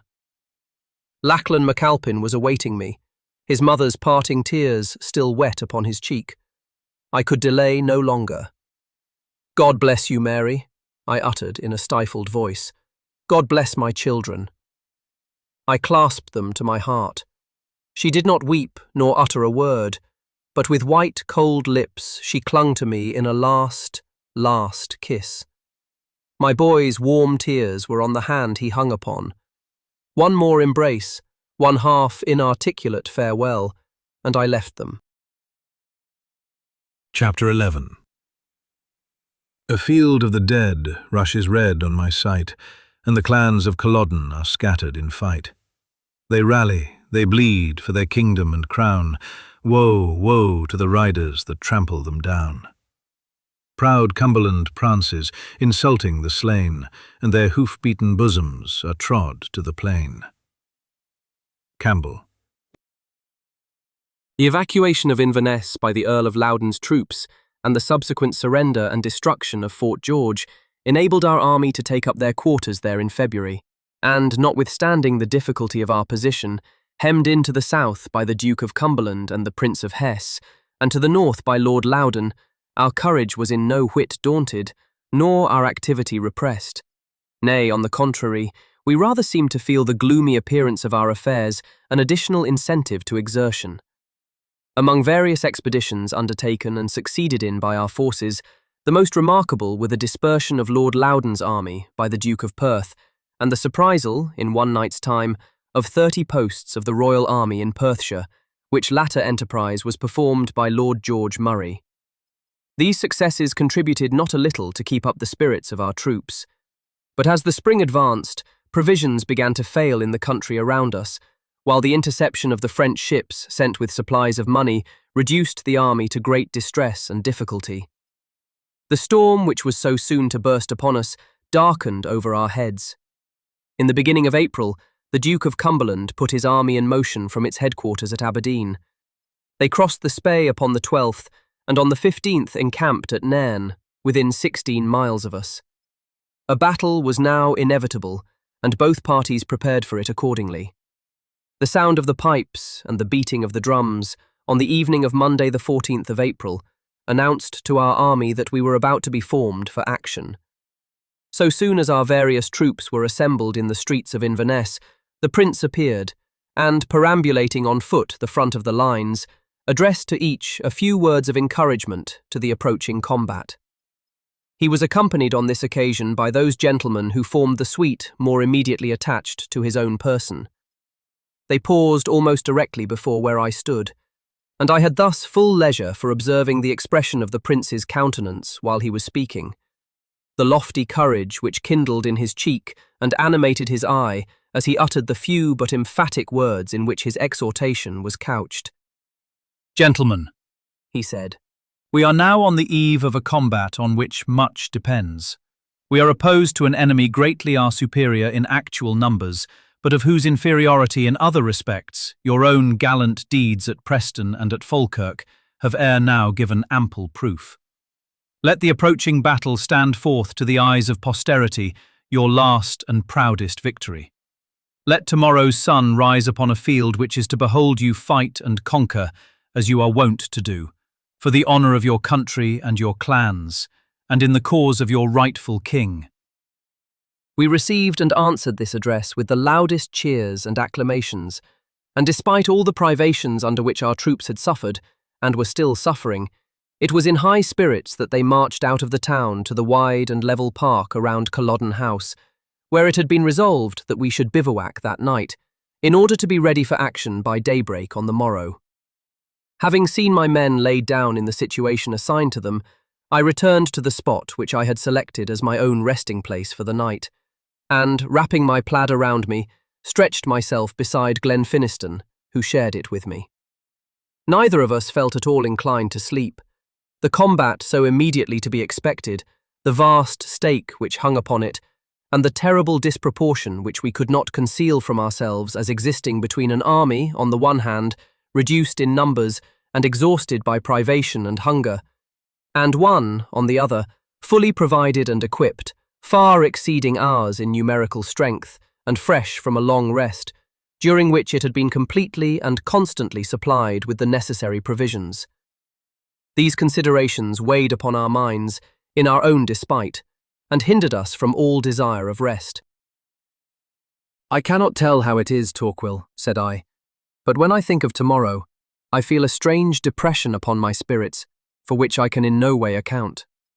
It is a sensation which I never remember experiencing before, even in our worst circumstances, and now I cannot shake it off, do what I will." "In good troth, Vic Alpin," answered Torquil, "I must own there are considerable odds against us this time. It will be sharp work, I doubt, but I should not so much mind that, if I had not reason to think that the men's spirit is beginning to give way, in consequence of the want of food under which we have been labouring for some time past. I wish they may not be getting out of heart."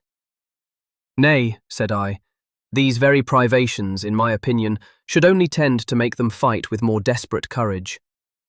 "It is very true, Vic Alpin, and in so far I agree with you, that I do not mean to say there is any diminution of courage among them. But what I dread is, that from the long and increasing difficulties which have pursued us, they may be beginning to lose the confidence in ultimate success with which they were at first animated. Indeed, I have only the good reason for thinking so, both of officers and men, at least in several instances. Any delay in fighting will, in my opinion, be fatal, as it will no longer be possible to keep the men from deserting in search of food. A battle is our only chance, though but a doubtful one."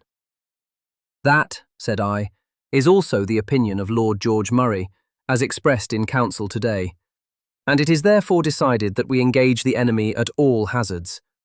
Several chiefs have blamed the resolution as a rash one, but in my mind we have no other alternative, and the lapse of a few hours will now, in all probability, decide the fate of an enterprise on which so many high hopes have been lavished, and so much gallant blood has been shed. Our poor prince, his must be but a sleepless couch tonight." "Well," said Torquil, "I have but one prayer to make. If we are defeated, may I never live to see it, and I will not, if I can help it. I will fight for my prince and my clan, as a brave man should, to the last drop of my blood. And if it be all in vain, I hope my eyes may be closed in death, and my bed made on the bloody heather, before I see what must follow." "Oh, Torquil," I exclaimed, "were I as you are, a free and unconnected man, with no ties to bind me to the world, I too could march to death as gladly as ever I laid me down upon my bed to sleep after a hard day's hunting. But I am very differently placed. Defeat or captivity have horrors to me of which you can form no conception. For myself, I care not one straw for all they could inflict upon me. But when I think of those I leave behind, and of all they may be called to endure, my heart, I own, sinks within me.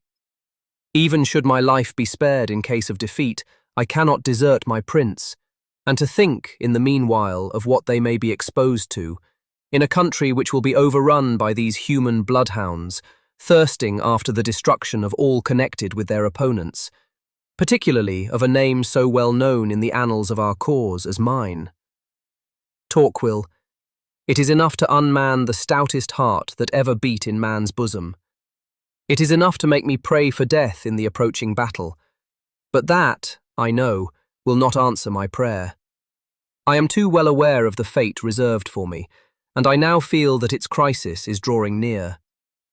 "No, Ronald, I will not think that. I do not like to hear anyone anticipate ill luck, nor can I see how you should, who have done nothing to merit it. You need not turn away your head. I am serious, and I never knew good come of forespeaking a thing. And even in case of the worst happening, which God forfend, it appears to me that you have much less reason for alarm than those gentlemen whose wives are at present in Inverness. It will be so long before they get so far as Ardnacouran that surely we may be able to devise some scheme for Lady MacAlpin and your children making their escape." "Ah, Torquil, distance is no protection. What became of the Duchess of Perth and Lady Strathallan, seized in their own castles and now prisoners in Edinburgh? And if we be defeated, the country will be watched till not a fly could leave it unobserved." "Let us hope the best, Ronald. Go where you may, So long as my father's son is in the land of the living, your wife and children shall never want a protector or a friend till you all meet again. For your sake and theirs, I could be content to live, even were Scotland to become, as it must be if our hopes fail, no dwelling place for the loyal and the brave. Trust me, and trust too, as old Mr. Murdoch said to us when we were first marching out of Clan Alpin, in the God of battles. I pressed the kind hand that clasped mine as he spoke, and turned away in silence. Trust in the God of battles. Did I not know what was the doom which that God had laid on me? Talk as they will of the sin of believing in fate, said I to myself, as I laid down my head upon the sod. I know and feel that the very fearful consciousness of that fate which we see impending, and have no power to avert, is part, and the worst part, of the punishment for the sin which it pursues. We were drawn up in battle array, early on the following morning, on Dramossy Muir, notwithstanding the absence of various bodies of men, who had gone in search of provisions.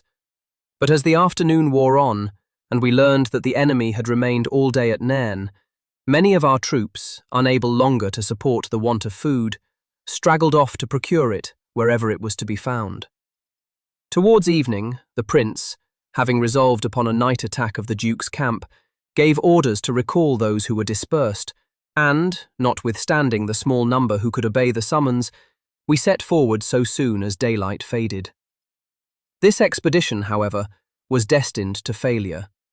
Lord George Murray, who led the advanced guard, discovered, on halting within 3 miles of Nairn, that the various difficulties and delays, which through the night marches had retarded our progress, had consumed so much time that the dawn must have broken upon us ere we could reach the enemy's camp. To advance under such circumstances would have been needless rashness, as our only chance of success had lain in the darkness and confusion of a night attack. We were compelled, therefore, to retrace our steps, and worn out by fatigue and privation, we found ourselves at early morning in our position of the previous night, where, for the present, we halted to seek repose after our fruitless toils. Some of us, exhausted and dispirited, laid ourselves upon the ground to sleep, and the rest set off in quest of food, to appease the pangs of hunger. I had, of course, borne a considerable share in the fatigues of the previous night, and the little rest I had enjoyed on the one preceding it had made my eyes unusually heavy. I fell into a profound sleep, in which I believe I must have continued a considerable time, several hours indeed, for the sun was high as I started up, awakened by someone who bent over me and shook me by the shoulder. "What is the matter?" I hastily exclaimed, springing on my feet, while my head felt confused and giddy from the sudden dispelling of slumber. And, looking round, I perceived that the person who had wakened me was Niall. "Well, Niall, what is it?" I asked again. "See yonder, Vic Alpin." He pointed his hand as he spoke. I looked eastward, in the direction he indicated, and far along the level surface of Culloden Muir, I descried, as it were at the horizon's verge, what at first appeared a black cloud, but which I gradually perceived to move, and to augment in size, until I distinctly saw the forms of the soldiers as they advanced in wide array. It was the Duke's army. "Haste, Niall," I exclaimed. "Haste to Culloden House as fast as your feet can bear you.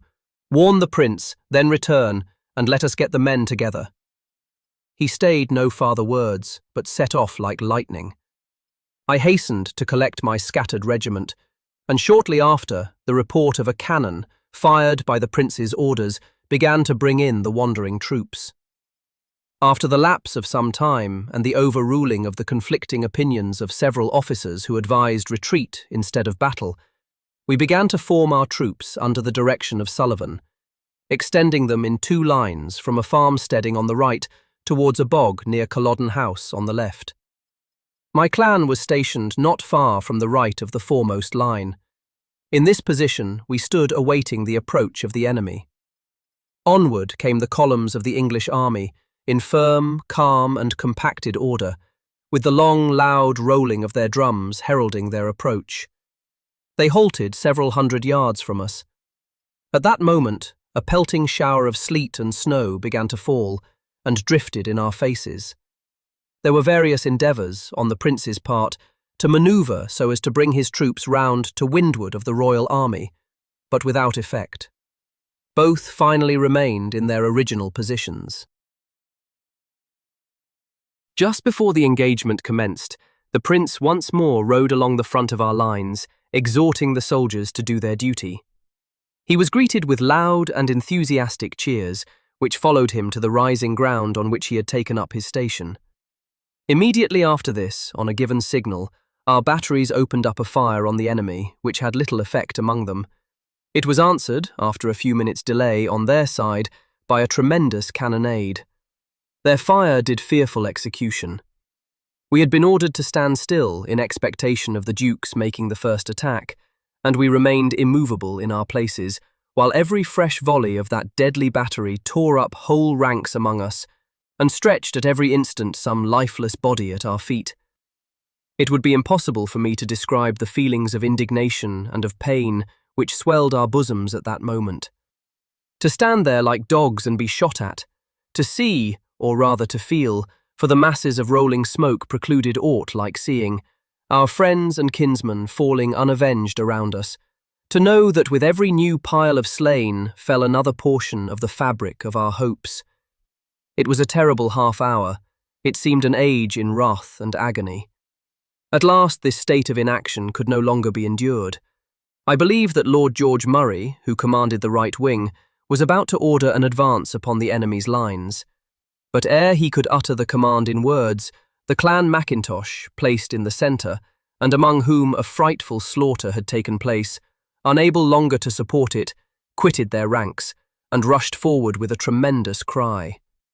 At that instant the voice of Lord George was heard above the roar of battle, shouting forth the word, "Forward!" We scarcely waited for its sound. Like the lightning that pierces the bosom of the dark cloud, every man's broad claymore flashed forth amid the thick masses of eddying smoke. We rushed on to the charge, on, amid the volleying musketry, and the thick smoke, and the shouts, the yells, the clash of weapons in the strife. On, and through and over the lines of the enemy, on, with our hearts on fire, burning with the wild energy of despair. Their first line was broken, but at every step hundreds of our men were falling to the earth. Still on we rushed. We neared the second line, and their deadly muskets poured upon us a shower of murdering bullets. I felt them whizzing round my head. I heard the groans of the wounded. I felt my faithful clansmen falling around me like the leaves in the fierce storm.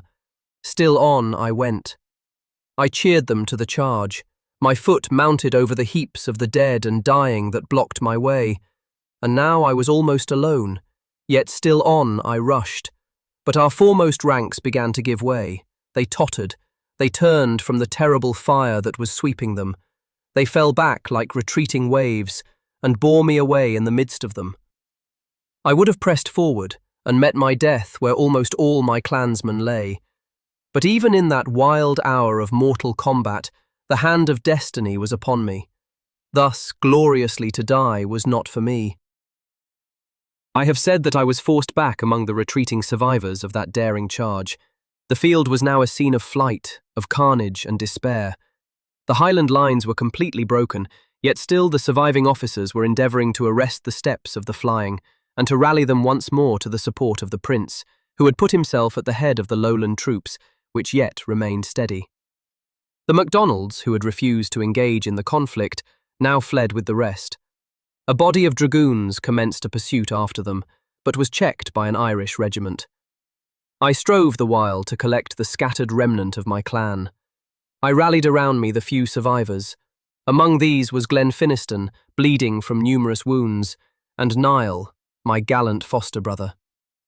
Once more we advanced to the support of the lowland troops. In that moment they began to waver. They turned. They fled from the impetuous charge of the English regiments. We endeavoured to keep our ground, in vain. We were driven back, yet not with impunity.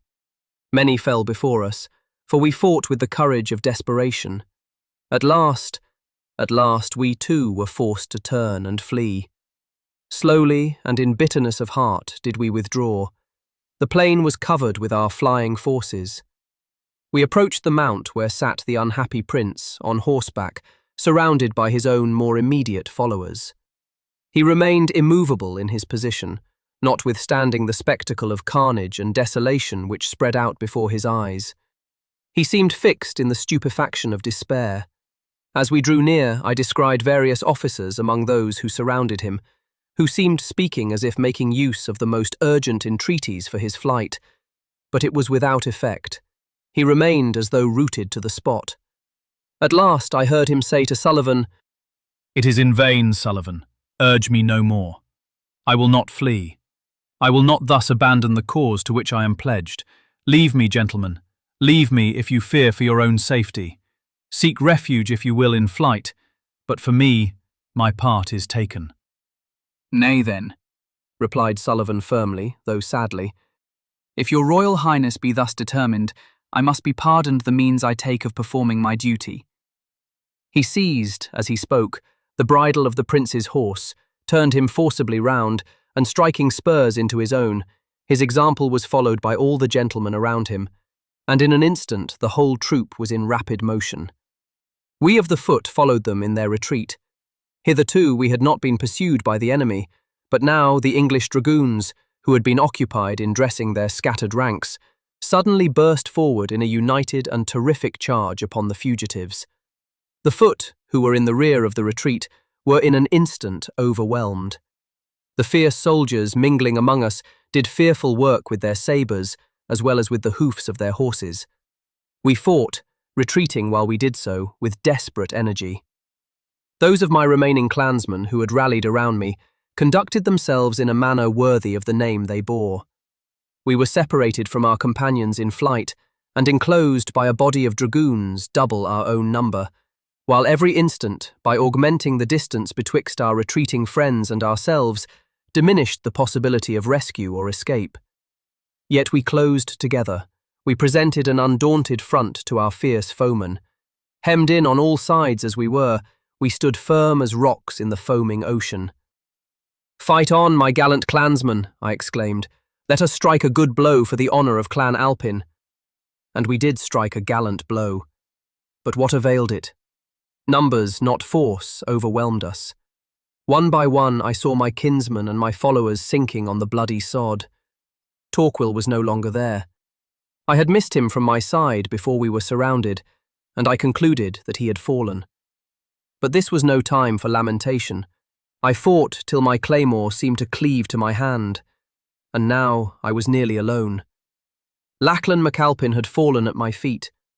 Niall yet remained by his foster brother, whom he had never quitted. I was bleeding from many wounds, and I felt a faintness, like that of death, stealing over me.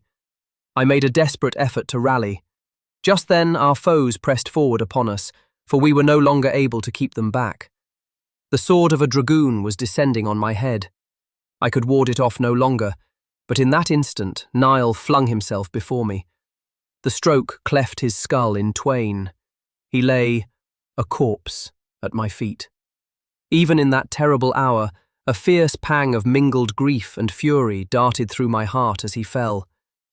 "My brother, my brother!" I exclaimed. "Thou diest not unavenged." I rushed onward as I spoke. One stroke of my claymore laid his murderer lifeless, but in the next moment, a terrible blow upon the temple flung me prostrate by his side. I lost all consciousness as I sank to the earth. Chapter 12. Alone, alone, all alone, alone on a wide, wide sea, and never a saint took pity on my soul in agony, the many men so beautiful, and they all dead did lie, and 1,000,000 slimy things lived on, and so did I. Rhyme of the Ancient Mariner.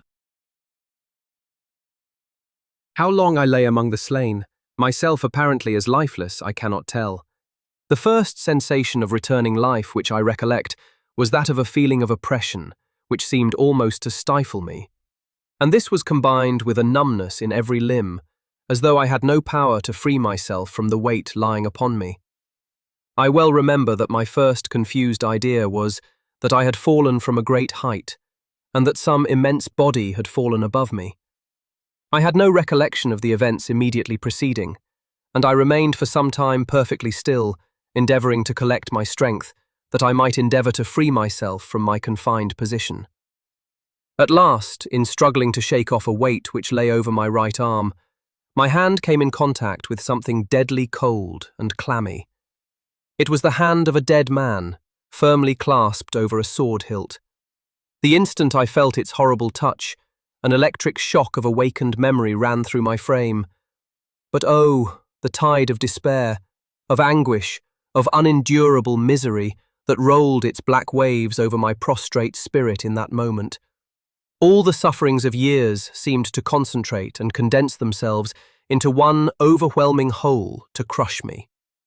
By a desperate effort, I freed myself from the lifeless corpses beneath which I lay, and after repeated exertions, succeeded in raising myself on my feet, in which position I supported myself by leaning on a sword, which I had lifted from the ground.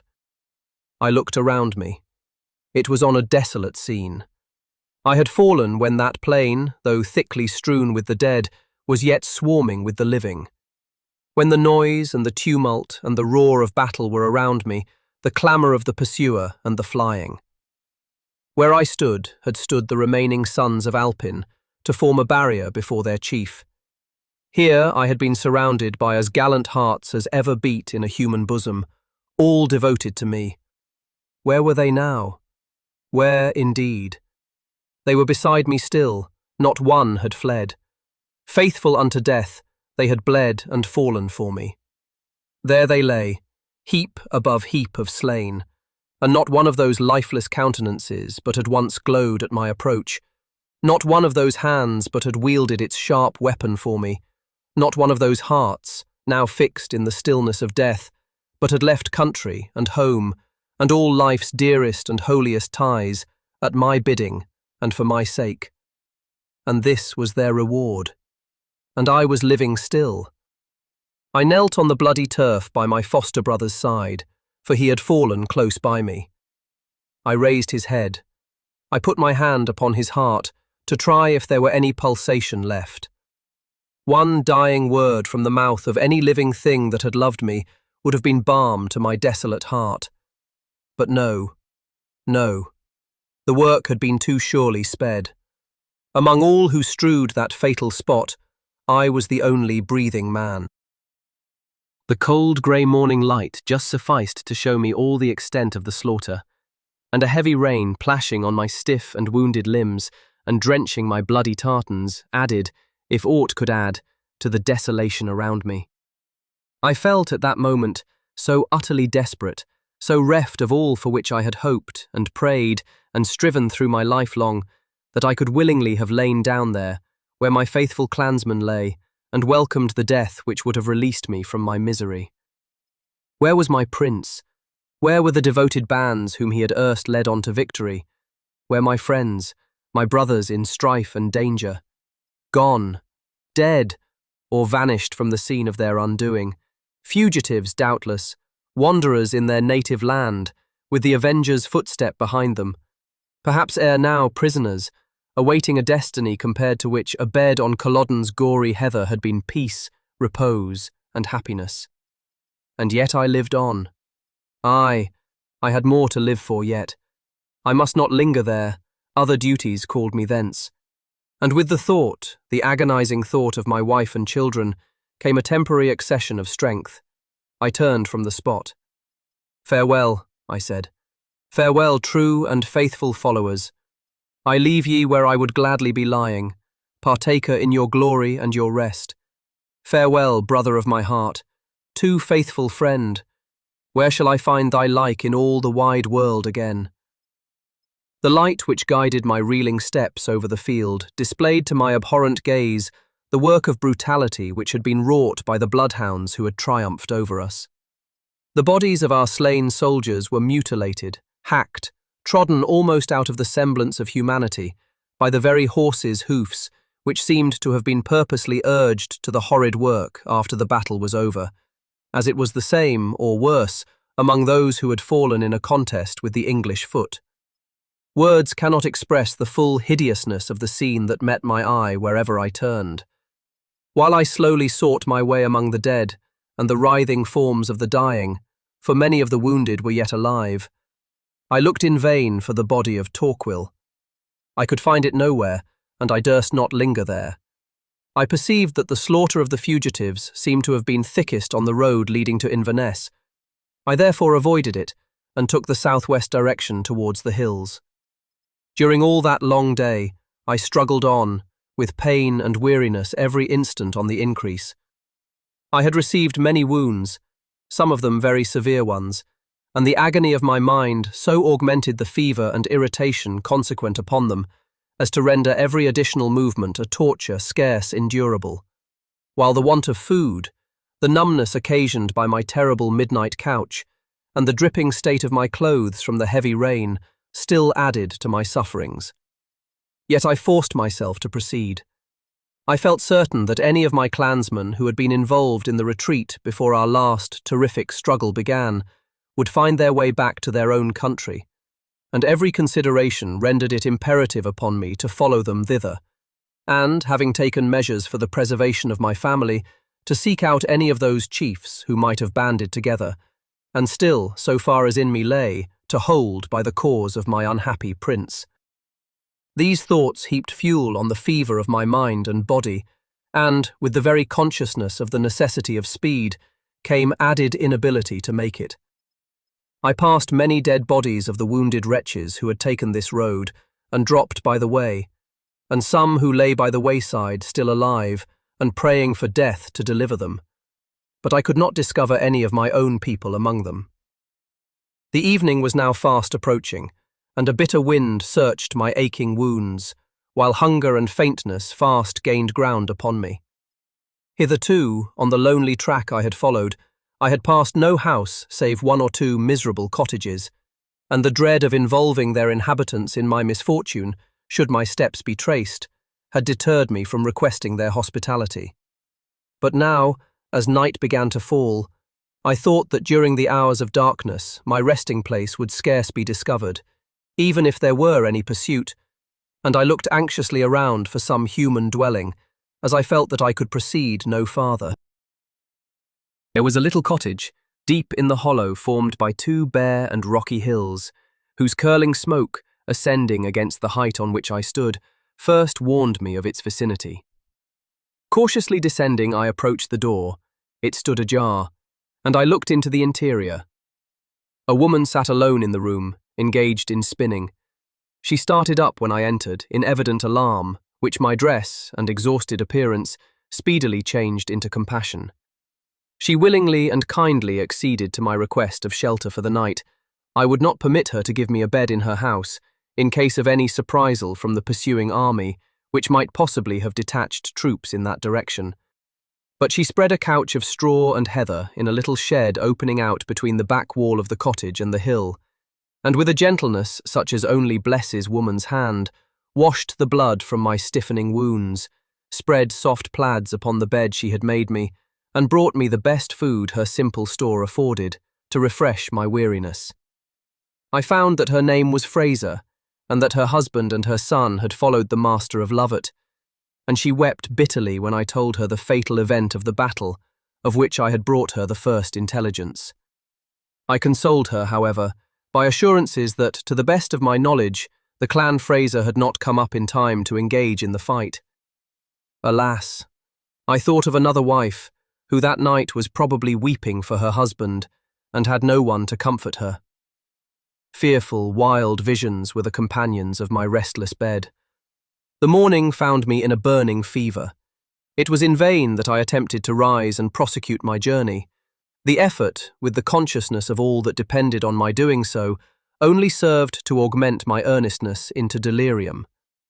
I have no farther recollection of what occurred to me, and it was only from my after-knowledge of all that had happened in the interval that I discovered how many days my insensibility must have lasted. I awoke from what seemed to me a long and troubled sleep, at first but with confused recollections of previous events. At last, the figure of my kind hostess recalled them more fully to my memory, although at first my mind was too much weakened to dwell with distinctness on what had taken place. There was an elderly man who once or twice appeared to me, but my weakness did not permit me to hold much communication with either him or the woman, whose husband I concluded him to be. My mind was chiefly occupied in striving to retrace images of conflict and terror and pain, which were as often escaping it, or torturing me by flitting around in confused fancies, to which I could assign no abiding form. 2 days passed thus.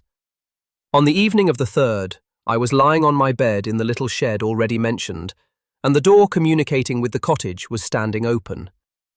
On a sudden, I heard the outer door flung wide, and someone entered very hastily. There was a considerable bustle, and various exclamations induced me to suppose that it was the son who had returned, and that he had not been at home since the battle. They carried on a whispering conversation for some time, which was interrupted by a burst of grief from the woman. "Ochen, Ochen!" she exclaimed in broken accents. "And what is to come of us? What is to come of us?" "God only knows," replied a young man's voice. "We must take to the hills, mother, and hide, for the Sadir and Derg are upon us. They have spread over the face of the land like the wasting fire that leaves ruin and blackness behind it. They are burning the sheilings and driving off the cattle and murdering every man that attempts to flee from them. This day I have met hundreds that have no home to go to and no bread to eat, wandering after the villains that have robbed them of all they had. Our turn is coming. I marvel that we have escaped so long." "Can the chief not help us?" exclaimed the woman in an accent of despair. "Will he sit by and see his country wasted?"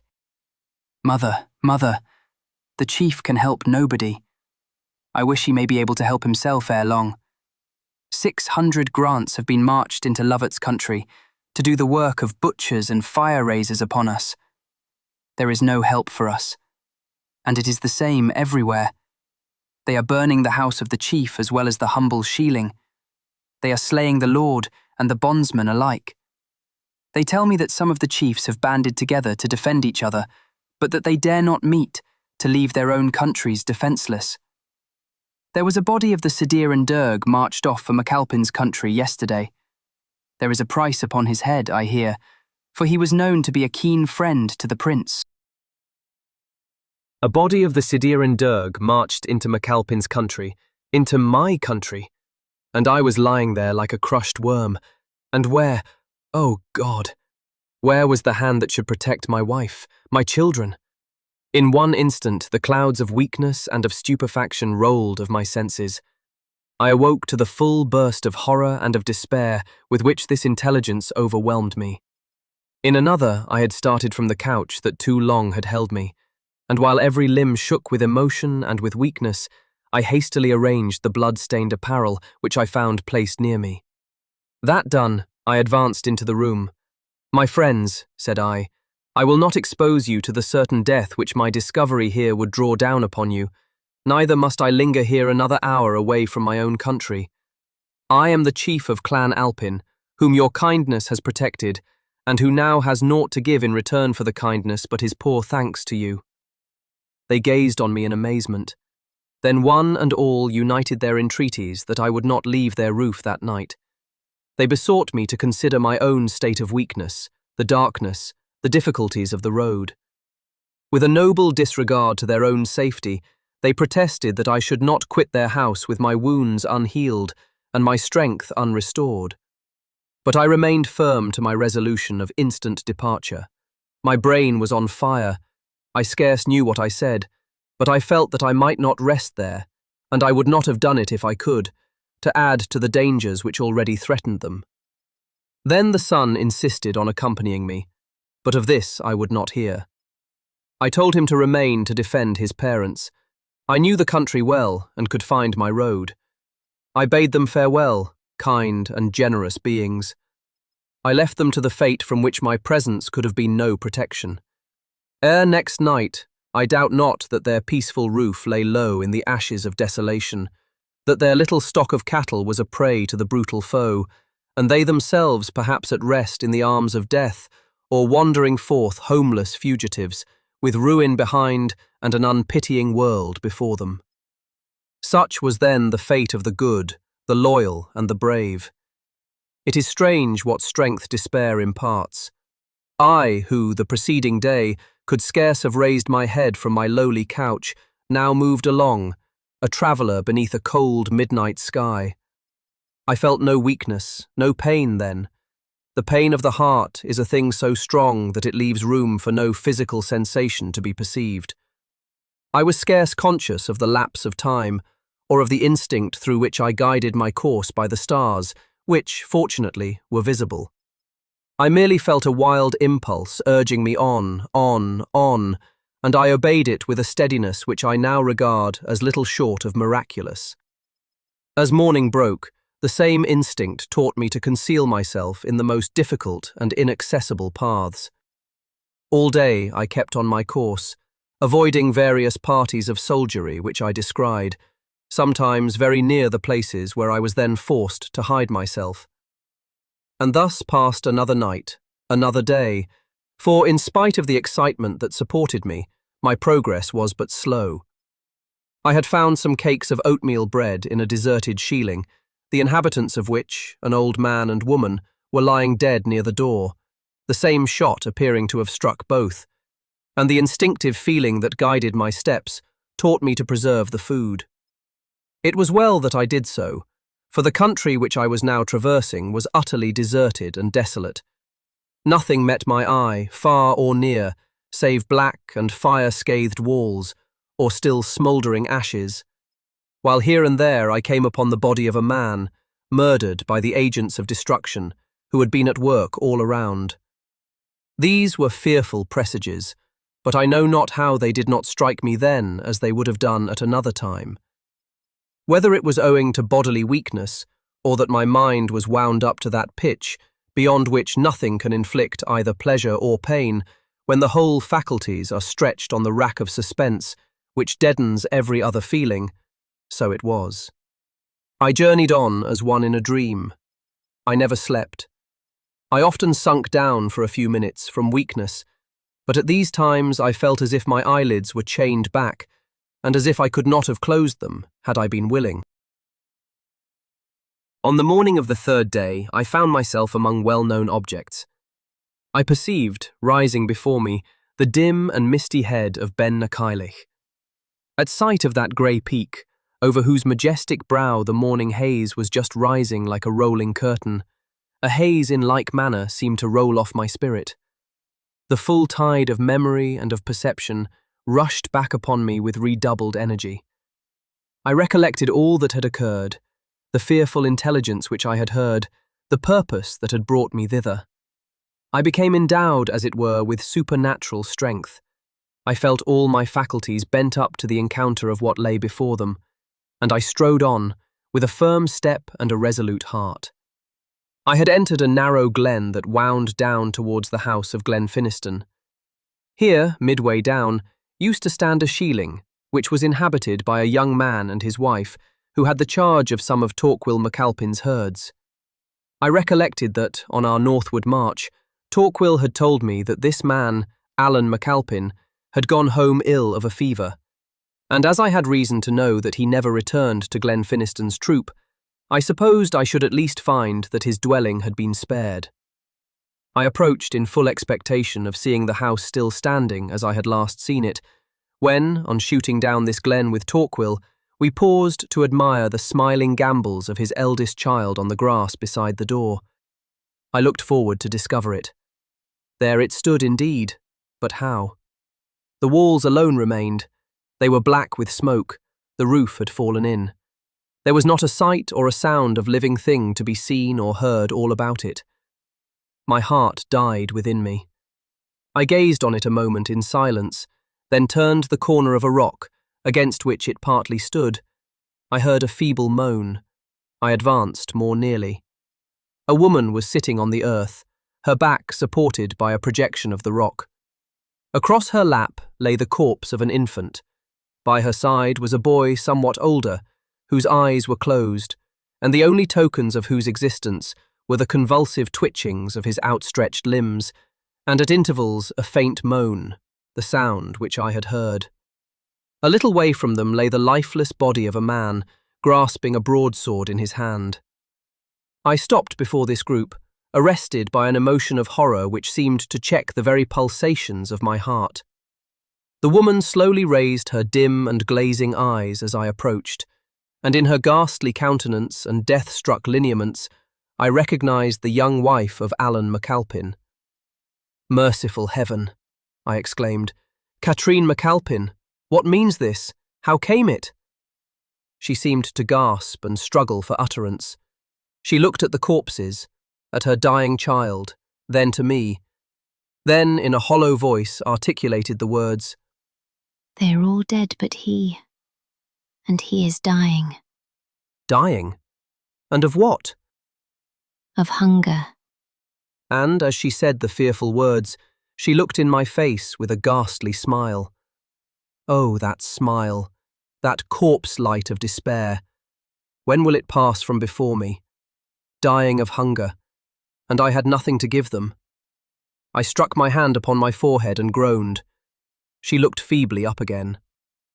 "The worst is past," she said. "He does not feel hunger now.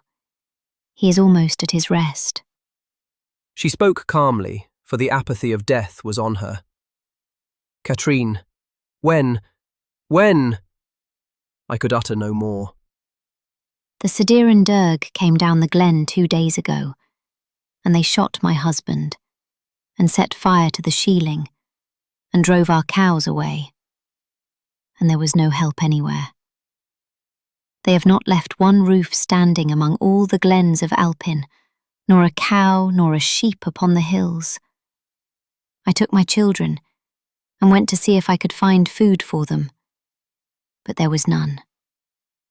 Nothing but wailing widows and starving orphans. So I brought them back again, that we might die beside my fair-haired Alan." God, God, I exclaimed in my agony, is there no mercy left in heaven? Katrine, I adjure you, tell me, went they down to Ardnachoran? She raised her head, while the fast-gathering mist of death left her eye for a moment. "Vic Alpin. They told us that you were slain in the battle. There was one came down the glen, pale with his wounds, that said he had seen you fall. It was Glen Finiston, and he said he came to defend your country. But Ochon, mortal man could not defend it. Think you the destroyer would harry the lowly nest, and leave the urn's proud eyrie scatheless?" Her voice died away in the thick, gurgling rattle of dissolution.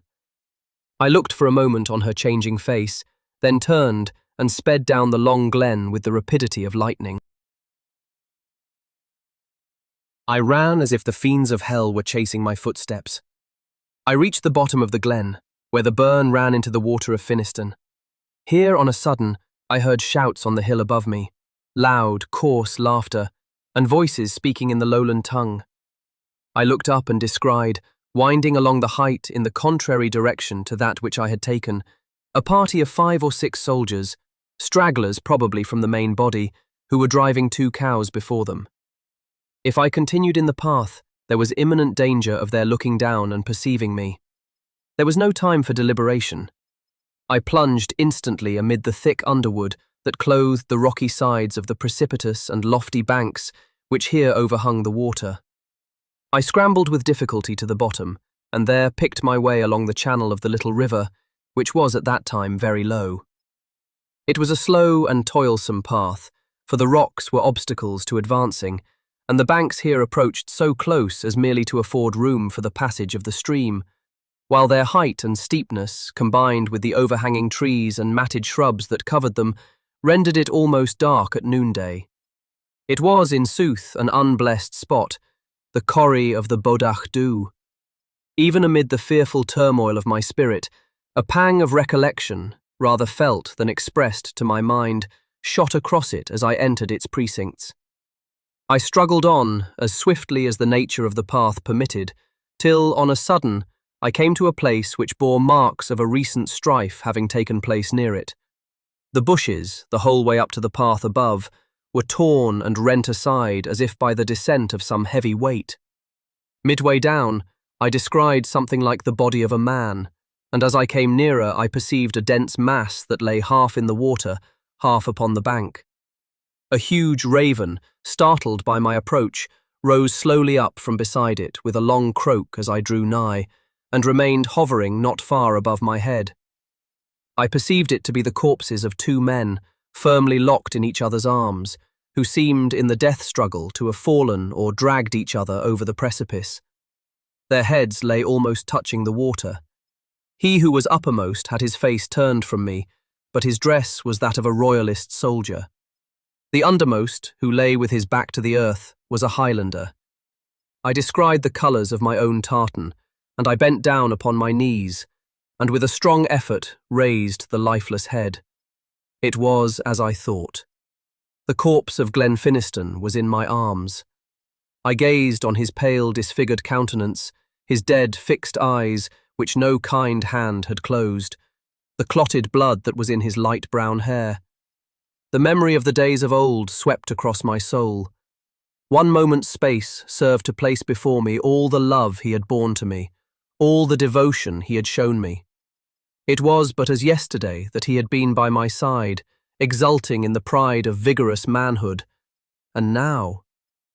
His prayer had indeed been answered, but how? He had not fallen on the field of glory. Here, in a nameless glen, his unburied bones must bleach in the rain and wind of heaven. He had died for my sake, and I it was who had laid that doom upon him. Was he not my bosom friend? I raised his head from the water. I laid him on the sod, when my eye was caught by a paper sticking in the bosom of the dead soldier's vest, whose body I had turned over in the effort to disengage it from the stiffened grasp of Torquil.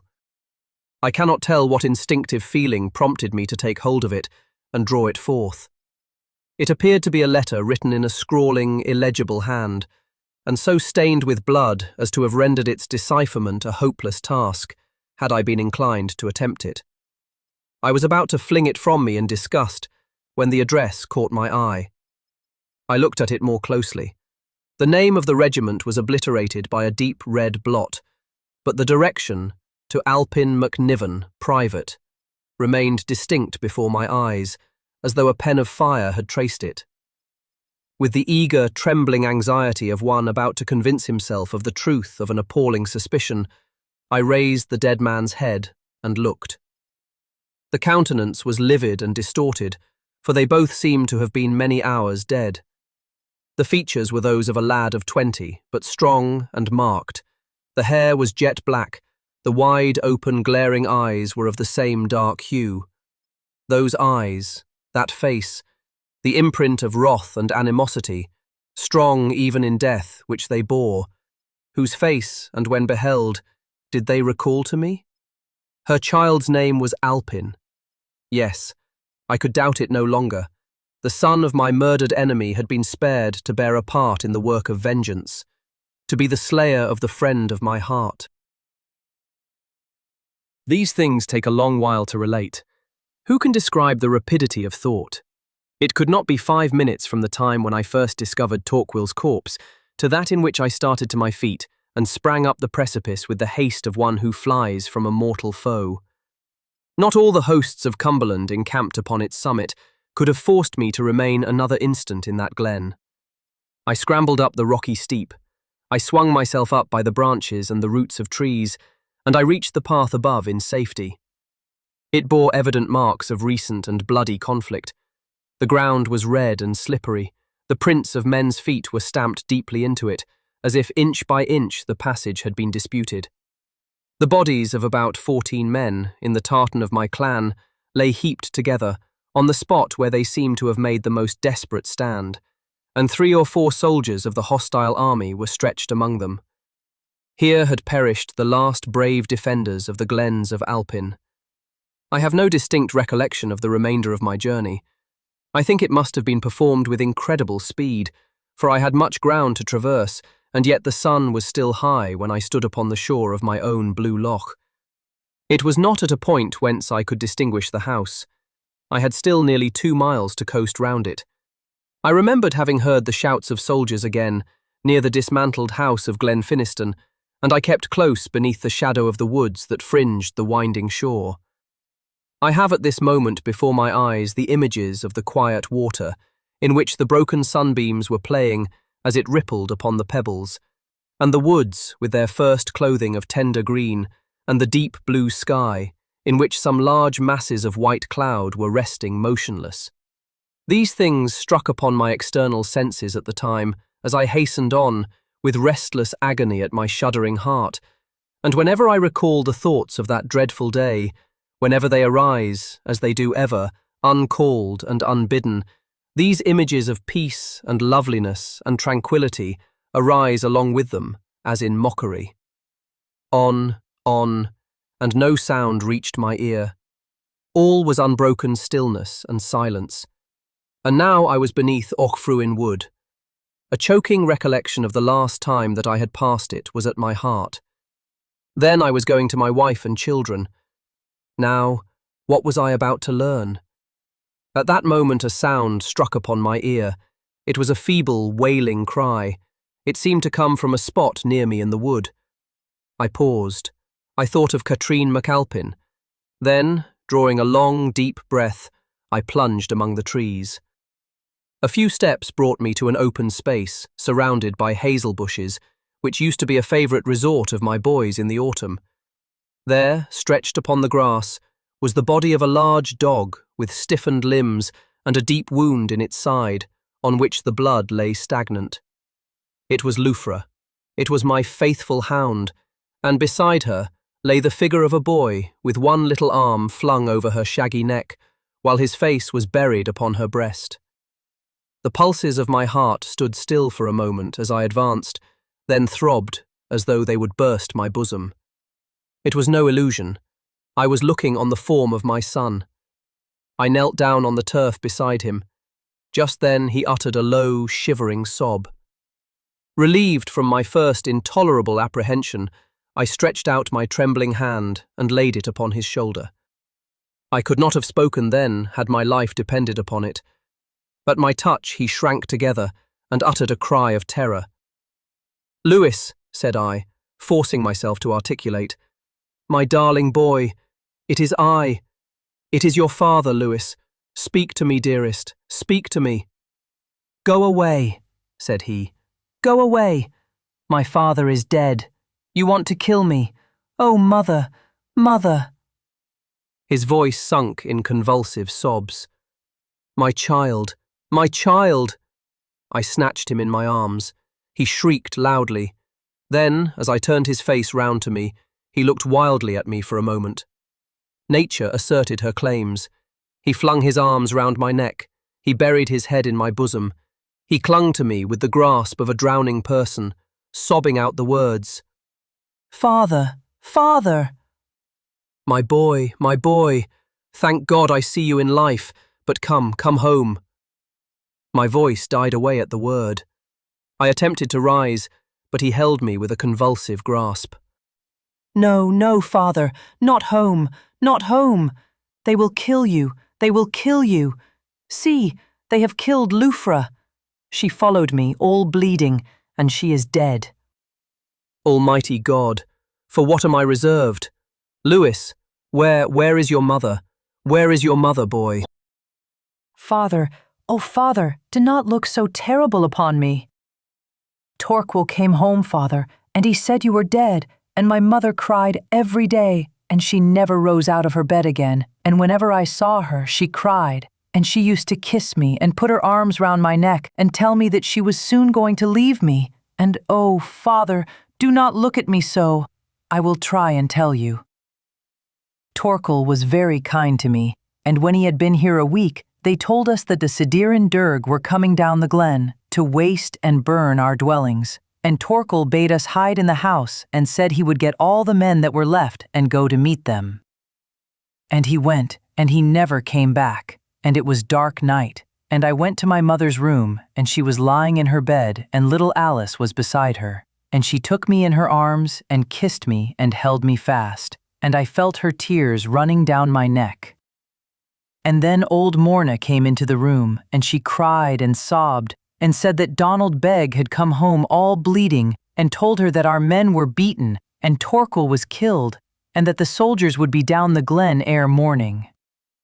And when my mother heard it, I remember she clasped me close, close to her, and I heard her whisper, my children, and— Well, boy, go on, tell it me all. And she never spoke again, father. She held me fast to her heart, but she did not speak, and I stood beside her quite still. I thought she was asleep, and I told Morna so, and she ran crying out of the room to bid them all hide themselves, and I laid down my head on the pillow beside my mother and cried, and then I suppose I fell asleep too. And oh, father, I was wakened by terrible loud shouts, and a light that was not like daylight all around the room, and I started up, and I tried to wake my mother, but she would not wake, and her cheek and her breast were as cold as ice. And little Alice was crying, and I began to cry too, but nobody came. I heard terrible, terrible screams, and it grew hot, and there was a thick smoke that was choking me, and I ran to the door to call for somebody, and oh, father, the floor of the passage was burning, the fire blazed up in my face. I tried to run on.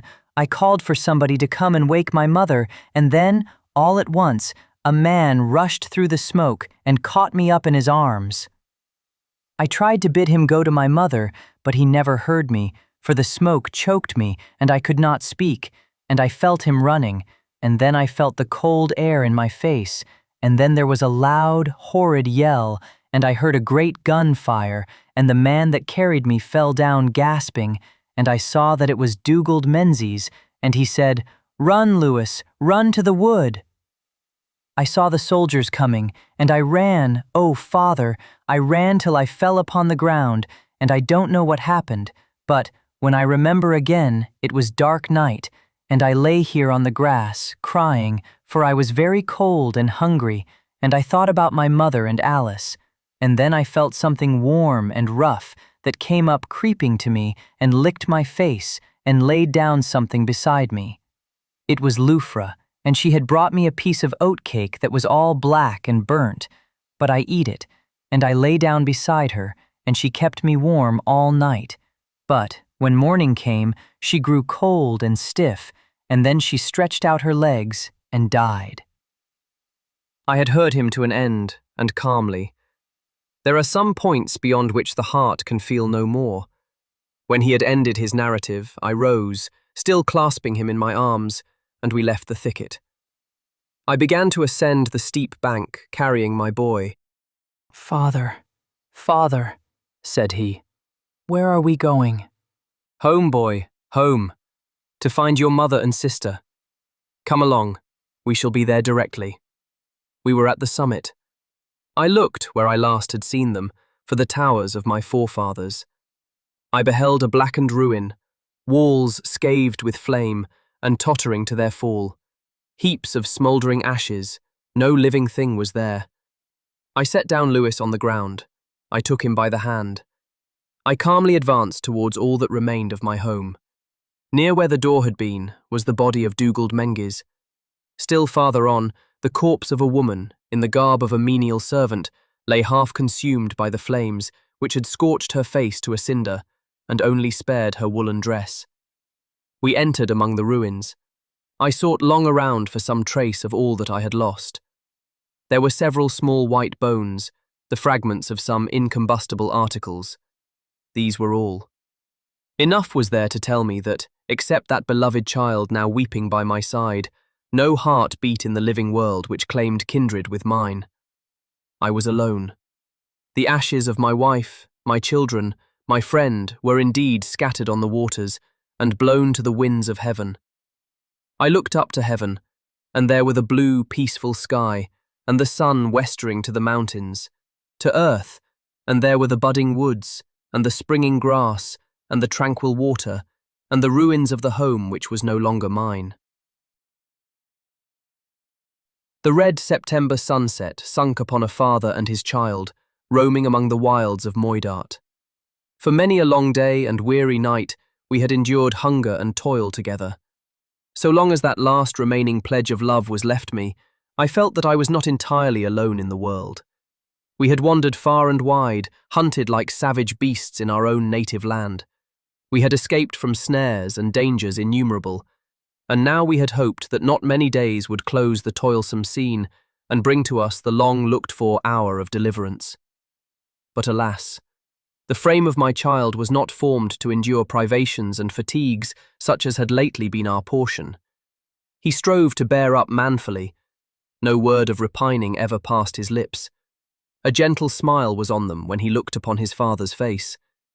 He never owned the weariness that day by day lay more heavily upon him, but now, on this evening, he could hide it no longer.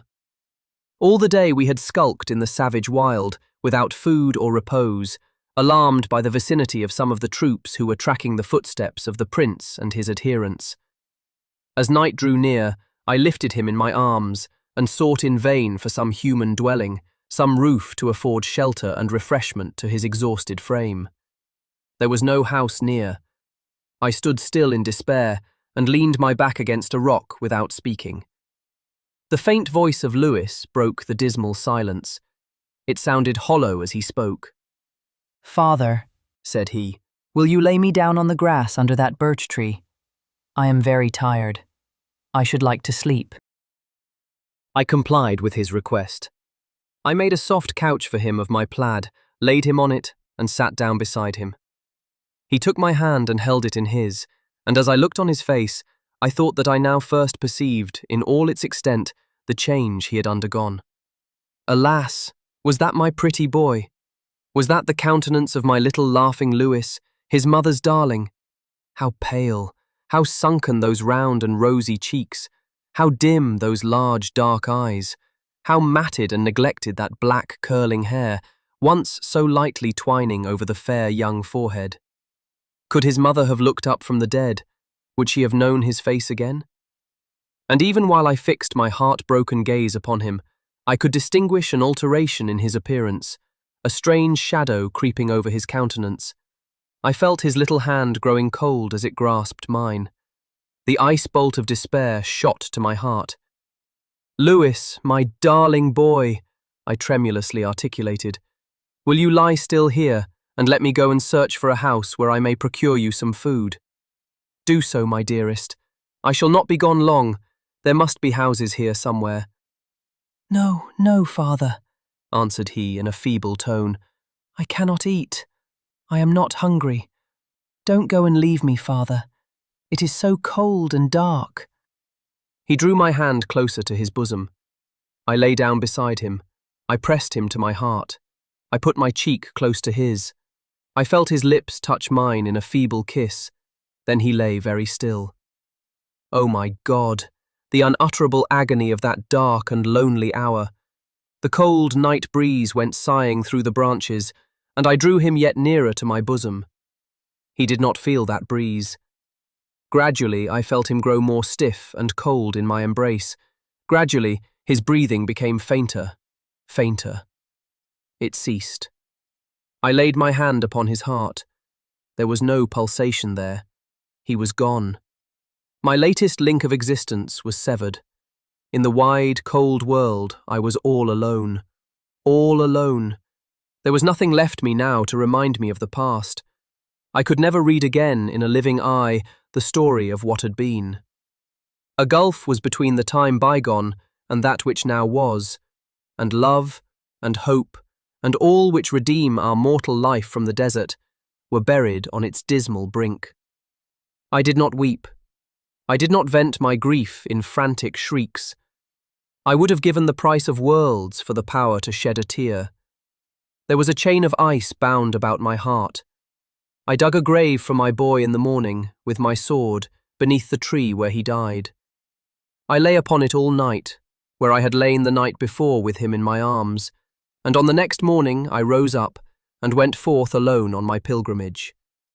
It was mere animal instinct which dictated the preservation of a life now utterly worthless to its possessor.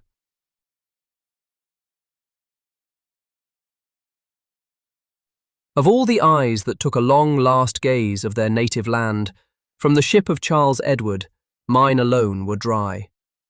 I left naught behind to weep for. The world did not contain that object which could draw forth my tears again.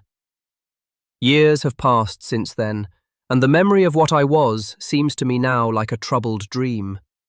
I look around the narrow walls of my convent cell and recall with bewildered amazement the days when my free foot trod the mountain heather and my eye glanced into the wide immensity of nature's boundless expanse. I cast a wandering look on the worn and nerveless limbs which, shrouded in these dark monastic garments, scarce serve to support my feeble steps round the brief circuit of the silent chapel. Was it indeed they that bore me, in the proud garb of a Highland chief, unwearied in the chase and in the battle? Is this the right arm that wielded the broad claymore on Preston and Culloden? This tremulous and broken voice, was it once heard above the mighty roar of the conflict? These are strange thoughts, but there are stranger still that visit me in my loneliness. Thoughts that whisper of a time when this cold and pulseless heart beat warm with hope and love. Of a time when the solitary monk, the forgotten tenant of a cloister, than which the grave can be but little more still and lone, was a being who dwelt surrounded by true and loving hearts, was rich in friends more faithful than tongue can tell, was a husband, a father. And now? And I am still alone. What the heart can bear ere it break. I dwell on the earth, a body without a soul. I am aware of two separate states of existence, the past and the present, all unconnected. Not one object which I now behold speaks to me of the days that are gone, but are they therefore forgotten? The doom pronounced upon my head by the voice of an avenging providence, speaking through mortal organs, has been accomplished, all to its latest imprecation, and that too will soon be fulfilled. I shall soon close my eyes and breathe my last in the land of strangers. No kindred shall weep for me, no coronach bewail me, no seed of mine lay my head in the narrow house. But that doom has no horrors now.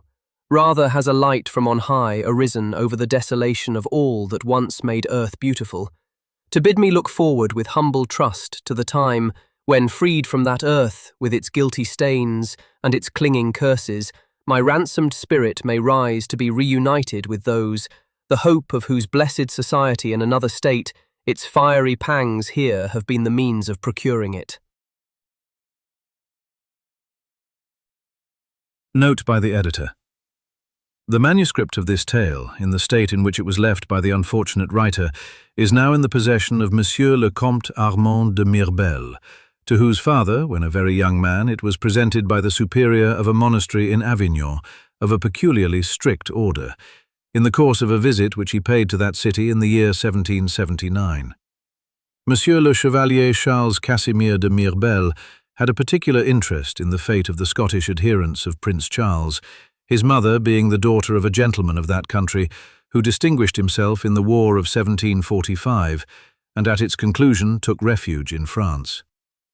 In answer to his inquiries concerning the writer of the manuscript, he was informed by an old monk that he had entered the monastery in 1748, having, it was understood, enrolled himself in one of the Scotch regiments embodied by Louis XV after the rebellion, and having continued a member of it until the withdrawal of that monarch's protection from Prince Charles rendered nugatory all his hopes of future success. At the time he took the vows to novitiate, this monk described him as a tall and finely formed man, with a countenance bearing traces of eminent manly beauty, and a bearing in a high degree dignified and noble, but so completely broken down by affliction as to present, in the prime of life, the appearance of premature old age. He took the conventual name of Father Anselm, and distinguished himself by the extraordinary austerity of his deportment and the fervour of his piety. He was never seen to smile, and very seldom spoke to any of the brethren, to whom, notwithstanding, his mildness and benevolence greatly endeared him. He did not dwell long among them, dying, after some months' lingering decline, in 1756. His written narrative left in the superior's hands then first revealed the story of his former life. The editor of that story, which, through the kindness of Monsieur de Mirbel, is now presented to the world as nearly as possible in the exact words of the original manuscript, has scrupulously avoided taking any liberties with the text, saving only the unavoidable one of alteration in proper names and in the names of places. The narrative, in many places imperfect, has been left precisely in the state wherein it was found. The division of it into chapters has been the only innovation practiced. Such as it is, it may perhaps find favour in the eyes, at least, of the few who still love to turn a backward gaze from out that atmosphere of utilitarian prudence and cold, unromantic worldliness which surrounds the age in which we live, upon a day of warmer and more heroic feeling, of generous self-devotion, and of exalted, though it may be, mistaken loyalty. The last remains of Scotland's ancient chivalry, to make use of the eloquent words of their able and enthusiastic historian, footnote, Mr. Robert Chambers, author of the History of the Rebellion of 1745 and of other works, whose popularity is too well established to require any meed of praise from a voice like mine. End footnote. Have indeed perished from out the land.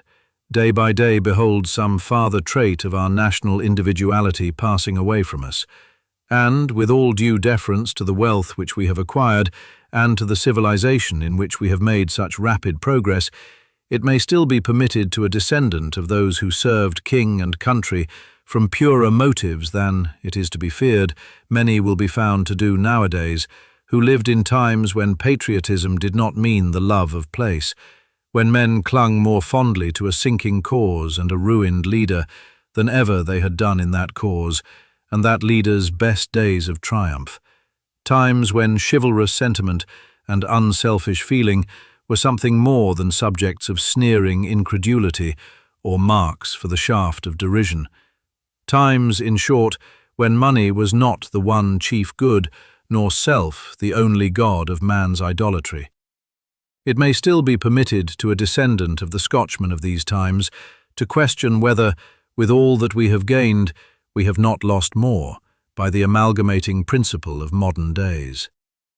Luxury, refinement, and liberality are words that carry an imposing sound along with them, but to one who looks upon the cold-hearted ostentation which has taken place of the kindly, though simpler, hospitality of a former age, on the arbitrary insolence of wealth and fashion which has succeeded to the stately courtesy of our forefathers, and, above all, on the spirit of mercenary calculation which bids us regard these forefathers' devoted love and self-sacrificing loyalty in no other light than the wild visions of enthusiasm, it becomes more than doubtful whether luxury, refinement, and liberality may not be bought too dearly.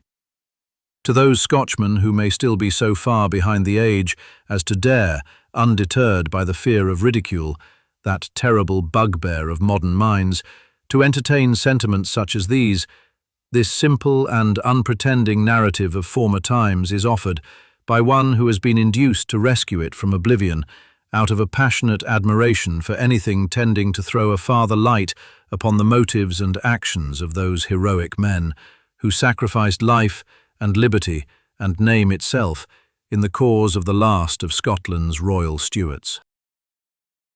Those parts of the tale which are strictly historical require no comment.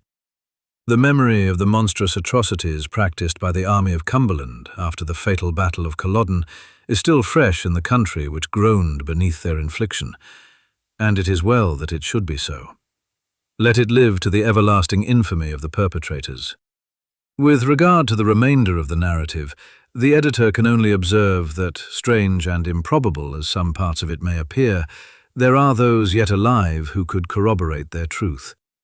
That was an age, and that a people characterized by many extraordinary features, and not to be judged of in the prosaic spirit of this.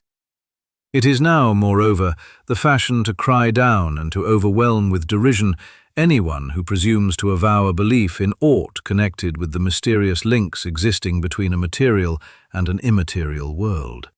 With all, in short, into which the presumptuous eye of human wisdom cannot at once penetrate. Yet, be that as it may, there is a secret feeling at the bottom of every human heart, which, were its voice permitted to be heard, would perhaps bear testimony to the truth of many a tale, now classed under the head of imagination or of fable. Sneer at the fact as we will, we live in a world of mysteries, the strangest and the most inexplicable among which are often those recurring so constantly before our eyes that we have ceased to consider them as mysteries at all. The words of Hamlet are as true in our day as they were in his own. There are more things in heaven and earth, Horatio, than are dreamt of in our philosophy. The end of INISHAIRLACH.